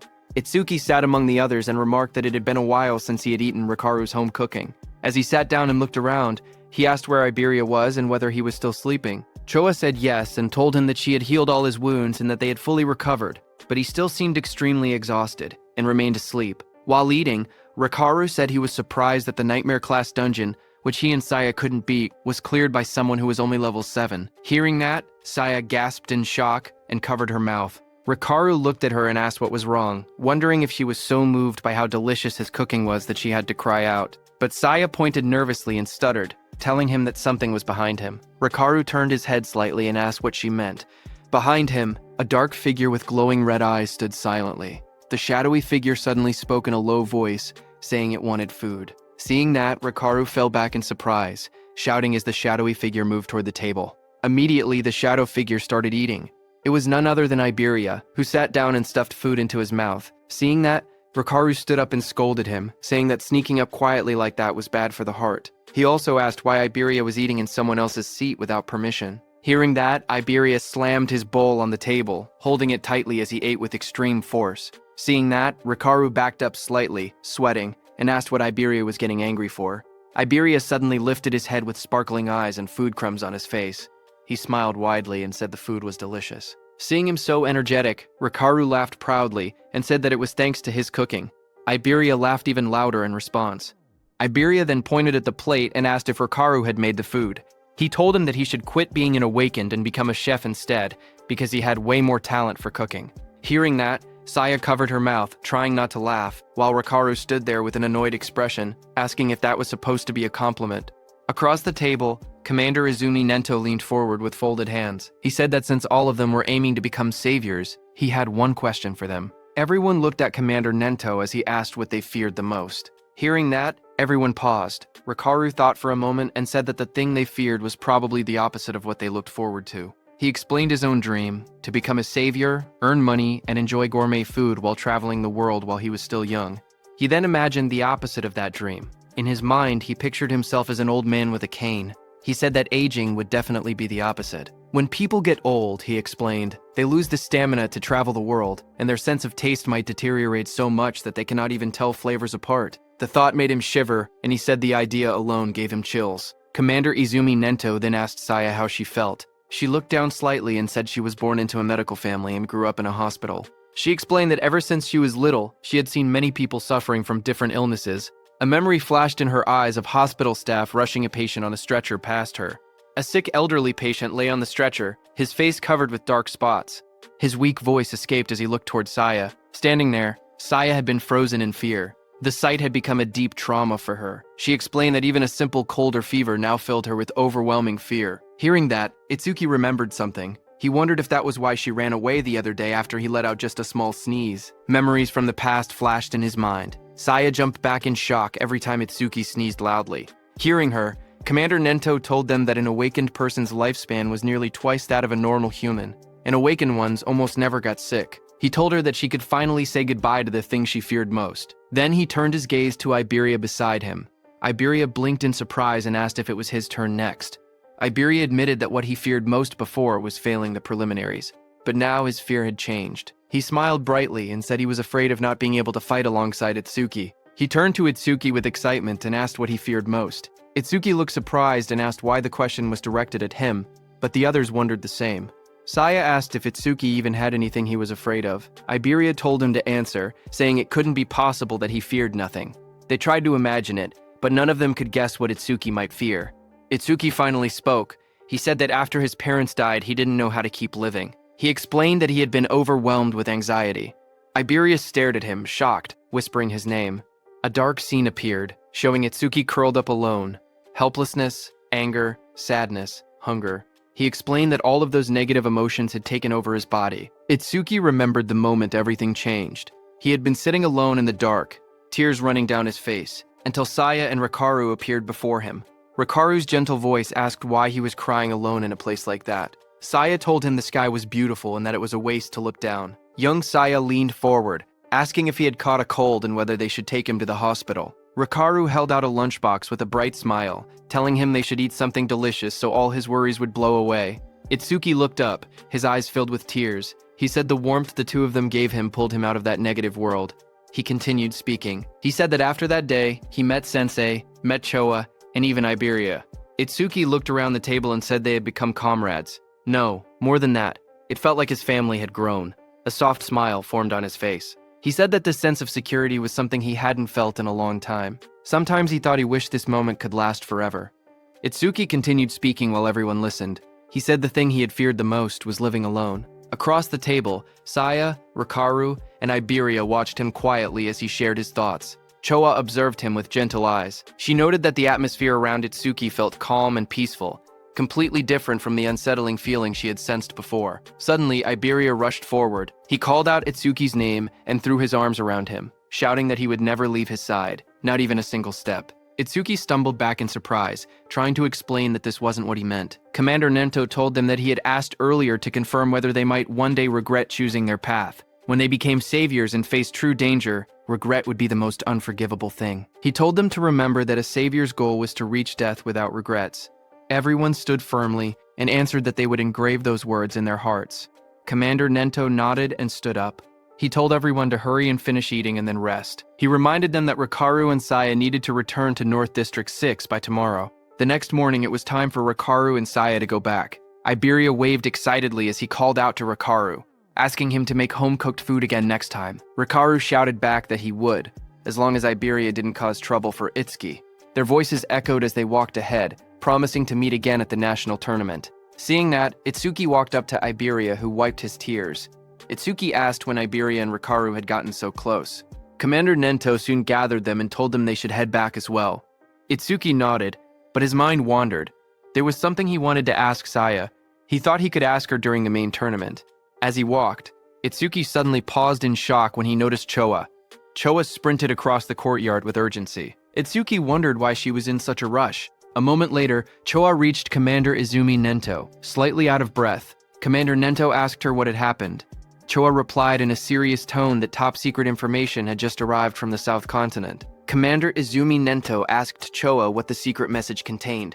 Choa explained that the information carried an extremely high clearance level. It was something only saviors above level 50 and continent commanders were allowed to know. Commander Nento then looked at Itsuki and Iberia and said that the two of them were also permitted to hear it. Iberia lit up with surprise, asking if he trusted him that much. Choa began delivering the message. A new prophecy had come from Elder Balgar, the commander of the South Continent. According to him, within the next 3 days, a large-scale disaster beast assault would strike the North Continent. Hearing that, Itsuki asked whether Elder Balgar's prophecies were reliable. Iberia confirmed that they were. Elder Balgar was the most renowned prophet across all 5 continents. His prophecies were as good as confirmed futures. Choa turned to her father and urged him to leave the North Continent immediately. But Commander Izumi Nento believed there had to be a reason the disaster beasts were launching an assault. This time, he said, the target was most likely him, the commander of the North Continent.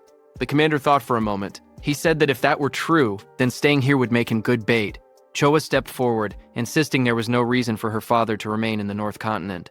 She reminded him that combat wasn't even his specialty, and if he already knew he was the target, then remaining here was far too risky. She urged him to evacuate to the Central Continent immediately. Itsuki agreed with her. He said that if they lacked manpower, he would remain behind and fight, but the commander raised a hand, stopping them. He told them he had already made his decision and warned them not to argue further.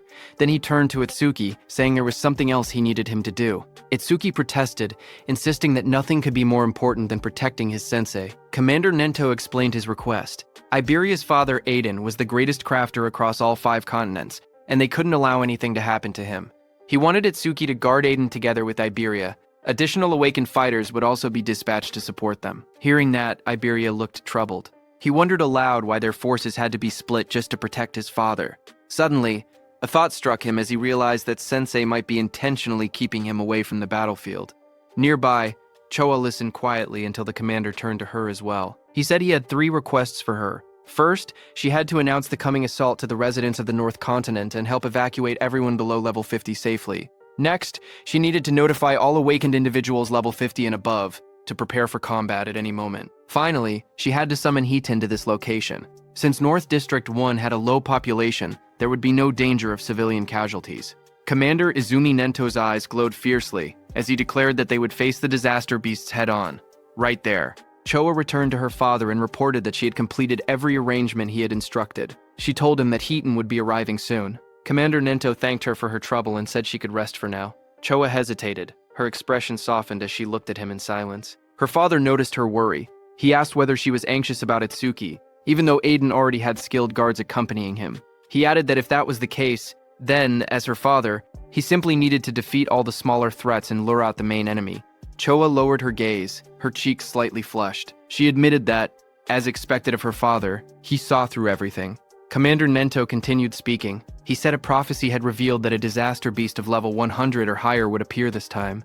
In a battle of that scale, someone would be forced to reveal all their trump cards. That was the real reason he had sent Itsuki away. Hearing that, Choa nodded slowly as the meaning became clear to her. If Itsuki fought such a beast using his unusual methods, his abilities would be exposed, and the enemy would try to eliminate him at any cost. Commander Nento said yes, but added that there was another reason as well. Based on Itsuki's past battles, he seemed to lack raw attack power. Rumors said that Aiden possessed an artifact capable of increasing attack power, and sending Itsuki there might allow him to obtain it. Commander Nento explained that if Itsuki obtained the rumored artifact, everything would change. Attack, defense, mana, agility. He could become a perfect awakener who possessed every attribute. The prophecy began to unfold soon after. On day 1 of the prophecy, at 8 p.m., the northern continent was struck. In every district, stone monuments began falling from the sky like rain, crashing into the ground and signaling the start of the Disaster Beast assault. In North District 2, the skies were dark as Itsuki and Iberia sprinted through the cold winds. Itsuki asked how much farther Iberia's home was. Iberia estimated another 100 kilometers. Hearing that, Itsuki narrowed his eyes, thinking that a disaster beast could appear at any moment. They had to reach Iberia's father as fast as possible. Suddenly, from behind, Iberia shouted for Itsuki to look, pointing ahead in shock. Hearing that, Itsuki stopped and looked forward. Iberia's trembling voice barely formed the words. A blazing object was falling from the sky. It was a stone monument. Itsuki realized that the attack had already begun, and the monument had landed right in the middle of a populated area. The two watched as the fiery structure crashed straight into the city. The impact sent a massive explosion of light through the skyline. Itsuki's expression tightened. The warning had only been released moments ago. Civilians were still evacuating. If a disaster beast appeared now, the situation would become catastrophic. Elsewhere in the city, awakened warriors stared at the monument that had descended. Chaos erupted as they shouted that massive casualties were unavoidable and that a disaster beast was already approaching. Someone recognized the scene. It was exactly as Elder Balgar had foretold. They cursed at how early the event had arrived. Back with Itsuki and Iberia, a glowing barrier began forming around the impact zone. Iberia panicked as he watched it rise. Itsuki was also panicking inside, thinking that if they left the citizens behind, many would die. But if they stepped in to help, their main mission would be delayed. Itsuki glanced at Iberia and thought quietly to himself. Iberia had traveled a long distance, yet he hadn't asked for a single break. He must have been that worried about his father. If he suggested stopping to save citizens now, Iberia would surely hate it. But before he could decide, Iberia suddenly pointed forward, shouting for them to go help. The barrier had trapped a disaster beast inside the city, and he insisted they couldn't ignore it. The creature inside was at least level 20. If no high-level awakeners were present, countless people could die. Hearing that, Itsuki's worries vanished. Then, with a firm voice, he agreed to change the plan. They would take care of the disaster beast in the city first. Just then, the ground shook violently as the stone monument split open. Flames burst out, and a massive creature emerged from within. It was a flame golem, level 21, its entire body wrapped in blazing fire. Nearby, the awakened fighters assessed the situation. They counted their strength, 3 level 15 and 1 level 16. It would be difficult, but against a level 20 disaster beast, they believed they still had a chance to win. A defender stepped forward and activated his C-rank skill, Rock Shield. Jagged stones shot up around his arms as he braced himself against the incoming flames. He shouted for the others not to break formation, promising to hold off the monster's attacks. The flame golem roared and hurled fire straight at him. Through the heat and sparks, the defender yelled for his teammates to find an opening and counterattack. But the creature's power was overwhelming. It struck with massive force, smashing the ground and scattering debris across the street. The defender was thrown violently backward, crashing into a wall. As the dust settled, he struggled to lift his head. His armor was shattered. His voice trembled. He couldn't believe what had happened. It was impossible. The other Awakeners froze in terror because the Earth user had the highest defense among them. Yet he had been killed instantly. If even he couldn't survive, they stood no chance at all. Panic spread across their faces as they backed away, their weapons shaking. One of them cried out, asking desperately what they were supposed to do now. The group fell into panic. One of the men shouted that fighting a creature like this was suicide and that they needed to run. As he sprinted away, flames chased behind him. Another teammate yelled for him to watch out, but the fleeing man only snapped back that they should worry about themselves. Before he could get far, a sharp presence appeared right behind him. His eyes widened in shock as the fiery monster loomed over his shoulder. Terrified, he begged for his life, promising to do anything as he activated his ability. Water surged around him as he used his B-rank skill, Water Cannon. A massive stream of water blasted toward the creature. For a moment, he caught his breath. He wondered when the beast had gotten behind him and regretted shouting something so pathetic. But now, he stood firm. He was a water elementalist, the natural enemy of fire disaster beasts. This attack should have been its end. The others watched from a distance, unsure. One asked whether he had really defeated it. Another stepped forward, saying he would finish it off just in case. In the midst of drifting steam and smoke, the monster's dark silhouette still stood. The water elemental has stepped forward and warned the others not to interfere. He insisted that since he had defeated the disaster beast alone, he should be the one to finish it. But before he could act, the charred body of the creature suddenly twitched. Flames surged across its cracked surface as it rose again. The man froze in shock as the beast returned to life, its fiery aura burning hotter than before. Someone shouted for them to kill it quickly. A massive burst of flame erupted from the monster's mouth, lighting up the entire street. One of the fighters stared at the blazing heat, confused and terrified, asking what this enormous flame was. Another voice shouted that it was over, but the flames only grew larger. A violent explosion followed and the fire shot outward like a shockwave, but before it could hit those awakeners, Itsuki appeared. Using his black ice wall skill, he created an ice wall that blocked the monster's fire attack. As Itsuki was stopping the fire, Iberia turned to those awakeners. Calm and fearless, he told them to leave the creature to Double Eye.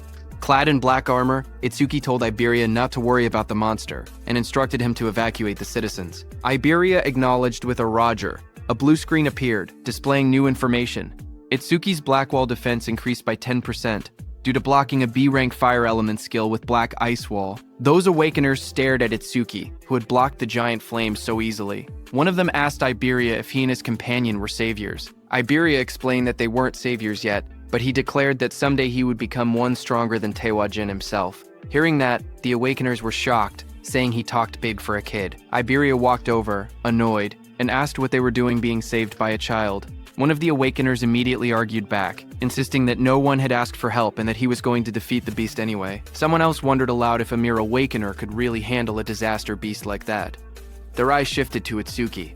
One man whispered whether the ice-like armor covering his body was some kind of artifact. On the other hand, Itsuki narrowed his eyes, remembering something his sensei had told him before they left. In his memory, his sensei warned him about the black sphere he could release. Its power was immense, but it required chanting time, and its flight speed wasn't fast compared to strong disaster beasts. Missing the first attack would only put enemies on guard, making them harder to hit afterward. His sensei advised him to avoid using the black sphere unless absolutely necessary, keeping it as a trump card for critical moments. The memory ended with his teacher's voice telling him to listen carefully and only use that black sphere under the right circumstances. His teacher's words echoed in Itsuki's mind. He should only use his strongest attack when he was certain he could take down the opponent. Looking at the crowded battlefield below, he realized he couldn't use the penetrating true sphere here. There were too many people around. Down on the streets, civilians stared up at him in shock. Some wondered if he was an awakener who had come to help. Others pointed out the equipment he wore, guessing he must be a high-level awakener. High above, the fiery disaster beast roared as it swung its massive body. Itsuki, covered with lightning, shot forward, slamming straight into the creature's rocky surface. He made up his mind. If he couldn't use his special skill, he would suppress the beast with brute strength instead. With full power, he punched the beast. Explosive impacts echoed through the buildings as he drove the monster backward. His movements blurred with speed as burning fragments scattered everywhere. A bright system window flashed, showing that Itsuki's Thunderbreaker activated Thunderclap Wave. Lightning surged across his entire body as he appeared above the beast. The beast raised its head, its eyes glowing red, fire swirling around it. Itsuki struck again, driving the massive creature through the ground with overwhelming force. Dust and flames erupted as the beast crashed hard, its body half buried in the shattered street. The ground trembled from the impact. Lightning wrapped around Itsuki as he rose into the air, his entire body glowing with blue energy. Flames raged around him, but he shot downward like a meteor, slamming into the massive creature below with overwhelming force. The impact shook the entire street. A huge shockwave burst outward, cracking the ground and sending flames scattering. A crater formed where the blow landed, smoke rising from the broken asphalt. People watching from a distance stared in disbelief. One person said the disaster beast was being pushed back completely, even though it was supposed to be powerful. Another mentioned that the awakener looked like he was only 18. Someone else suggested the beast must have been injured beforehand, but an awakener nearby could only stare with wide eyes, whispering in shock that this couldn't be real. Even a level 21 flame golem couldn't fight back at all against that young man. He wondered who the young man facing it truly was. When the smoke finally cleared, the battlefield was quiet. The golem lay smashed into the ground. One of the awakeners looked around in confusion and asked where the young man had gone. Another man explained that as soon as the young awakener had defeated the disaster beast, he left the area with the blonde boy. That water-type awakener claimed that the only reason a level 0 awakener could do something like that was because he had already weakened the flame golem's health beforehand. But the first awakener looked uneasy. Even he, a level 15 awakener, couldn't track the young man's movements with his eyes. He said that the power to send a flame golem flying with bare hands was unbelievable. He added that if the young man's status showed level 0, his real strength had to be comparable to level 30. On the other hand, Itsuki and Iberia were already running. While running, a thought troubled Itsuki. If a beast of that level couldn't be killed instantly, things would only get harder in the future. He muttered that he had to increase his attack power somehow. Just then, a system window appeared, displaying Itsuki's current stats. Attack, 330. Agility, 760, plus 100% due to Thunderclap wave activation. Defense, 495, increased by 50% due to Black Ice Wall.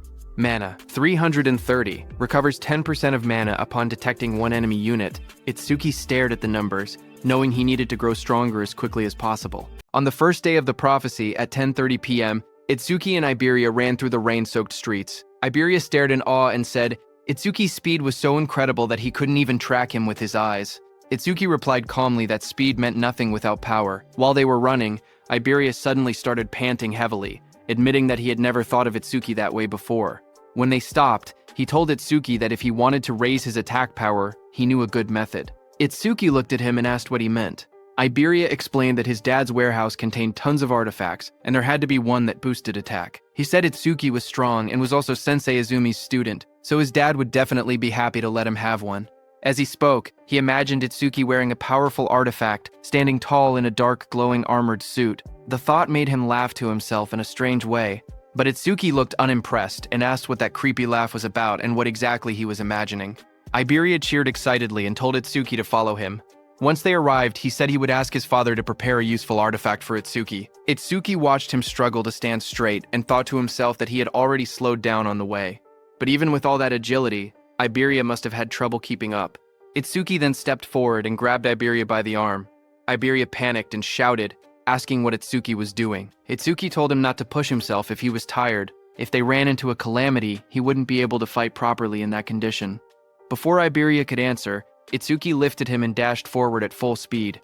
Iberia yelled that he wasn't ready, but the wind tore past them too fast for him to react. The two shot through the city like a blur. Iberia screamed that it was too fast, while Itsuki said they had already wasted enough time and told him to hold on. Later, at 11:05 p.m. on the first day of the prophecy, the moon hung over a quiet set of wooden houses deep in the forest. A gust of wind swept through as they arrived. Iberia collapsed forward, shaking. He gasped that they had finally made it and complained that he thought his arms were going to rip off. As they walked deeper into the woods, Itsuki asked why his father chose to live so far from town when the town was much safer. Iberia replied that his father said the town was too noisy for him to focus on his crafting. Ahead of them stood an old wooden house. Iberia explained that the place might look run down, but its defenses were strong. His father had traps set all around the perimeter. Itsuki nodded, saying he thought he felt a faint magical fluctuation. Iberia told him not to worry. As long as Itsuki followed him closely, he wouldn't trigger anything. Itsuki silently thought that with his detection ability, he could avoid them on his own. Iberia walked ahead proudly as Itsuki asked him to watch his step. But Iberia grinned to himself, happy that it was finally his turn to take the lead. The next second, however, a small trap placed on the ground clicked under Iberia's foot. Iberia froze. He started sweating as he realized he had stepped right on one of the traps. He shouted that he had gotten carried away and forgotten about it. Itsuki stared at him blankly and asked if he was sure this was really his own house. Iberia froze the moment the trap activated. He shouted that this was bad because he had stepped on the nastiest trap of all. Itsuki focused for a moment and noticed the magical fluctuation around them growing stronger. A loud mechanical roar echoed through the forest as the ground shook. From the dust rose a massive humanoid construct, an iron golem glowing with red eyes and a core embedded in its chest. A system window appeared, listing its stats: attack 500, defense 500, agility 300, magic 200. Itsuki's eyes widened in surprise.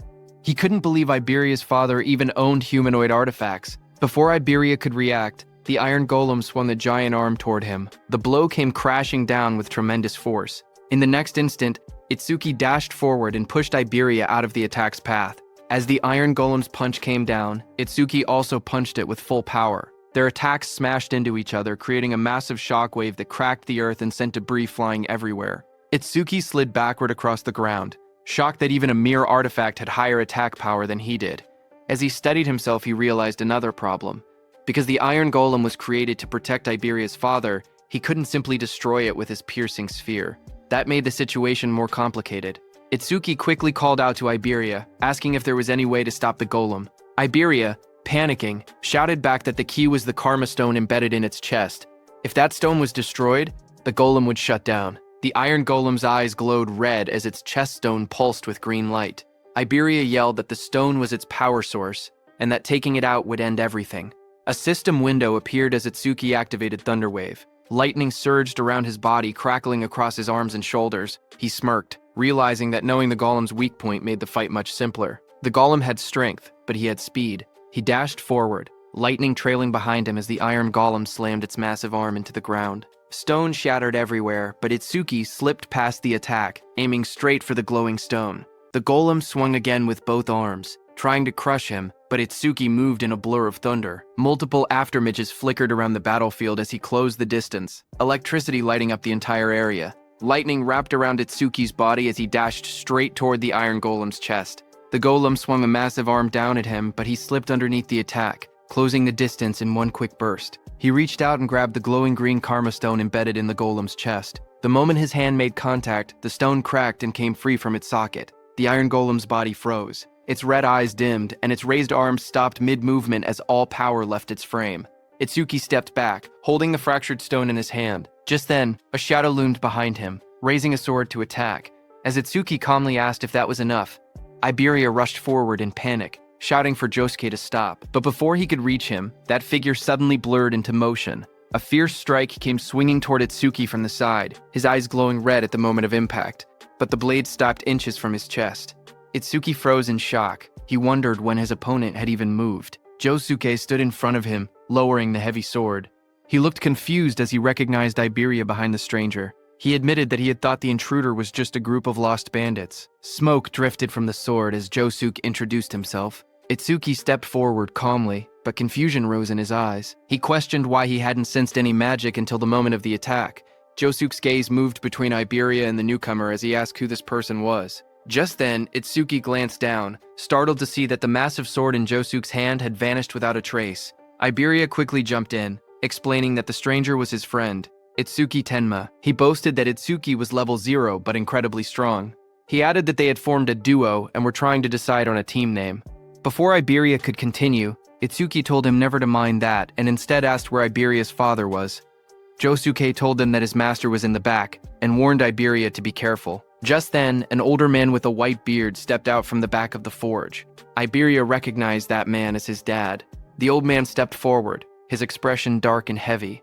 Even Josuke quietly noted that he didn't seem to be in a good mood. Iberia ran up to him excitedly, waving his arms. He shouted that he had passed the qualifiers. The old man remained silent. Iberia proudly continued. He explained that he had ranked 4th in the region on nightmare difficulty and demanded the reward he was promised, being allowed to choose any artifact he wanted.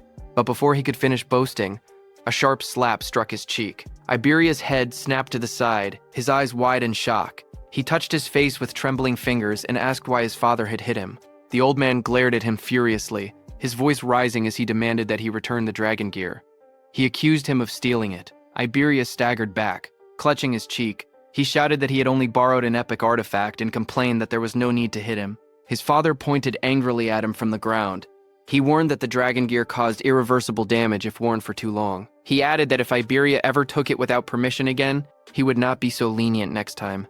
Frustrated, Iberia turned and ran off into the forest, yelling that he would never use his father's crappy artifacts again. The dragon gear dropped from his shoulder and landed on the ground behind him. The old man then turned toward Itsuki and asked if he was Izumi's second student. Itsuki nodded politely. He introduced himself as Itsuki and explained that his sensei had sent him to protect Mr. Aiden because of a prophecy about a massive calamity approaching from the north. Mr. Aiden responded that he already knew.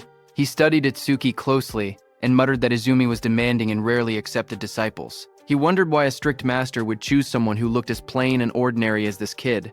But then he suddenly froze, his eyes wide. He asked in shock if Itsuki's level was fixed. Itsuki said yes, as a glowing status window appeared beside him showing his information. Tenma Itsuki, human, level 0 fixed. Job, order breaker. Gift, undisclosed. Skill, undisclosed. Stats, undisclosed. Itsuki stood calmly, the blue display shining around him. Mr. Aiden narrowed his eyes and studied Itsuki carefully. With a trace of suspicion in his voice, he asked whether Itsuki was using some kind of karma artifact to falsify his stats. Itsuki calmly replied that he was not. Mr. Aiden looked at him once more and finally seemed to grasp something. He muttered that it now made sense why Izumi Nento had specifically requested that particular item. Walking slowly with his hands clasped behind his back, Mr. Aiden explained that Itsuki's master was someone who meticulously calculated gains and losses. According to him, Commander Nento always demanded something in return. Itsuki responded honestly, saying that his master had only asked him to guard Mr. Aiden and that he had heard nothing about any reward. Mr. Aiden then revealed the truth. Commander Nento had contacted him and said that in exchange for allowing his disciple to protect him, he should give that disciple a certain karma artifact. Hearing this, Itsuki looked surprised and quietly wondered whether his master had truly done that for him. Still calm, Itsuki said it was fine. Even without an artifact, he would properly protect Mr. Aiden. Mr. Aiden shook his head and said that was unnecessary. He had plenty of artifacts, so he did not mind giving one away. However, he admitted that he had simply been curious as to why Commander Nento had specifically chosen something he considered a failure. Itsuki looked confused and asked what he meant by a failure. A memory flashed as Mr. Aiden explained that the artifact was originally a masterpiece designed to draw out an awakened person's attack power to its absolute limit. He raised a glowing golden crystal in his hand as a system window appeared, revealing the artifact's information. Its name was Critical Crystal. Unique effect: critical attack power is doubled during a critical hit. Critical rate: 99%. Unique effect: the user's attacks generate critical hits. The golden crystal shone brightly in Mr. Aiden's hand, but as Mr. Aiden held the glowing crystal, something unexpected happened. A crack suddenly formed across its surface. His eyes widened in shock as the golden crystal split with a sharp sound. The artifact's power changed instantly. Its rank became unknown, and a mysterious broken effect appeared. A system window appeared revealing the new information. Broken critical crystal. Rank unknown. Effect: power is multiplied by 10 during a critical hit. Critical rate: 0%. It increases by 1% every time an enemy unit with higher attack power than the user is defeated. Broken effect: the critical rate resets whenever the user levels up. Mr. Aiden showed the cracked crystal to Itsuki and explained its problem. Because the critical rate reset every time someone leveled up, it was completely useless for a normal awakened person. Anyone who trained hard to increase their critical rate would lose it the moment they gained a level. He said that was exactly why he had been confused when Commander Nento specifically requested this artifact. But after seeing Itsuki's stats, he finally understood the reason. Itsuki carefully reached out and took the broken crystal into his hand. The red cracks inside the golden crystal glowed faintly as energy flowed through it. Mr. Aiden smiled slightly and said that Itsuki was quite special. He admitted that he did not know how Itsuki became stronger, but since Itsuki would never level up, the artifact was perfect for him. He then explained that as Itsuki continued defeating Calamity Spirit Beasts, his critical rate would slowly increase until it eventually reached 100%. Just as he said that, Itsuki used the crystal. Golden energy began swirling around him as the crystal reacted. Golden energy suddenly burst out from the crystal and wrapped around Itsuki's body. The power surged violently as the artifact synchronized with him. As Itsuki struggled, Mr. Aiden told him that in the future, every single attack Itsuki made would be buffed 10 times. Hearing that, Itsuki clenched his fist as the golden aura intensified around him. With the power flowing through his body, he unleashed a technique: Iron Fist of Destruction. A system window appeared, confirming that the artifact had been equipped. Equipped. Broken Critical Crystal. Itsuki looked at the information and thought about the artifact's conditions.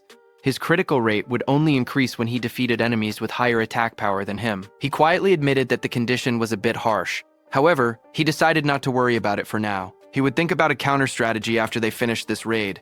Just then, another system notification appeared, showing the crystal's information. Its effect was that it increased attack power 10 times on critical hits. Its current critical rate was 0%, but it would increase by 1% for every kill of a stronger enemy. The broken effect was that it reset upon leveling up. After observing the artifact's reaction, Mr. Aiden spoke again. He said the artifact seemed to be equipped properly and that it was truly compatible with Itsuki. Itsuki then admitted that he had actually been struggling because his attack power was low. He thanked Mr. Aiden, saying the artifact helped him a lot. Mr. Aiden waved his hand dismissively. He explained that he created the artifacts while others used them to fight the Calamity Spirit Beasts.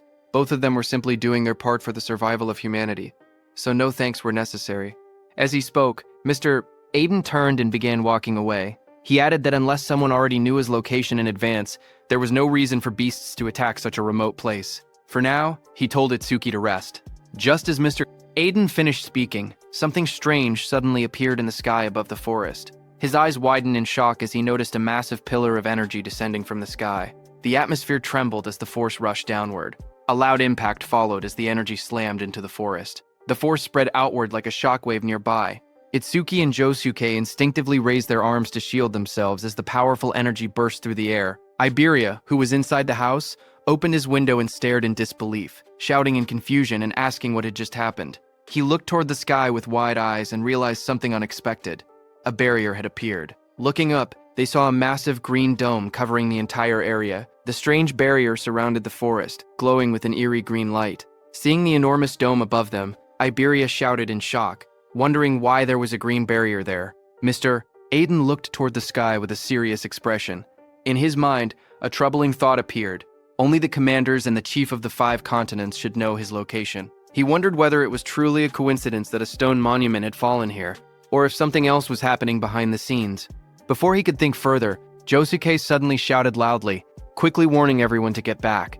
The Calamity Spirit beasts were coming, and they were already heading straight toward them. Itsuki stood quietly and focused his senses. His eyes sharpened as he felt a powerful presence approaching. He calmly said that he could feel it. Something was moving toward them at an incredible speed. Moments later, the ground began shaking as multiple creatures rushed forward through the forest. At first, Itsuki counted 6 of them. Then they realized there were even more. The monsters burst out of the trees, charging straight toward them. One of the creatures revealed itself clearly. A system window appeared, identifying it. One horned demon from the Horned Demon tribe, level 14. Seeing the monster rush forward, Itsuki shouted that they were here. The demon lunged toward Itsuki with its massive arm raised, aiming a brutal strike at him, but Itsuki stopped its attack with his bare hands. The next second, Itsuki pierced the monster's body with his black ice wall. Blood burst out as the blade tore through its flesh. At the same moment, a system notification appeared, activating Black Ice Wall. More monsters rushed forward from different directions, opening their jaws wide as they attacked together. Electricity crackled around Itsuki's body as he moved calmly through the battlefield. Inside his mind, he thought that enemies at this level were not a problem. No matter how many came, he could finish them instantly with Lotus Explosion. However, he hesitated, thinking that Josuke might not be able to withstand the shock of a Lotus Explosion, and it was still risky. Itsuki glanced behind him and remembered that Mr. Aiden and Iberia were hiding in the shed right behind him. If he used Lotus Explosion recklessly, the blast might catch them as well. Because of that, he held back his power and continued fighting the monsters directly instead. After defeating the surrounding monsters, Itsuki stood quietly among the fallen enemies. Looking at the battlefield, he calmly admitted to himself that he was probably more suited for fighting alone. Just then, he suddenly paused, sensing something unusual. Itsuki frowned slightly as he felt another surge of mana spreading through the area. This new wave of power felt far stronger and more intense than the ones that had appeared before. Moments later, a massive creature revealed itself. A system window appeared, identifying the monster. 2-horned guardian beast of the Horned Demon tribe, level 24.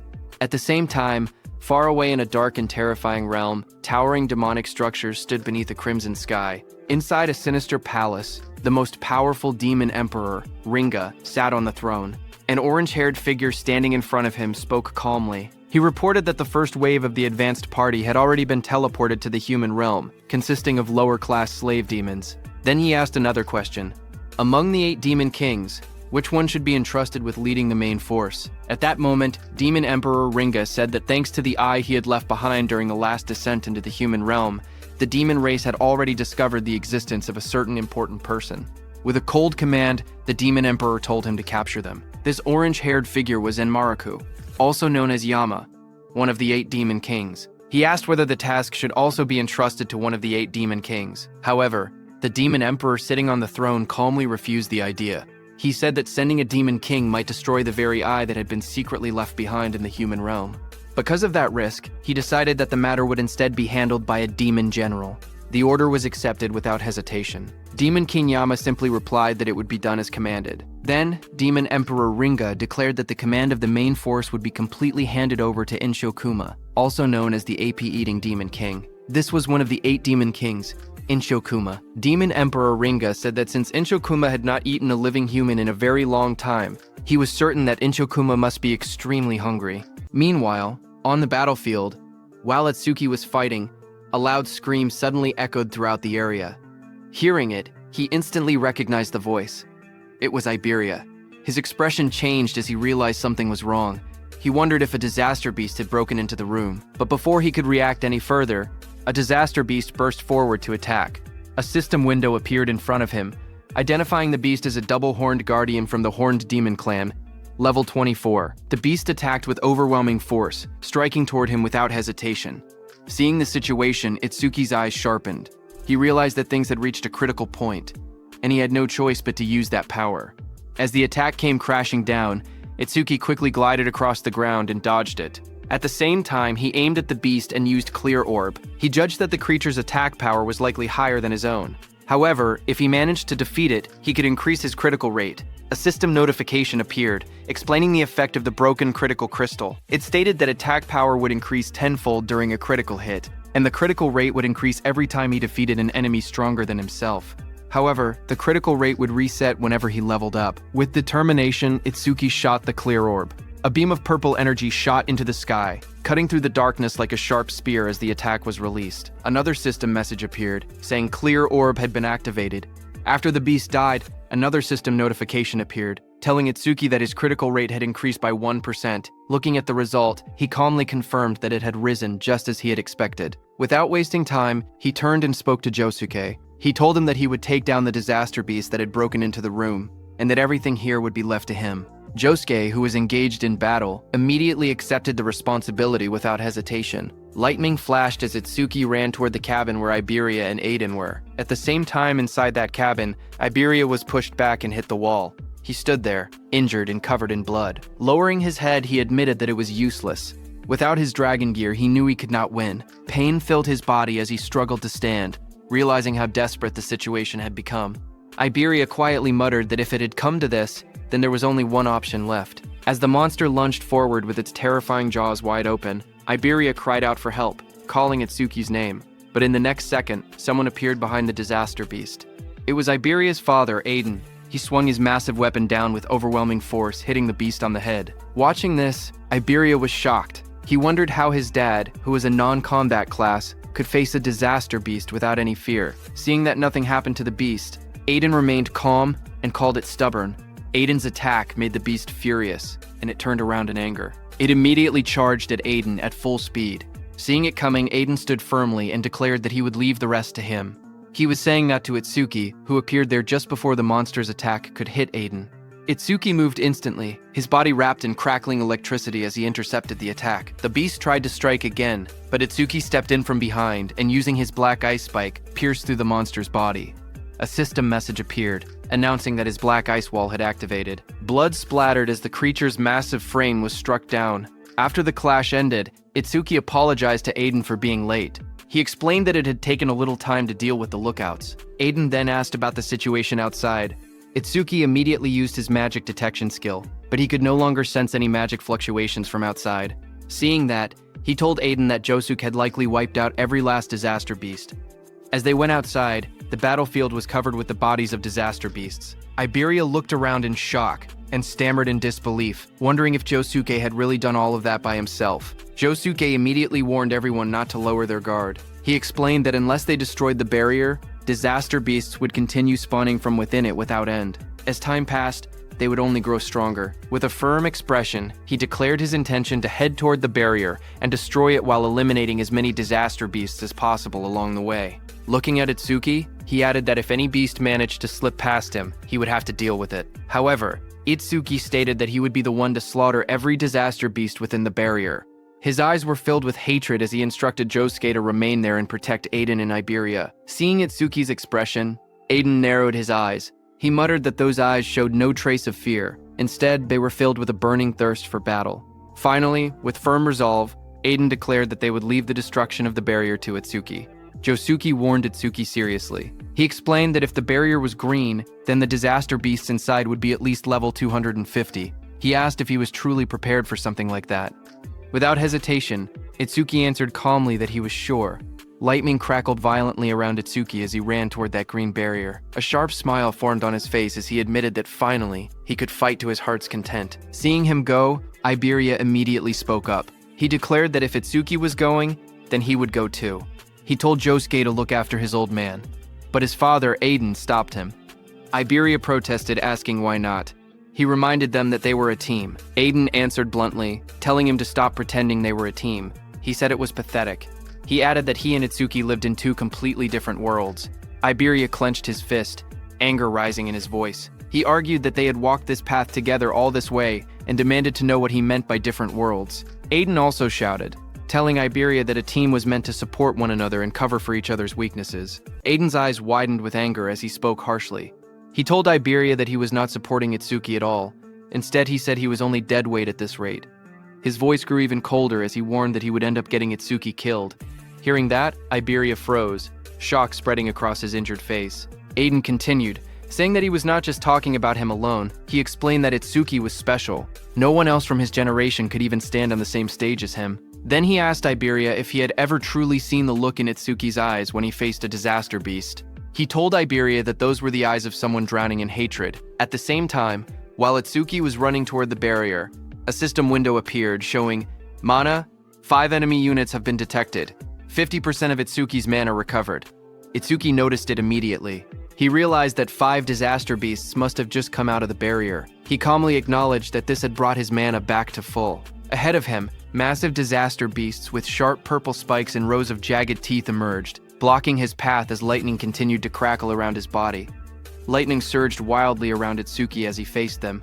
His eyes burned with determination as he shouted for them to get out of his way. A system window suddenly appeared, showing that Lotus Blast had activated. In the next instant, a massive explosion erupted in the forest, flames bursting outward with overwhelming force. Another system message appeared, showing 5 enemies defeated with Lotus Blast. Range of all skills increased by 5%. Now your broken critical crystal critical rate is 2%. Itsuki moved forward through the fading flames, his expression calm but focused. He admitted to himself that the double-horned guardian's defense had been far too high. It had taken 80% of his mana just to bring it down with Lotus Blast. Even so, he firmly decided that he would not allow a single one of them to reach Iberia or the others. In the distance, smoke and fire from Lotus Blast rose above the trees. Josuke turned toward the explosion in shock and demanded to know where it had come from. Iberia immediately realized and stated that it was Itsuki's skill and that he must have run into disaster beasts in the forest. Josuke stared toward the forest, his expression serious. He thought that an explosion of that scale was not something a mere level 0 should be able to trigger. A troubling thought crossed his mind. He wondered if the reason Itsuki could not level up was because of a debuff from his gift. Meanwhile, Itsuki reached and stood before that glowing green barrier. He quietly acknowledged that this was the green barrier. He realized that the disaster beasts inside seemed to be on a completely different level from the ones he had faced so far. He immediately activated his mana detection. However, Itsuki was shocked to see that his mana detection could be blocked. Because of that, he could not judge the number or strength of the disaster beasts inside. Then he remembered something his teacher once said. The level of disaster beasts inside a barrier could be determined by its color. Gray barriers contain disaster beasts from level 1 to 25. Green barriers hold level 51 to 75. Purple barriers hold level 76 to 100. Red barriers contain level 100 and 1 and above. Since this barrier was green, the disaster beasts inside were between level 26 and 50. Itsuki looked at his hand calmly and concluded that if he killed them all, they would drop a massive amount of experience. Itsuki then summoned his Shikigami, Death Hound.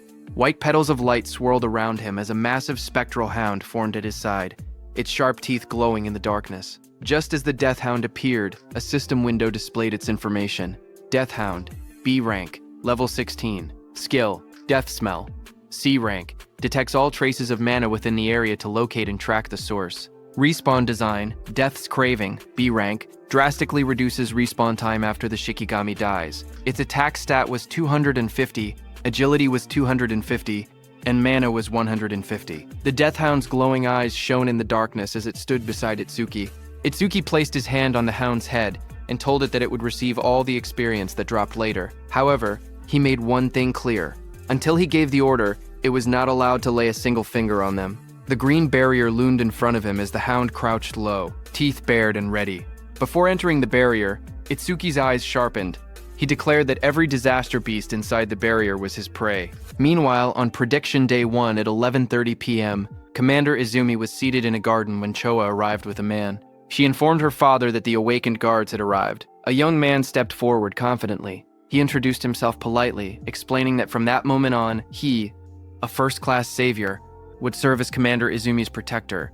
This man was Kei Chirajima, a level 63 wind elementalist and first-class savior.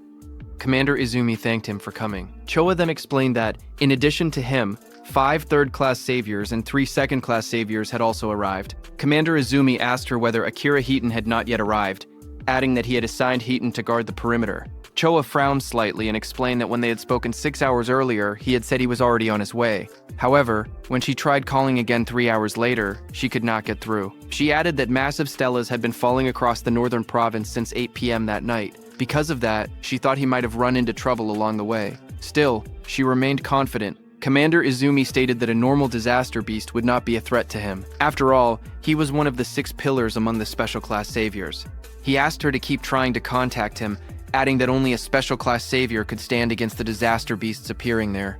Choa quietly responded that she understood. Hearing all that, the wind elementalist spoke up, questioning whether they were overestimating the special class saviors a bit. He argued that no matter how strong Tewajin and Akira Hitten were, they were still only human. He continued confidently, saying he did not believe there was such a vast gap between the special class saviors and those in the first class. They might struggle a little, but there was no way they could not defeat a disaster beast that a special class savior could. Commander Izumi told the wind elementalist that it was good to be confident, but thinking one could stand on the same level as a special class savior was another matter entirely. He added that such thinking likely came from never having fought a truly powerful disaster beast before. Just as he said that, suddenly there was a blast in the sky as a huge pillar fell down. Seeing that, the wind elementalist reacted instantly, saying a stele was approaching and a disaster beast was coming with it. He raised his sword as the air trembled around him. As the stele fell to the ground, it created a huge purple barrier. Seeing that, Commander Izumi declared that it had finally arrived.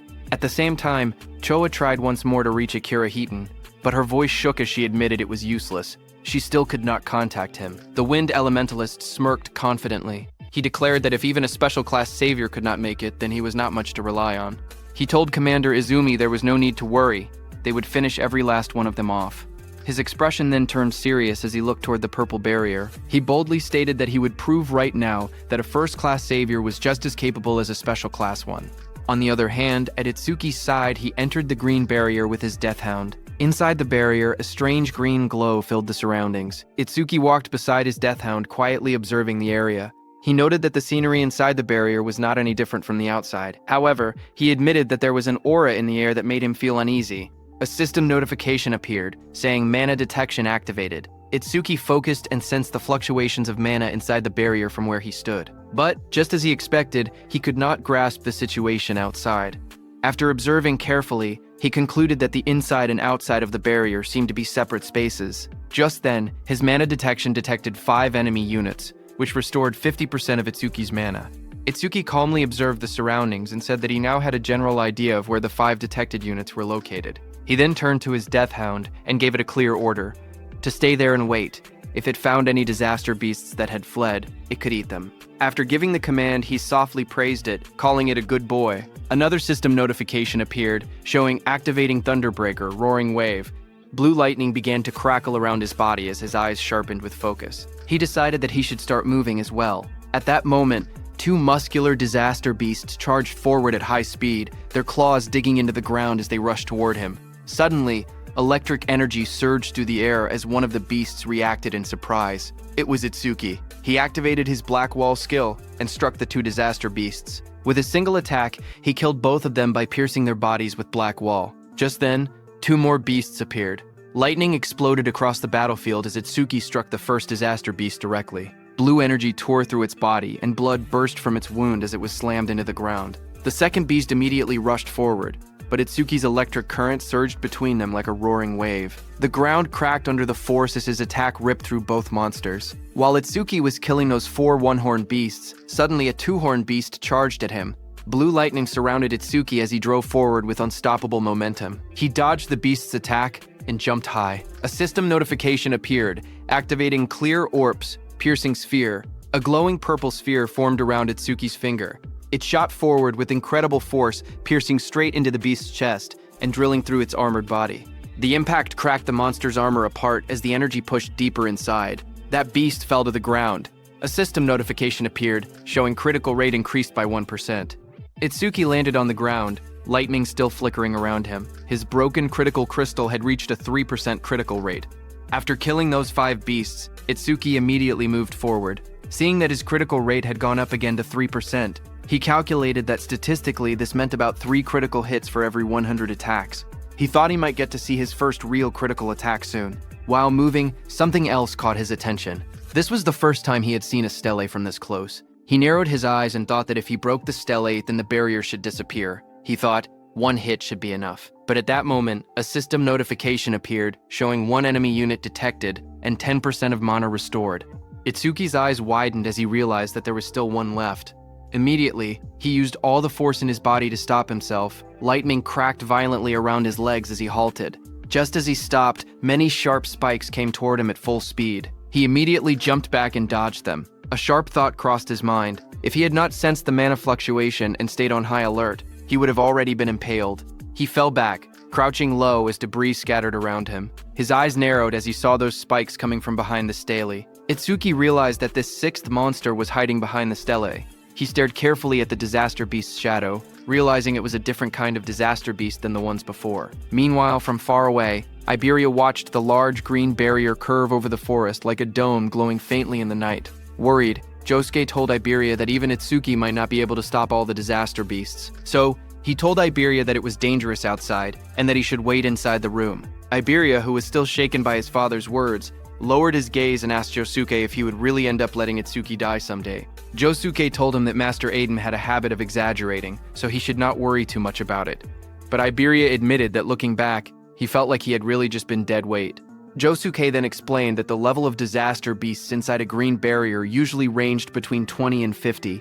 He asked Iberia honestly whether he had the confidence to defeat even a level 26 disaster beast. Iberia quietly answered that he did not at all. Seeing his discouraged expression, Josuke told him not to be so down. He clarified that he was not saying Iberia was useless. When he himself had been about that age, he had not even had the courage to step into a green barrier and fight a disaster beast. Iberia looked at him in surprise and asked if that was true, even for Josuke. Josuke's expression turned serious as he explained that the difference between gray barrier disaster beasts and green barrier disaster beasts was not simply a matter of levels. Iberia asked him if there was something else. Josuke told him that the disaster beasts inside gray barriers had no intelligence. They were merely creatures that endlessly repeated cycles of slaughter and destruction. They were strong, yes, but with a proper plan, there were many ways to defeat them. Then, with a serious tone, he explained that inside a green barrier, things were different. Inside a green barrier, just like humans, there could be disaster beasts with intelligence. At the same time, on Itsuki's side, from behind the green stele, a towering armored beast surrounded by crackling blue lightning appeared. This was a level 34 square general beast. The beast wondered if it had made a mistake, as it realized that Itsuki possessed a detection type skill. Seeing that square general beast, Itsuki's face darkened. He said that, as expected, the disaster beasts inside this barrier were different from any he had encountered before. At that moment, Josuke told Iberia that among the youth of the same generation as Itsuki, only a few could stand against a disaster beast of that level. And the reason Iberia seemed like a burden to Itsuki was not because of immaturity, it was simply because Itsuki was too strong. On the other hand, when Itsuki saw that the creature had seen through his skill within seconds, and on top of that, it could even speak the human tongue, a smile formed on his face. He said that he had finally met the intelligent disaster beasts he had only heard rumors about. The beast looked down at Itsuki and asked what he was muttering about. Was he begging for his life? The beast sneered, saying it had thought Itsuki was strong, but he was only level 0. To it, Itsuki was nothing more than a coward who could not stop trembling just from looking at it. Hearing that, Itsuki smiled faintly and admitted that he was simply excited. He revealed that he had wanted to ask their kind something for a long time, and since the creature could speak, he asked it to give him an answer. The disaster beast looked down at him and agreed. It declared that if this was his final wish, it would grant it. Flames suddenly flared around Itsuki as his expression changed. His eyes glowed red, and a dangerous smile spread across his face. Then, with burning intensity in his gaze, he asked the creature a single question. "Do you feel pain?" Hearing this, the disaster beast sneered and mocked him. It declared that the idea of a mere human making it feel pain was ridiculous. It warned him not to get cocky.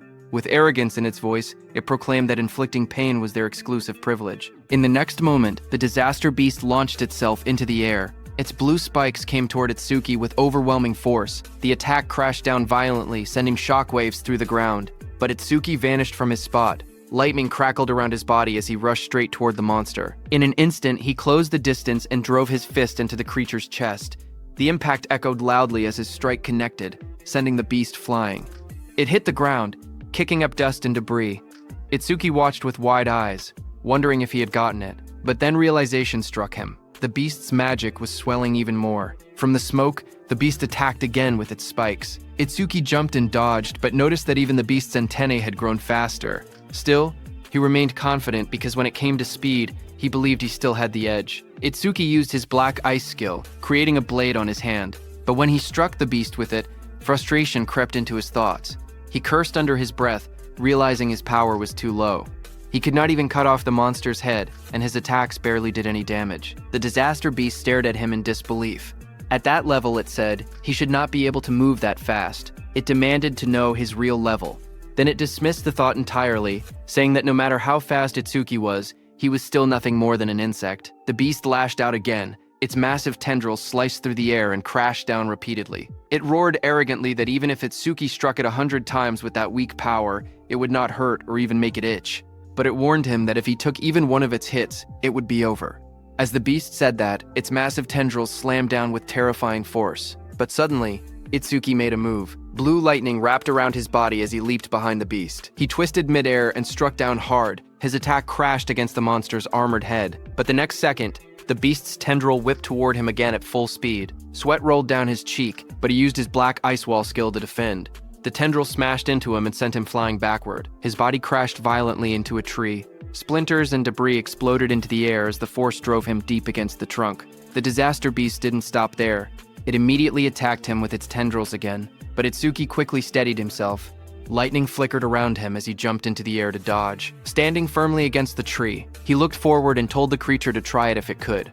From a distance, the armored disaster beast watched him coldly. It remarked that the lightning surrounding Itsuki was nothing more than a skill that boosted his speed. It declared that it would see how long Itsuki's magic could hold out. Saying that, it continued attacking with its tendrils. Itsuki observed the creature carefully and came to a realization. Those antennae were not a skill. They were part of the monster's body. That was why overmimesis would not trigger against them. He got near the beast and struck again as lightning flickered around his body. He wondered how many attacks it had been so far. The 18th or maybe the 19th. The monster spread its massive frame and attacked Itsuki with its tendrils, declaring that it was useless. At that moment, a status window appeared before Itsuki, showing he only had 97 magic. He understood the situation immediately. He had been pushing his skills non-stop, and his magic was about to run dry. His stamina was being worn down as well. If this continued, his speed would only decrease. Itsuki's red eyes sharpened with resolve as he decided that he would pour everything into offense. Itsuki charged at the disaster beast, thinking he would boost his attack frequency so that if he could land even one critical hit, he would win. Itsuki was trying to use the power of his broken critical crystal, whose effect was that on a critical hit, it increased attack power by 10 times. But currently, its critical rate was only at 3%. With lightning surging violently around him, Itsuki launched forward once more, striking directly at the armored beast. He continually punched the beast with his fists. Sweat rolled down his face as his eyes burned with determination. He told himself that he had to attack more to trigger a critical hit. All he could do was keep swinging. There was no other choice. His fists slammed into the monster's body with explosive force, the impact echoing loudly. But suddenly, a blue tendril flashed through the air as it rushed at Itsuki. It hit and tore through his stomach. Blood spilled from Itsuki's mouth as his body trembled violently in pain.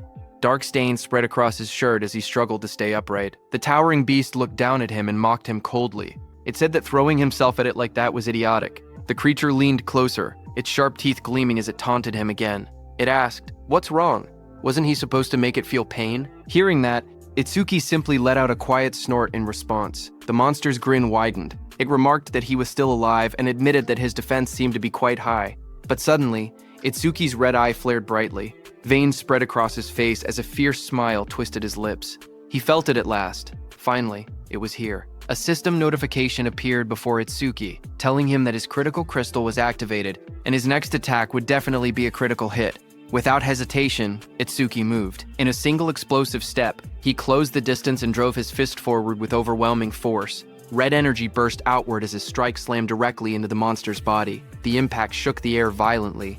The beast screamed in pain as it was sent flying backward. Its massive body tore through the forest, crashing through trees as splinters and debris scattered everywhere. Smoke and dust rose into the air as the monster landed heavily on the ground.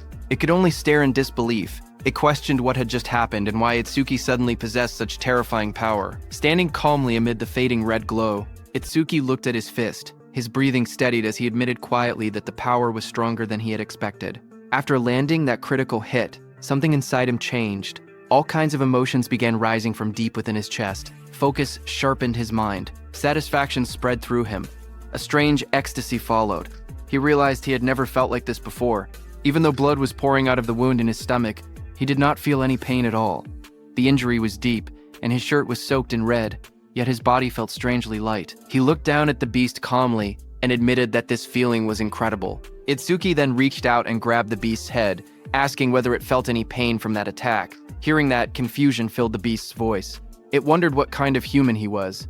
Humans were supposed to be weak and fragile. It even accused him of clearly being over level 40, saying that showing fake stats was cheating. But as Itsuki grabbed the beast's head, it panicked and shouted, asking what he was about to do.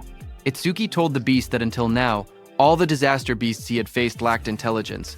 Even when they died, they barely screamed. But this one was different. He grabbed the creature firmly and squeezed. The beast let out a loud, terrified scream. A wide grin spread across Itsuki's face as his red eyes glowed fiercely in the darkness. He admitted that a scream from a disaster beast capable of feeling pain was truly pleasant to hear. The creature trembled in terror. It stuttered in disbelief, asking if he was really going to crush its head. Panic consumed it as it declared that he was no human. He was a demon. Ignoring its fear, Itsuki tightened his grip. In the next instant, a violent sound echoed through the forest as he crushed the beast's head without hesitation. Blood splattered across the tree behind them. A system notification appeared, showing his crit rate increased by 1%. Itsuki stood before the fallen body and calmly stated that it was finally done. Another notification followed, saying the broken critical crystal's crit rate was now at 4%. As the tension faded, Itsuki felt the strange excitement from earlier slowly disappear. The special sensation that had filled his chest was vanishing. Then, reality returned. The searing pain from the wound in his stomach began to kick in. He steadied himself and observed the surroundings. The barrier around the area had turned transparent, which meant there were no disaster beasts left inside. He looked at the transparent pillar in front of him and thought that if he crushed it, all that would remain would be the stele. Without hesitation, he pulled back his fist and drove it forward with force. A sharp cracking sound echoed as his punch struck the structure. The ground around the stele shattered. Cracks spread across the area as debris scattered in every direction. Itsuki calmly admitted that it was weaker than he had expected. Exhaustion finally caught up to him. He leaned back against the broken structure. Blood still stained his clothes. Before returning to Iberia, he reminded himself that there was something he needed to check. His expression turned serious as he quietly called his death hound. A dark figure rushed overhead. Itsuki lifted his head slightly and ordered it to show its face. Death stepped forward, its red eyes glowing fiercely in the darkness. It looked larger than before, its claws digging into the ground as it growled. Itsuki, sitting on the ground nearby, looked up at it calmly and noted that it seemed bigger than before. Then he paused for a moment and continued observing it carefully. Then he realized the reason. Its level had increased by 3. Not only that, but it had also gained 150 stat points. A system window appeared before him showing the Death Hound's stats. It was a B-rank Shikigami at level 19. Its skills were Death Smell, a C-rank skill that detected all magic traces in the area and located and tracked their source, and Respawn Desire, a B-rank skill that greatly shortened respawn time after a Shikigami's death. It had 250 attack points, 250 agility, 150 defense, and 150 magic. It also had 150 unassigned stat points. After reading the information, Itsuki understood that as its level increased, its body also grew larger. He realized that it had not been his imagination. This meant that if it gained dozens more levels, it would grow even bigger. He imagined an enormous beast towering over him and calmly admitted that he could not wait to see how large it would become. It was 11:35 p.m. on Prophecy Day 1 when Itsuki destroyed that stele. Just as he destroyed it, the dark green barrier above the forest vanished, leaving the crescent moon shining clearly in the night sky. Iberia and Josuke stood among the trees, staring upward in shock. Iberia pointed toward the sky and shouted that the barrier had disappeared. He declared that Itsuki had done it. Seeing that Itsuki had destroyed the green barrier in about 10 minutes, Josuke admitted that there were probably no intelligent disaster beasts inside. But even so, that speed was incredible. He acknowledged that Itsuki was already far stronger than he himself had been back then. Meanwhile, Itsuki leaned against Death's large body. Blood stained his clothes as he struggled to remain steady. With long-distance travel and continuous battles, Itsuki's stamina was almost gone. On top of that, the blood loss had pushed his body to its limit. Itsuki looked at Death and spoke weakly. He told Death that since it could track magic, he instructed it to follow his magic trail and carry him to Iberia. Death lifted its head and let out a low howl into the night, ready to obey. Its loud, echoing cry rang out across the dark forest. The sound tore through the night, heavy and ominous, making the air feel tense. Josuke narrowed his eyes as he listened carefully. He muttered that it sounded like a disaster beast's cry, but the barrier was supposed to be gone. He questioned why that sound could still be heard. Without hesitation, he turned sharply and ordered Iberia to return to his room immediately. Iberia, while leaving, listened closely and said that the cry felt familiar, as if he had heard it somewhere before. On the other hand, Death's heavy claws slammed onto the ground as it came toward them. Josuke instantly drew his sword and took a defensive stance. His expression turned serious as he sensed the presence moving closer.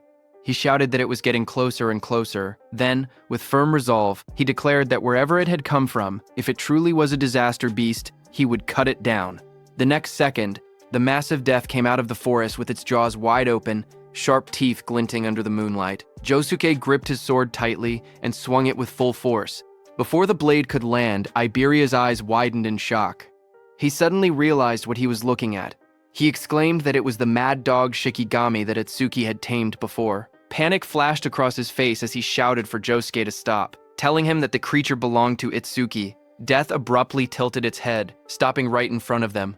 Josuke, who had heard Iberia's words, also stopped his heavy sword right before hitting it.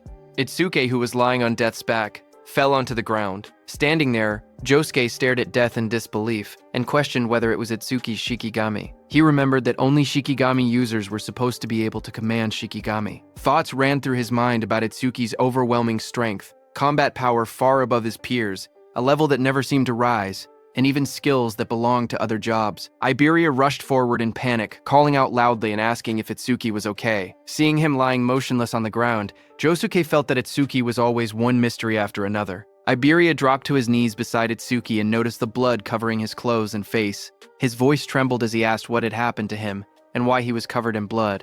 Itsuki slowly opened his eyes and weakly called out Iberia's name. His vision blurred as darkness crept in. In a faint voice, he asked to rest for a bit. Seeing this, panic completely overtook Iberia. Tears streamed down his face as he shouted helplessly, asking what he should do. His sobs echoed in the night. Just then, Josuke spoke behind him, saying that Itsuki was not dead, so there was no need to cry. Iberia turned around, tears still falling from his golden eyes, and asked in disbelief if Itsuki was really not dead yet. Josuke pointed at Itsuki's chest, telling Iberia to look carefully. He explained that Itsuki was still breathing properly. However, he added that the injuries needed treatment as soon as possible. He mentioned the Kodama bandage and asked Iberia if he still had it. Supporting Itsuki's unconscious body, Iberia immediately responded that he would handle it. Later, as Itsuki lay resting on a bed with bandages wrapped tightly around his torso, Iberia stood nearby, looking at him quietly. He admitted to himself that he might never catch up to Itsuki in combat power, but there were things only he could do. His job was Wind Elementalist, someone who controlled air and airflow. He looked at his hands and thought about his gift. Iberia was level 9, and his gift was Heal Focus, which was grade 2. It was a bottom grade 2 gift that could only heal himself and his allies. He had hated it so much before that he had never used his skill even once. But for Itsuki, he resolved that he would use it as many times as it took. A system message appeared before Iberia as he used his C-rank skill, Heal Wind. Green wind energy began to gather around his body, swirling like soft flames as he activated the skill. Standing beside the bed, he stretched out his hand toward Itsuki. Bright green light wrapped around Itsuki's body, floating gently in the air along with glowing symbols of healing. Iberia quietly urged him to get better soon for the sake of their duo. Sweat rolled down Itsuki's face as the healing wind surrounded him. Iberia called out his name anxiously. At the same time, on Commander Izumi's side at 11:35 p.m., on Prophecy Day 1, something changed. From the stele that had fallen near Commander Izumi's estate, a massive purple barrier unfolded and spread outward. The ground trembled as someone came flying and struck against a tree, sending debris flying. It was the level 63 Wind Elementalist, First Class Savior Kei Churijima, who fell beside Commander Izumi. Choa was shocked to see the Wind Elementalist come flying. She quickly used her healing powers, telling him to stay with her. She said she would treat him immediately and asked what it was like outside that barrier. The injured wind elementalist struggled to speak. With fading strength, he told them to run. Breathing heavily, he explained that the creature's build, defense, power, and speed were all off the charts. He said that not even special-grade saviors could stand against it. He concluded grimly that humanity could never possibly defeat a monster like that. Just then, that powerful beast descended through the smoke. A system window appeared, showing that it was a level 81 Minotaur warrior of the Bull tribe. The injured wind elementalist told Commander Izumi that he must flee. The enormous Minotaur stared down at Commander Izumi and remarked on his strange outfit. It asked if he was Izumi Nento. The monster grinned and swung its massive fist toward Commander Izumi, saying it was lucky to run into the target so quickly. There would be no need to trouble Lord Inshokuma over this. Hearing that, Commander Izumi realized that he was really their target. He said that in that case, it was one less thing to worry about. Its massive fist slammed down, bursting outward in a blinding shockwave that shook the surroundings. Choa cried out desperately, calling for her father as violent wind and debris swept past her. Behind her, the wind elementalist stared ahead with wide, trembling eyes. With despair in his voice, he declared that this was the end of everything. But in the swirling smoke, Commander Izumi stood firm, telling someone that he was late. From within the rising dust and red aura, Heaton stepped forward. His eyes glowed crimson as blood streaked across his face. He had blocked the Minotaur's attack with just one hand, red energy flaring around him. With determination in his voice, Heaton apologized and told Commander Izumi to leave this one to him. Hearing that, the massive Minotaur let out a mocking laugh. It admitted that it had no idea where he had appeared from, but sneered that he certainly talked big. Saying that, the Minotaur raised its second hand to punch. From the side, the wind elementalist, battered and covered in blood, shouted a warning. He told Heaton to be careful, stressing that the monster was strong. Ignoring the warning, Heaton moved with red energy swirling around his body. He drove his fist forward and struck the towering creature with explosive force. The impact landed squarely against the Minotaur's massive body and created a hole. Dark blood splattered outward as the Minotaur's enormous body trembled under the blow. Watching from behind, the wind elementalist's eyes widened in shock. Nearby, Choa gasped in relief and excitement. She exclaimed that they had done it and wondered if that meant the crisis was finally over. But Heaton's expression remained cold, as he declared that the real show was only just beginning.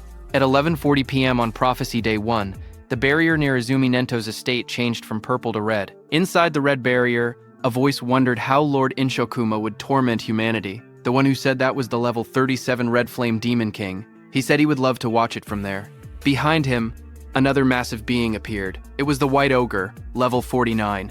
The Red Flame Demon King glanced forward and remarked that the White Ogre had been thinking the same thing. But then, a third voice spoke calmly, warning the others not to do anything unnecessary. Their mission was clear: to capture that person. He added that if they failed, they already knew what would happen. This third figure was a level 87 Demon General, Curse of Frost, the King of Resentment. The Red Flame Demon King asked the Demon General why they had not been sent directly to the target's location, but instead into the same barrier as Lord Inshokama. The Demon General explained that if all three of them were inside the same barrier, it would glow purple and stand out too much. At the same time, one of the 8 Demon Lords, Inshokuma, roared as crimson energy surged violently around him. The Demon General explained that the red barrier created by Lord Inshokuma would instead attract nearby strong humans. With humans distracted by the red barrier, they would be able to carry out Lord Ringa's mission without interference. The Demon General continued, stating that while Lord Inshokuma drew their attention, they would head toward their true destination. The Red Flame Demon King then asked him if he knew where that destination was. The Demon General's eyes glowed beneath his hood as he reassured them not to worry, saying Lord Ringa would guide them through the demon eye left in the human world. That eye had the ability to see coordinates and even the scenery it witnessed. Just as he said that, Itsuki lay on the bed, drenched in sweat as if trapped in a nightmare. Suddenly his eyes snapped open. One eye remained normal, but the other glowed an ominous red. The Demon General's voice rang out as he told the Red Flame Demon King that right now, the demon eye was in the same place as their target. On the first day of the prophecy, at 11:35 p.m., Itsuki lay asleep on his bed after Iberia had healed him. In his dream, he found himself standing in a vast, pale space that felt like a dream. Young Itsuki ran toward his mother and shouted excitedly. He told her that he had finally found a disaster beast that could feel pain, just like they did. His face was filled with pride and joy. He declared that he had crushed its skull, and that now her death had finally been avenged. But before he could finish, his mother gently called out to him and told him to stop. Her voice was calm but firm. She explained that there were things far more important than revenge. Young Itsuki looked at her in confusion and asked if anything could be more important than wiping out every last disaster beast. His mother gazed at him softly and told him that he should not use his power for vengeance. Instead, he must use it to protect the ones he loved. Hearing that, young Itsuki's eyes widened in disbelief as he shouted that it was impossible. His body trembled with rage. With his fist clenched tightly, he declared that he would never forgive the disaster beasts that had killed her and his father. His voice echoed through the empty space as he swore that he would make sure every last one of them was dead. His eyes glowed red with fury, and his expression twisted with anger and grief. His mother stood quietly before him, her gaze calm and steady. There was no anger in her eyes, only gentle understanding. After a moment of silence, she softly told him that it was time for her to go and slowly began to disappear. Her words froze him in place. Young Itsuki rushed forward in panic, shouting and asking where she was going. His voice trembled as he told her that he still had so much more to say. His mother looked at him gently as her body slowly began to dissolve into drifting light. In a soft voice, she called his name and pleaded with him not to let hatred consume him. Her form continued to scatter into glowing fragments, fading little by little into the surrounding emptiness. Young Itsuki reached toward her desperately, his hand stretching out as if he could still hold on to her. His voice broke as he cried out for his mother. Their fingertips nearly touched, but the light swallowed her hand before he could reach it. Tears welled up in his wide eyes as he stared helplessly at the space where she had been. Moments later, he stood alone. A tear slid down his cheek as he looked upward, his expression lost and hollow. Behind him, a dark presence emerged. A cold voice mocked him, saying that shedding tears for the dead was typical of a lowly creature. Hearing that, Itsuki's jaw tightened. He returned to his adult form, his eyes burned with emotion as he struggled to contain his feelings, fury and sorrow mixing within him. He clenched his teeth as he recognized the presence before him. He called it by name, Ringa, the devil of ruin. From the swirling red abyss, a towering demonic figure, Ringa, emerged. Its body was muscular and covered in dark, twisted markings. Horns curved from its head, and a crimson aura pulsed around it like a living flame. Ringa looked down at him calmly and asked if he had finally come back to his senses. It remarked that he only took the form of a child when he was with that woman. Rage exploded within Itsuki. With blazing eyes, he shouted at the demon, calling it a bastard. His body burned with fury as he jumped toward Ringa, shouting that he would kill it. Red energy surged violently around him, but as his punch passed through Ringa's body, Ringa only sneered. It told Itsuki not to be in such a hurry, promising that he would taste that feeling again soon enough. The air trembled as dark purple power gathered around Ringa's body, swirling like a storm that froze around Itsuki. Then, in a cold whisper, Ringa declared that true despair was what awaited Itsuki. As he spoke, the space around Itsuki shattered and he fell into darkness. While falling, Itsuki's muscles tensed, veins bulging as fury burned through him. With blazing red eyes, he roared into the void, shouting that he would kill Ringa no matter what it took. His voice echoed fiercely through the shattered space. In the next moment, everything snapped. He jolted upright, drenched in sweat. His breathing was heavy and uneven, and his eyes trembled as pain throbbed through them. A dream, he muttered to himself in confusion. In front of him, he saw Iberia and his death hound standing nearby. Suddenly, Itsuki pressed his hand against his face, wincing. His eyes were not even injured, yet they hurt unbearably. Slowly, realization dawned on him. Come to think of it, he blinked, noticing something strange. His wounds had healed. Just moments ago, he had been in critical condition. He wondered if Iberia had used the Kodama bandages to fix him up. He slowly shifted his gaze toward the side of the bed. Iberia was asleep, leaning against the mattress peacefully. Seeing that, he wondered why Iberia was sleeping in a place like this. Then he remembered that Iberia had said he was going to take a break. He reminded himself that he had to make sure Death did not bark, or it would wake him. In the corner of the room, Death stood silently. Its glowing red eyes stared forward. When Death saw that Itsuki had awakened, it barked in excitement. The thing Itsuki was trying to avoid eventually happened by the bed. The next second, Iberia's eyes snapped open. Without hesitation, he thrust his hand forward, releasing a burst of swirling energy toward Itsuki, shouting that it was a disaster beast and that he had to protect Itsuki. The wind spiraled through the room, wrapping around Itsuki as he sat on the bed, but he remained calm. He glanced at the rushing force and told Iberia that a light breeze like that would not even make a disaster beast flinch. Iberia's face lit up with relief when he saw Itsuki open his eyes. With a wide smile, he exclaimed that Itsuki was finally awake. He let out a breath of relief and happily said that his treatment had actually worked. Without hesitation, he threw himself forward and hugged Itsuki tightly. Itsuki, still sitting shirtless on the bed, looked slightly stunned. In his mind, he noted that Iberia still had the habit of hugging people whenever he got excited. After a moment, Itsuki calmly asked how long he had been unconscious. Iberia replied that it had been about 3 hours, though it did not feel that long to him. Itsuki calculated quietly, 3 hours meant it was around 3 a.m. on the second day of the prophecy. He then asked if Josuke and Aiden were safe. Iberia smiled confidently and assured him that they were fine. Not a single disaster beast had appeared since then. Even so, Itsuki's expression turned serious. The memory of the dream lingered in his mind. Ringa had said that he should not be in such a hurry, promising that he would taste it again soon enough. Itsuki told himself it had only been a dream, yet the words continued to bother him. It had felt far too real to dismiss. He was certain that the disaster beasts were plotting something. On Prophecy Day 2, at 3:03 a.m., Itsuki had awakened from his coma. As he dressed, a firm thought echoed in his mind. He could not let his guard down. Iberia smiled brightly and told Itsuki that he was truly glad. It really looked like Itsuki had made a full recovery.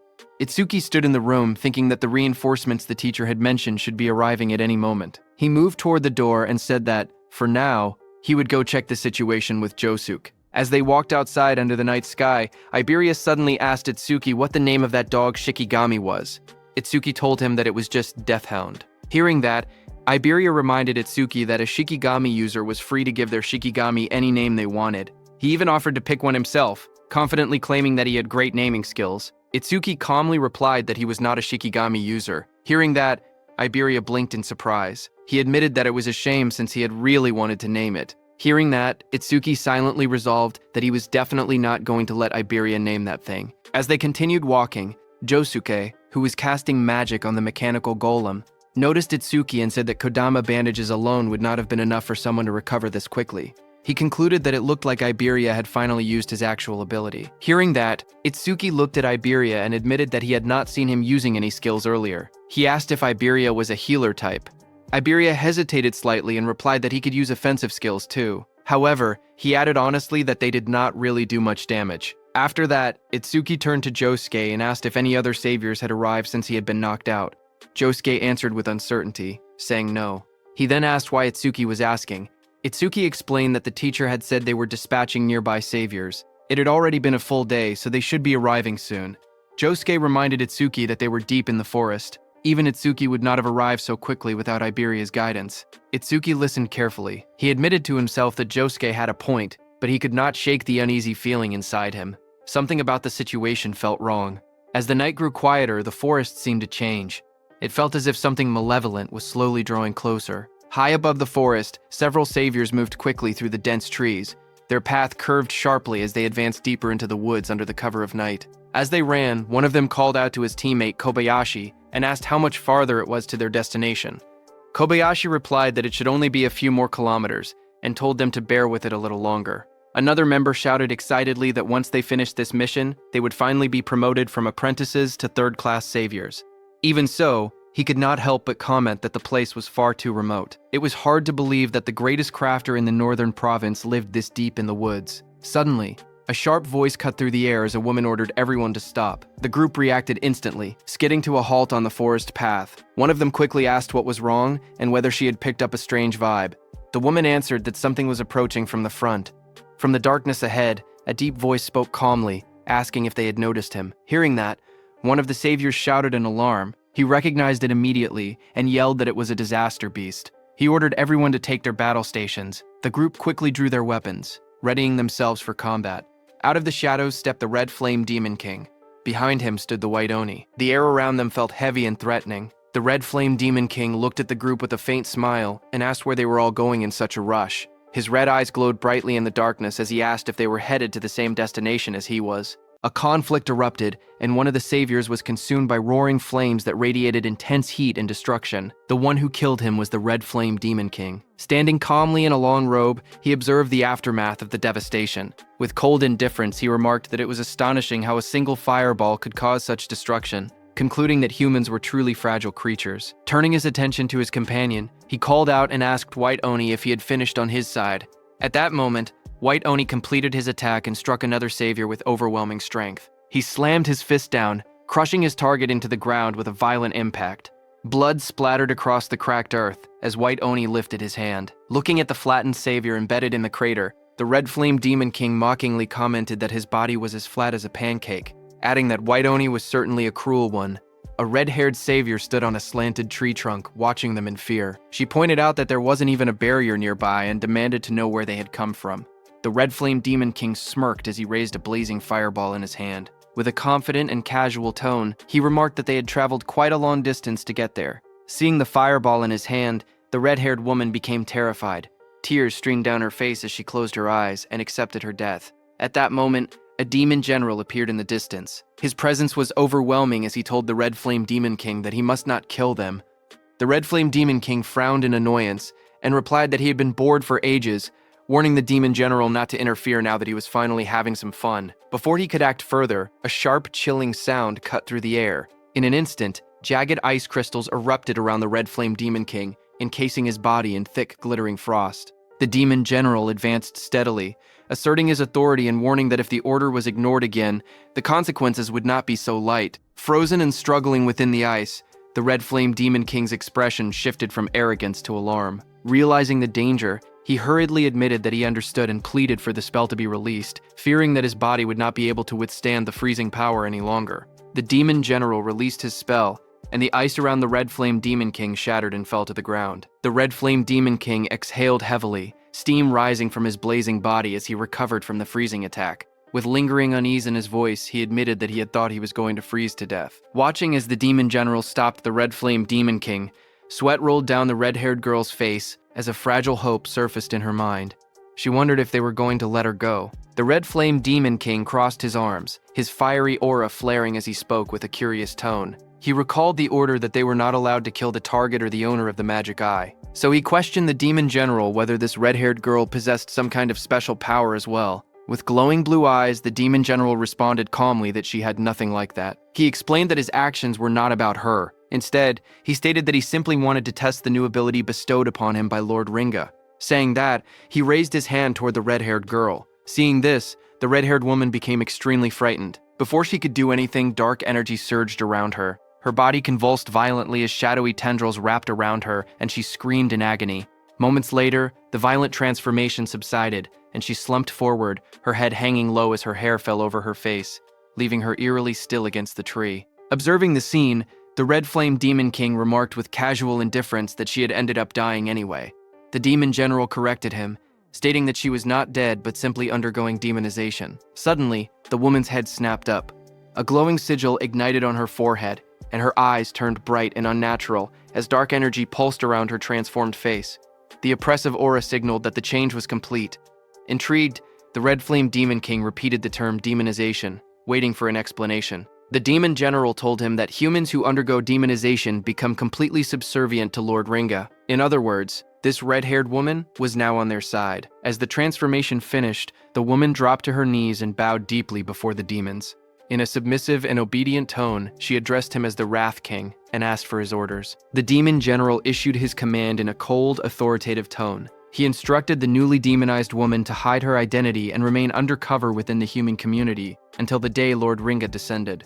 Bowing her head obediently, she acknowledged the order and replied that she would do as commanded. The demon general continued outlining her cover story. He told her that when the time came, she would report that her team had been attacked by disaster beasts in the forest and that she was the only survivor, saved by the sacrifice of her comrades. With her head still lowered in submission, she answered simply that she understood. Satisfied, the demon general ordered her to get going. Moments later, the woman's eyes, now shadowed and eerie from demonization, stared forward blankly. But in the next instant, her expression shifted. Shock flashed across her face as if a fragment of her original will had resurfaced. Startled, she stumbled backward in the forest, her breathing quick and uneven. Realizing the danger and urgency of her situation, she turned and fled at full speed through the trees. The Red Flame Demon King and the Demon General stood watching her departure without concern as she disappeared into the distance. After she left, the Red Flame Demon King questioned the decision with a hint of disdain, stating that while making humans do their bidding was fine, he did not see the point of recruiting such a weakling. In response, the Demon General explained that it was not just about her. He revealed that tens of thousands of humans had already been demonized, including the Awakened. He said that when Lord Ringa unified the world, these infiltrators would play a crucial role. With the explanation given, the Demon General walked ahead and ordered them to stop dawdling and follow him, emphasizing that the mission was more important than ever. On the other hand, on Prophecy Day 2, at 3:05 a.m., the golem that Itsuki had destroyed before was completely repaired. Its glowing eyes and sturdy frame radiated power. Observing it, Josuke explained that the Iron Golem's stats were roughly equivalent to a level 30 Awakened, making it a valuable asset to compensate for their labor shortage. However, Iberia remarked that they likely would not even need such assistance if Josuke and Itsuki were present. While discussing their preparations, Josuke suddenly brought up Itsuki, asking where he was. Iberia replied that Itsuki had gone to the workshop. He explained that Itsuki wanted to ask his father something about the critical crystal. Inside the workshop, Itsuki stood beside Eden as they discussed the recent battle. Eden asked if Itsuki had truly landed a critical hit during the fight with the Disaster Beast, and inquired about his critical rate at the time. Itsuki revealed that his broken critical crystal had originally given him a 3% critical rate, but after defeating the creature it had increased to 4%. Hearing that, Eden remarked that achieving such a feat with only a 3% critical rate was incredibly lucky. Itsuki agreed that he thought so as well. He then explained that after landing that critical hit, it was not just his concentration that had improved. He described entering a strange state where he felt as if he were omnipotent, and asked whether this was also an effect of the critical crystal. Hearing this, Eden reacted with surprise. He asked if it was a sensation where a person's senses become sharp enough to perceive everything around them, yet they remain calm and completely unaffected. Itsuki thoughtfully touched his chin and agreed that the description perfectly matched what he had experienced. Hearing this, Eden expressed his surprise, realizing that Itsuki had entered a flow state. Itsuki repeated the unfamiliar term in confusion and asked Eden to explain. Eden explained that a flow state occurs when a person becomes completely immersed in a task. In this state, one's sense of time becomes distorted, and both concentration and excitement reach their peak simultaneously. Hearing that, Itsuki became more confused and tried to understand. Eden then simplified the explanation, saying that, in short, it meant being in the zone. To illustrate, he described how a painter might forget to eat because they are so absorbed in their work. He added that an athlete whose body moves instinctively during a match is also in a flow state. Likewise, a student who loses track of time while solving a difficult problem is experiencing the same phenomenon. He concluded by explaining that when an awakened individual enters a flow state, they do not merely gain heightened focus. Their senses become extraordinarily sharp. He explained that when someone enters a flow state, their stats and skill effects increase simultaneously to 120% of their original values. Hearing this, Itsuki expressed his surprise. He admitted that he had never heard about such a phenomenon from his teacher or any other awakened individual. He added that he had never met anyone who had actually entered a flow state before. Eden responded with astonishment, emphasizing that only a handful of people were capable of achieving such a state. He went on to explain that entering a flow state requires the awakened individual's own skill, a clear and focused mind, and a great deal of luck. If even one of these elements is missing, entering a flow state becomes impossible. Itsuki, absorbing this information, remarked that he had not realized the requirements were so strict. Eden then stated that it was no exaggeration to say that entering a flow state marks the boundary between a genius and an average person. He added that among the awakened across the 5 continents, including the Teijin, there was not a single person who could enter a flow state at will. Itsuki was shocked to hear that not even the Teijin could do that.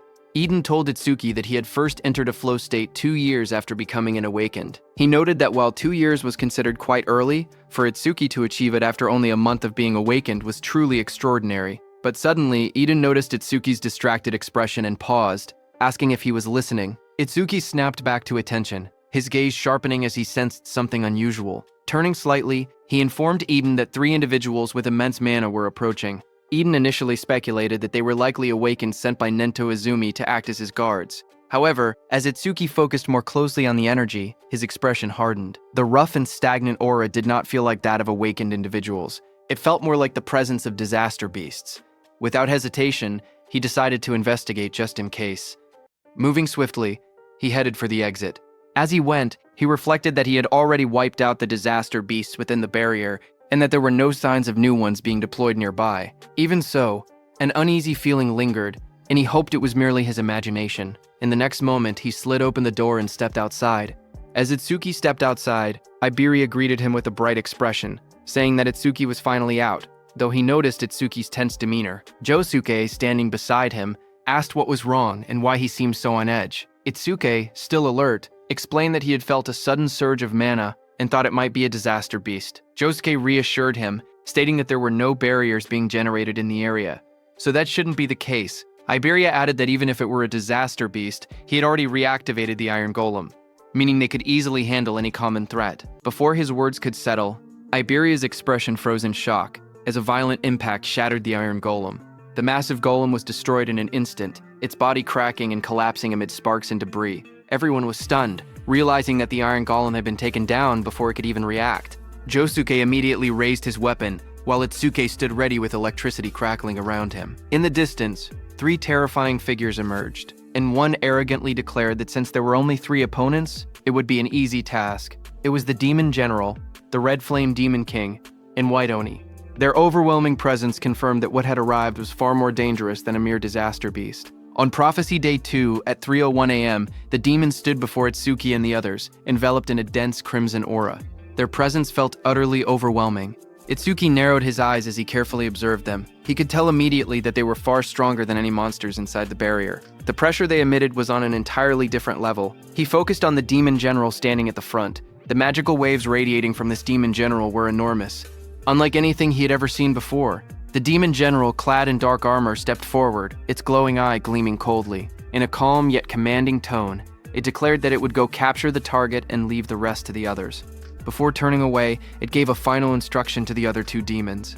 Whatever they did, they were not allowed to destroy the Demon Eye. The Red Flame Demon King, standing beside the White Oni, assured the Demon General not to worry. Itsuki stared ahead in shock as the enemy's words echoed in his mind. He questioned whether the target they mentioned was Aiden. Behind him, Iberia's eyes widened. He could hardly believe what he was hearing. The disaster beasts were talking.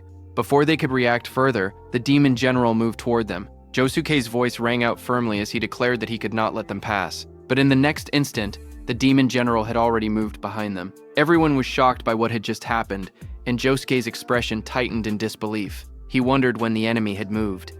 Itsuki gritted his teeth.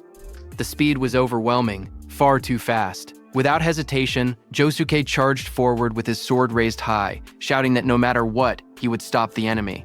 At the same time, lightning surged around Itsuki's body as he swore that he would not let the demon get anywhere near Aiden. Without looking back, the Demon General raised its clawed hand.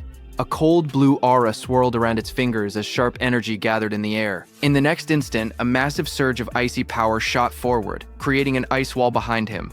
Josuke, who had charged straight toward it, was stunned to see the towering wall of ice rise in front of him. But without slowing down, he swung his blade with all his strength and struck the frozen barrier. The impact echoed loudly, but the wall did not break. Sweat ran down his face as he gritted his teeth. The surface was incredibly tough, far harder than he had expected. Before he could react again, Itsuki shouted from behind him, telling him to watch out. Josuke's eyes widened as he realized that the White Oni, with rows of sharp teeth, was right behind him. With a terrifying roar, the White Oni brought its massive fist crashing down toward Josuke, who raised his sword to block the incoming blow.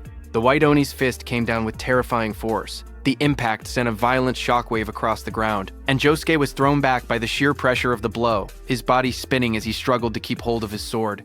Itsuki called out his name as he tried to go help him, but at that moment, the Red Flame Demon King, surrounded by blazing flames, coldly told Itsuki that he had no time to worry about others. As he said that, a burning sphere of fire gathered in the Red Flame Demon King's hand. With a sharp motion, he launched the attack. The blazing projectile tore through the air at incredible speed. A notification appeared, telling Itsuki that this was Red Flame Bullet.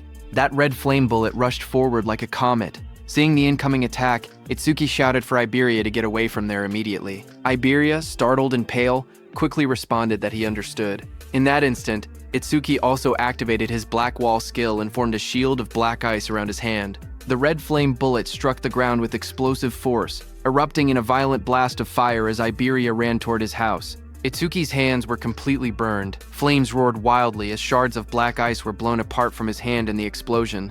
Just then, a system message appeared, saying it had detected an A-rank skill, Red Flame Bullet over Mimesis, activated. Another notification appeared showing the analysis progress at 1%. Sweat ran down Itsuki's face. Seeing the notification, he realized that the enemy's skill was a rank. Through the smoke and fire, Itsuki looked at both of his arms, which were scorched and wrapped in black burns. In his mind, he admitted that if he had used Thunderbreaker, he could have dodged the attack, but he had overestimated Black Wall. Across from him, the Red Flame Demon King grinned wickedly. He mocked Itsuki, asking if he truly believed such weak ice could stop his flames. He called him an idiot, but for a brief moment, doubt crossed the Red Flame Demon King's mind. He wondered if he had overdone it. His red eye narrowed slightly as he considered the possibility that Itsuki might be the Demon Eye Bearer. But when he gazed at Itsuki again and looked at his stats, he found that Itsuki was a human whose level was fixed at 0. The Red Flame Demon King stared at the status window and scoffed. He thought that a level 0, lowly human could never be the Demon Eye Bearer. A cruel grin spread across his face. Confident now, he declared that he could burn Itsuki to death without any worry. But at that moment, petals of light scattered through the air as Itsuki stretched out his hand and summoned his death hound. Energy gathered around as a large death hound materialized beside him. The massive death hound stood at his side, its red eyes glowing fiercely. The Red Flame Demon King looked down at them and sneered, asking if he was planning to fight 2-on-1 with his Shikigami. Flames coiled around the Red Flame Demon King's arm as he threw the red flame bullet again. Fire surged forward in a blazing arc. He mocked Itsuki, saying that even if he summoned 10 more Shikigami, he still would not be able to beat him. Standing beside the Death Hound, Itsuki remained calm. Without panic, he told Death that he was counting on him. The red flame bullet crashed down violently, exploding against the ground in a storm of fire and smoke. For a brief moment, the battlefield was swallowed by the blast. But then the Red Flame Demon King saw a shadow and realized that Itsuki had dodged his attack. The Red Flame Demon King's eyes narrowed as he looked for Itsuki's Shikigami. He saw the Death Hound running in the opposite direction from Itsuki. He realized that Itsuki's Shikigami was heading toward their target. He turned toward Itsuki and mocked him, asking if he really thought he could beat him alone. Hearing that, Itsuki realized that this demon was looking down on him. He thought that if he kept acting weak, the demon probably would not kill him right away. At that moment, Mimesis' analysis progress was at 36%. Looking at it, Itsuki thought that he could buy time for the analysis. But then, a faint smile slowly formed on his lips, because he could not bring himself to act cowardly against a disaster beast. He lifted his head slightly with a calm yet defiant tone. He said, "Yeah."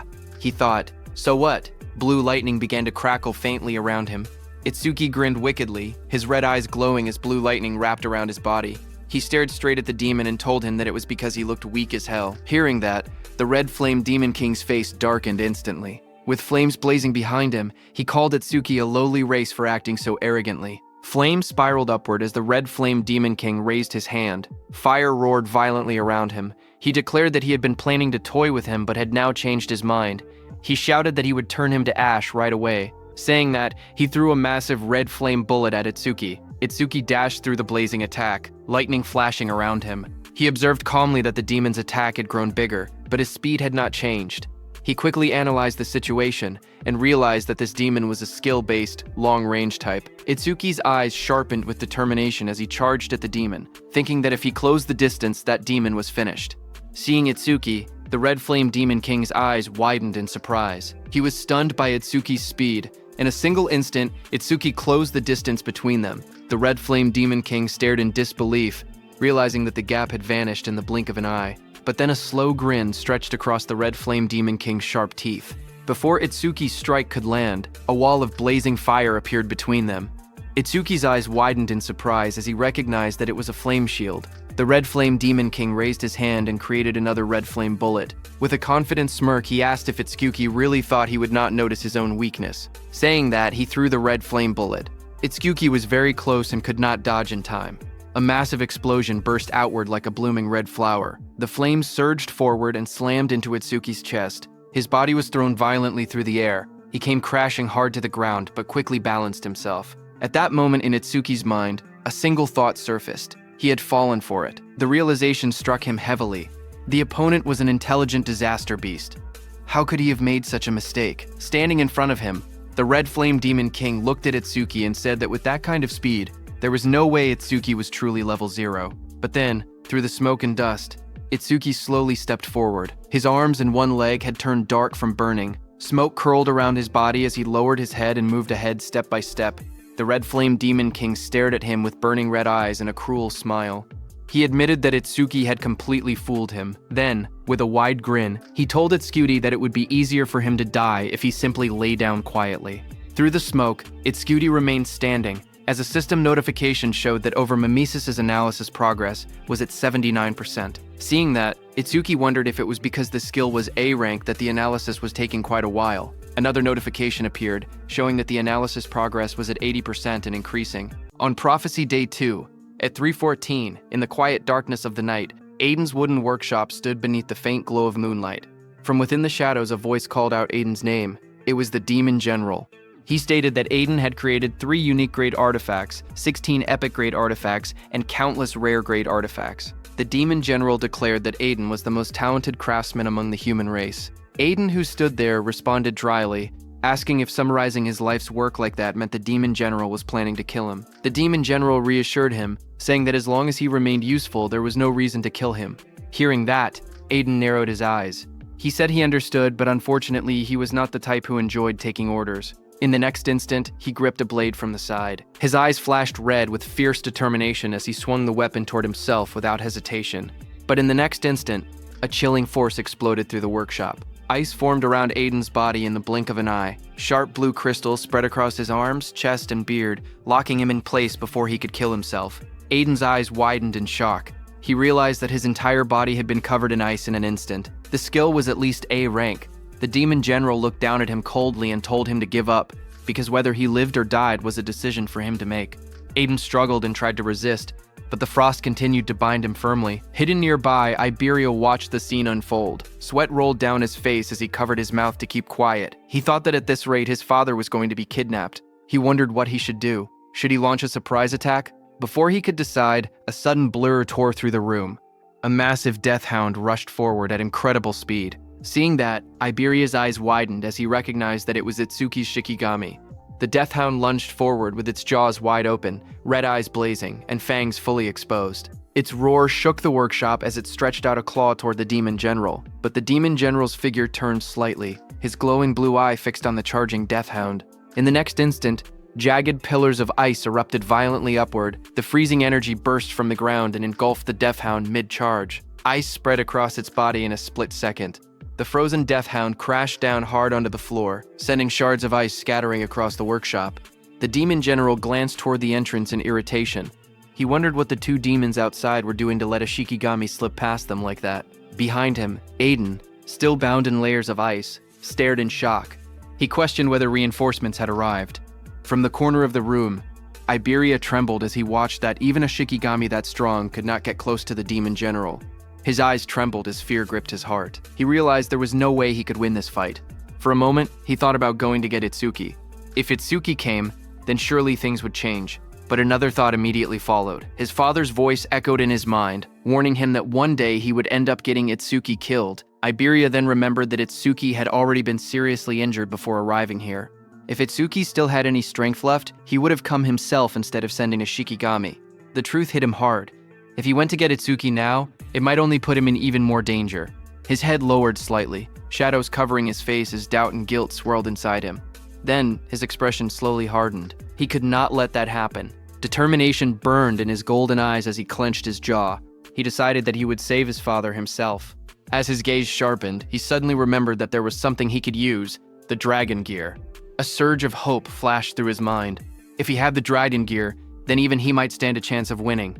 Without hesitation, he rushed out of the workshop, remembering that it should be under his father's bed. Sweat ran down his cheek as he clenched his teeth. He told his father to hang on, promising that he was coming to save him. Back in the workshop, the demon general let out a cold scoff. He remarked that someone had been hiding nearby but ran away instead of helping, calling them a pathetic coward. Hearing that, Aiden realized that it was Iberia. He said that was fine, because the demon general was an opponent even Tenma and Josuke might not be able to defeat together. No matter what he did, Iberia must not come back. In the next moment, the demon general declared that he was taking Aiden to their destination now. He added that the cleanup would be left to the other two demons outside. At the same time, outside, flames burst violently into the sky as the Red Flame Demon King unleashed a blazing attack, shouting the name of his technique, Red Flame Bullet. At that instant, Itsuki activated his black ice wall. He forced himself to move despite the pain. His leg had been badly burned, but he decided to use black ice wall to cover it. The thick black ice formed around his injured leg, reinforcing it. With that support, he believed he could at least move a little. The next second, the Red Flame Demon King shot a violent wave of flames. Toward him, a system message flashed as Itsuki activated his roaring wave. Lightning crackled around Itsuki as he backed away and dodged the Red Flame bullet. The Red Flame Demon King watched him with a burning red gaze. He remarked that even with a body torn to shreds, Itsuki was still managing to dodge. He called him stubborn, but he had noticed that Itsuki's speed had dropped significantly. Flames coiled wildly around the demon's massive frame as he spread his arms, fire erupting behind him like a blazing crown. He questioned how much longer Itsuki could keep dodging. He unleashed another red flame bullet. A massive sphere of fire shot forward, tearing through the air. Itsuki twisted his body mid-movement, lightning flickering around him as he barely avoided the blast. His eyes sharpened when he noticed that the Red Flame Demon King was using both hands this time. The Red Flame Demon King's voice boomed again as he used rapid fire. In the next instant, multiple red flame bullets rained down like meteors. Itsuki's eyes widened in shock as sweat rolled down his cheek. Red flame bullets surrounded Itsuki from every direction, closing in like a cage of flames. In the next instant, explosions erupted around him. The flame bullets struck the ground one after another, tearing through the battlefield. Itsuki twisted his body desperately, barely slipping past several of them. But as more came crashing down, he realized the truth. There were too many bullets to track. Sweat ran down his face as he clenched his teeth. Under normal conditions, he would have been able to dodge them without much trouble. But in his current state, his battered body could no longer keep up. Just then, a massive red flame bullet hit his already injured leg. Because of that, Itsuki lost his balance, and in the next second, multiple red flame bullets came down on him. At that moment, a system message appeared, showing that his analysis progress was at 90%. One after another, all those red flame bullets hit from every direction. His analysis progress increased to 92%. Flames continued to crash into Itsuki's body as he endured the burning storm. His analysis progress rose to 94%. The fire swallowed him whole, exploding against his chest and shoulders. His body was thrown backward by another violent blast. His analysis progress reached 96%. The flames intensified, roaring like a raging sea. A massive explosion struck him head-on, slamming him down as fire spread across the ground. His analysis progress was still at 98%. His body lay engulfed in flames, smoke rising from the battlefield. Fire wrapped around him from every direction. Through the blazing heat, a thought crossed his mind. His mother's last moment flashed before his eyes, where she was burning in blue fire.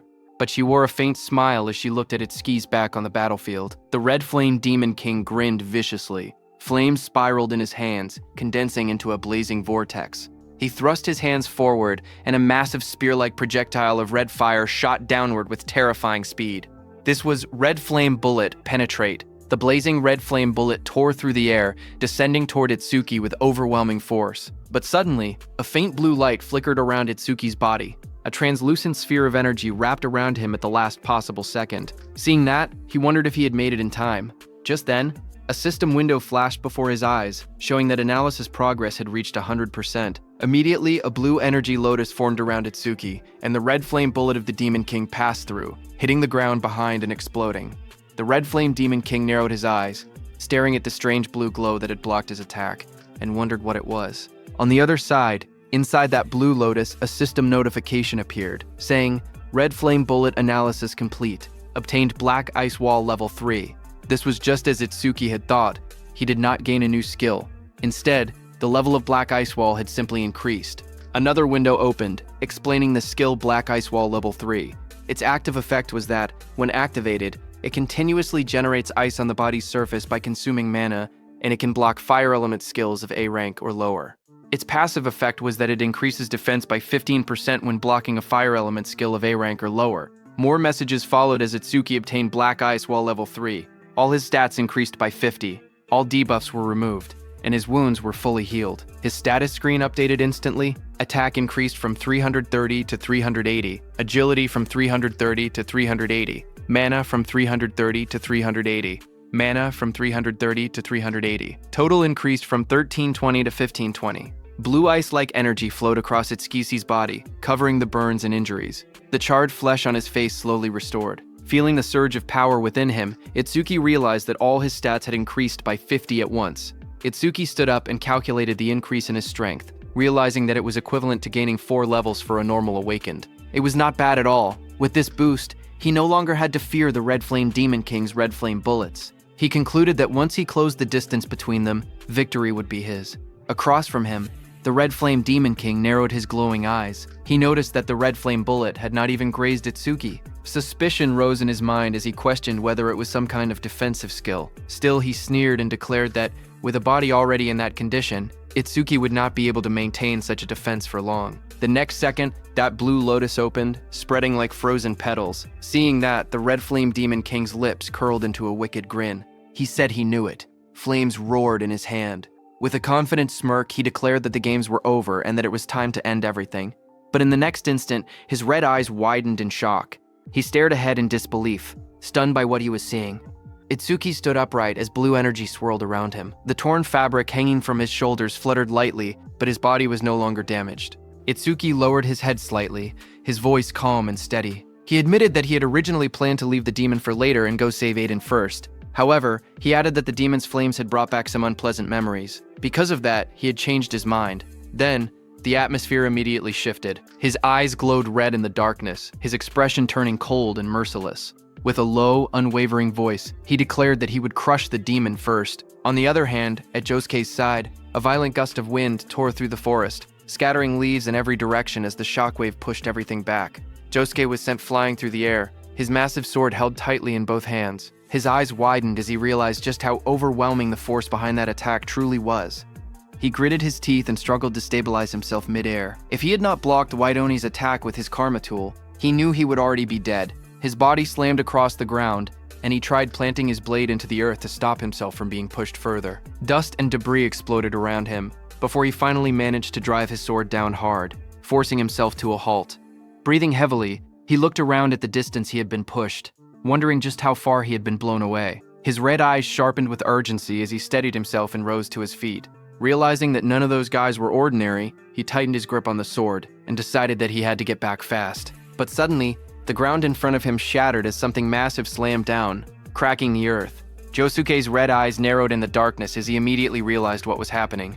The one from before was chasing him. In the next instant, White Oni lunged forward. Its muscular body bulged as its long tongue lashed through the air, and rows of sharp, jagged teeth filled its wide grin as it rushed ahead with terrifying speed. Josuke steadied his massive sword and looked down at White Oni with a calm expression, thinking that this was perfect. This would take a lot of pressure off Itsuki. He knew that Itsuki could escape if he truly needed to. The real problem was Master Aiden in Iberia. Blue energy began to crackle around Josuke's blade as he raised the sword. Lightning sparks danced along the steel, illuminating half of his face. He made his decision. He would take this one down as fast as possible and then return to back them up. In his heart, he silently urged them to hold on until then. On the other hand, at Aiden's house, inside the quiet room, Iberia looked around carefully and thought that it should be somewhere around there. Dropping low to the floor, he reached his hand beneath the bed, his fingers stretching forward in the dim light. His hand suddenly touched something solid. In that instant, his golden eyes widened. There it was. A grin slowly spread across his face as he pulled out the hidden box. Inside was the dragon gear. With that, he could fight. As the lid opened, a system window appeared before him, displaying the item's details. It was dragon gear of epic grade. It increased attack power and agility by 100. Its epic effect was that for every 1 minute equipped, attack and agility increased by 20. But the maximum total time was 15 minutes. Without hesitation, Iberia equipped it. Red scale-like armor wrapped around his body, forming sharp dragon-shaped plates over his chest and arms. Standing tall in the crimson armor, his expression turned serious. He declared that he would lead the enemy right in front of him to Itsuki. He put on the helmet, its jagged scales locking into place with a heavy metallic rumble. With firm resolve, he declared that this time he absolutely would not drag them down. The dragon mask fully formed over his face, glowing faintly as power surged through him. He remembered his father's warning, dragon gear caused serious side effects if worn for more than 15 minutes. Even so, he steeled his heart. No matter what, he would save his father within 15 minutes. In the next instant, he kicked off the ground. The floor shattered beneath his feet as debris exploded outward. A system notification appeared, showing the dragon gear had been equipped for 1 minute, with attack increased by 120 and agility also by 120. Elsewhere, beneath the moonlit sky, the demon general moved with Aiden through the forest. Aiden was trapped inside jagged crystal ice, carried along helplessly. While being carried, he questioned whether it was truly fine to be so relaxed, warning that others would soon catch up. The demon general responded calmly that among humans, only special-grade saviors posed any real threat to him. He added that they were all currently occupied with the Demon Lord. Aiden was shocked to hear that. He thought that if something at the Demon Lord level had been deployed, then the demons must have other goals as well. Calmly, he decided to test the waters. Looking toward the Demon General, he asked whether all of this trouble had been for the sake of capturing him alone. The Demon General responded coldly, telling him not to flatter himself. It was not only for him. They had several other objectives too. Hearing that, Aiden silently muttered that it was just as he had suspected. Aiden began to speak again, asking what exactly their group was planning. But before he could finish, the Demon General clicked his tongue in irritation, calling them a persistent bunch. In the next instant, a shadow shifted across the forest floor, as if someone had just arrived at great speed. Still encased in ice, Aiden's eyes widened as he wondered if it was Josuke or Itsuki who had come. Yet, even with reinforcements, he knew the truth. Alone, the odds of winning were slim. Just then, a red blur tore through the forest at terrifying speed, slicing through the air as it rushed straight toward the dark figure below. It was Iberia. He jumped at the demon general. With burning rage in his voice, Iberia shouted for him to give his father back. At that moment, a system message flashed before his eyes. He had equipped the dragon gear for 2 minutes, granting him 140 attack and 140 agility. Seeing him, the demon general's glowing blue eyes narrowed beneath his hood. In a cold, annoyed tone, he muttered that first it was a Shikigami, and now even a human brat had appeared. He shouted in anger, asking what those demons were doing.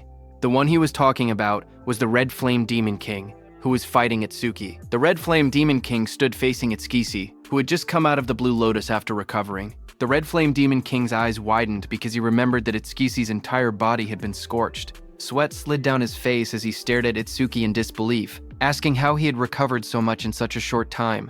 The Red Flame Demon King spread his arms wide as fire exploded around him. With a cruel grin, he declared that it did not matter how many times Itsuki recovered, the result would always be the same. Flames gathered violently in front of him, compressing into blazing projectiles. He roared out the name of his attack: Red Flame Bullet, Rapid Fire. In the next instant, countless fire bullets rained down like meteors, tearing through the air with explosive force. But Itsuki stood firm in the center of the inferno as the red flame bullets closed in from all directions. At that very moment, a system message flashed, saying Black Wall activated. The next second, the fire bullets crashed against Itsuki, one after another detonating in a storm of flames that swallowed the entire area.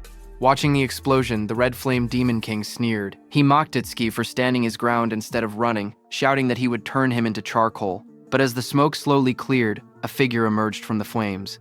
Itsuki stepped forward calmly, his body unharmed beneath the black wall's protection. He stated coldly that that level of flame no longer worked on him. Another system notification appeared, saying he had blocked an A-rank fire element skill with Black Wall, and his defense increased by 15%. Another system panel appeared, showing that his defense had risen to 627, and with Black Wall it added a further 65.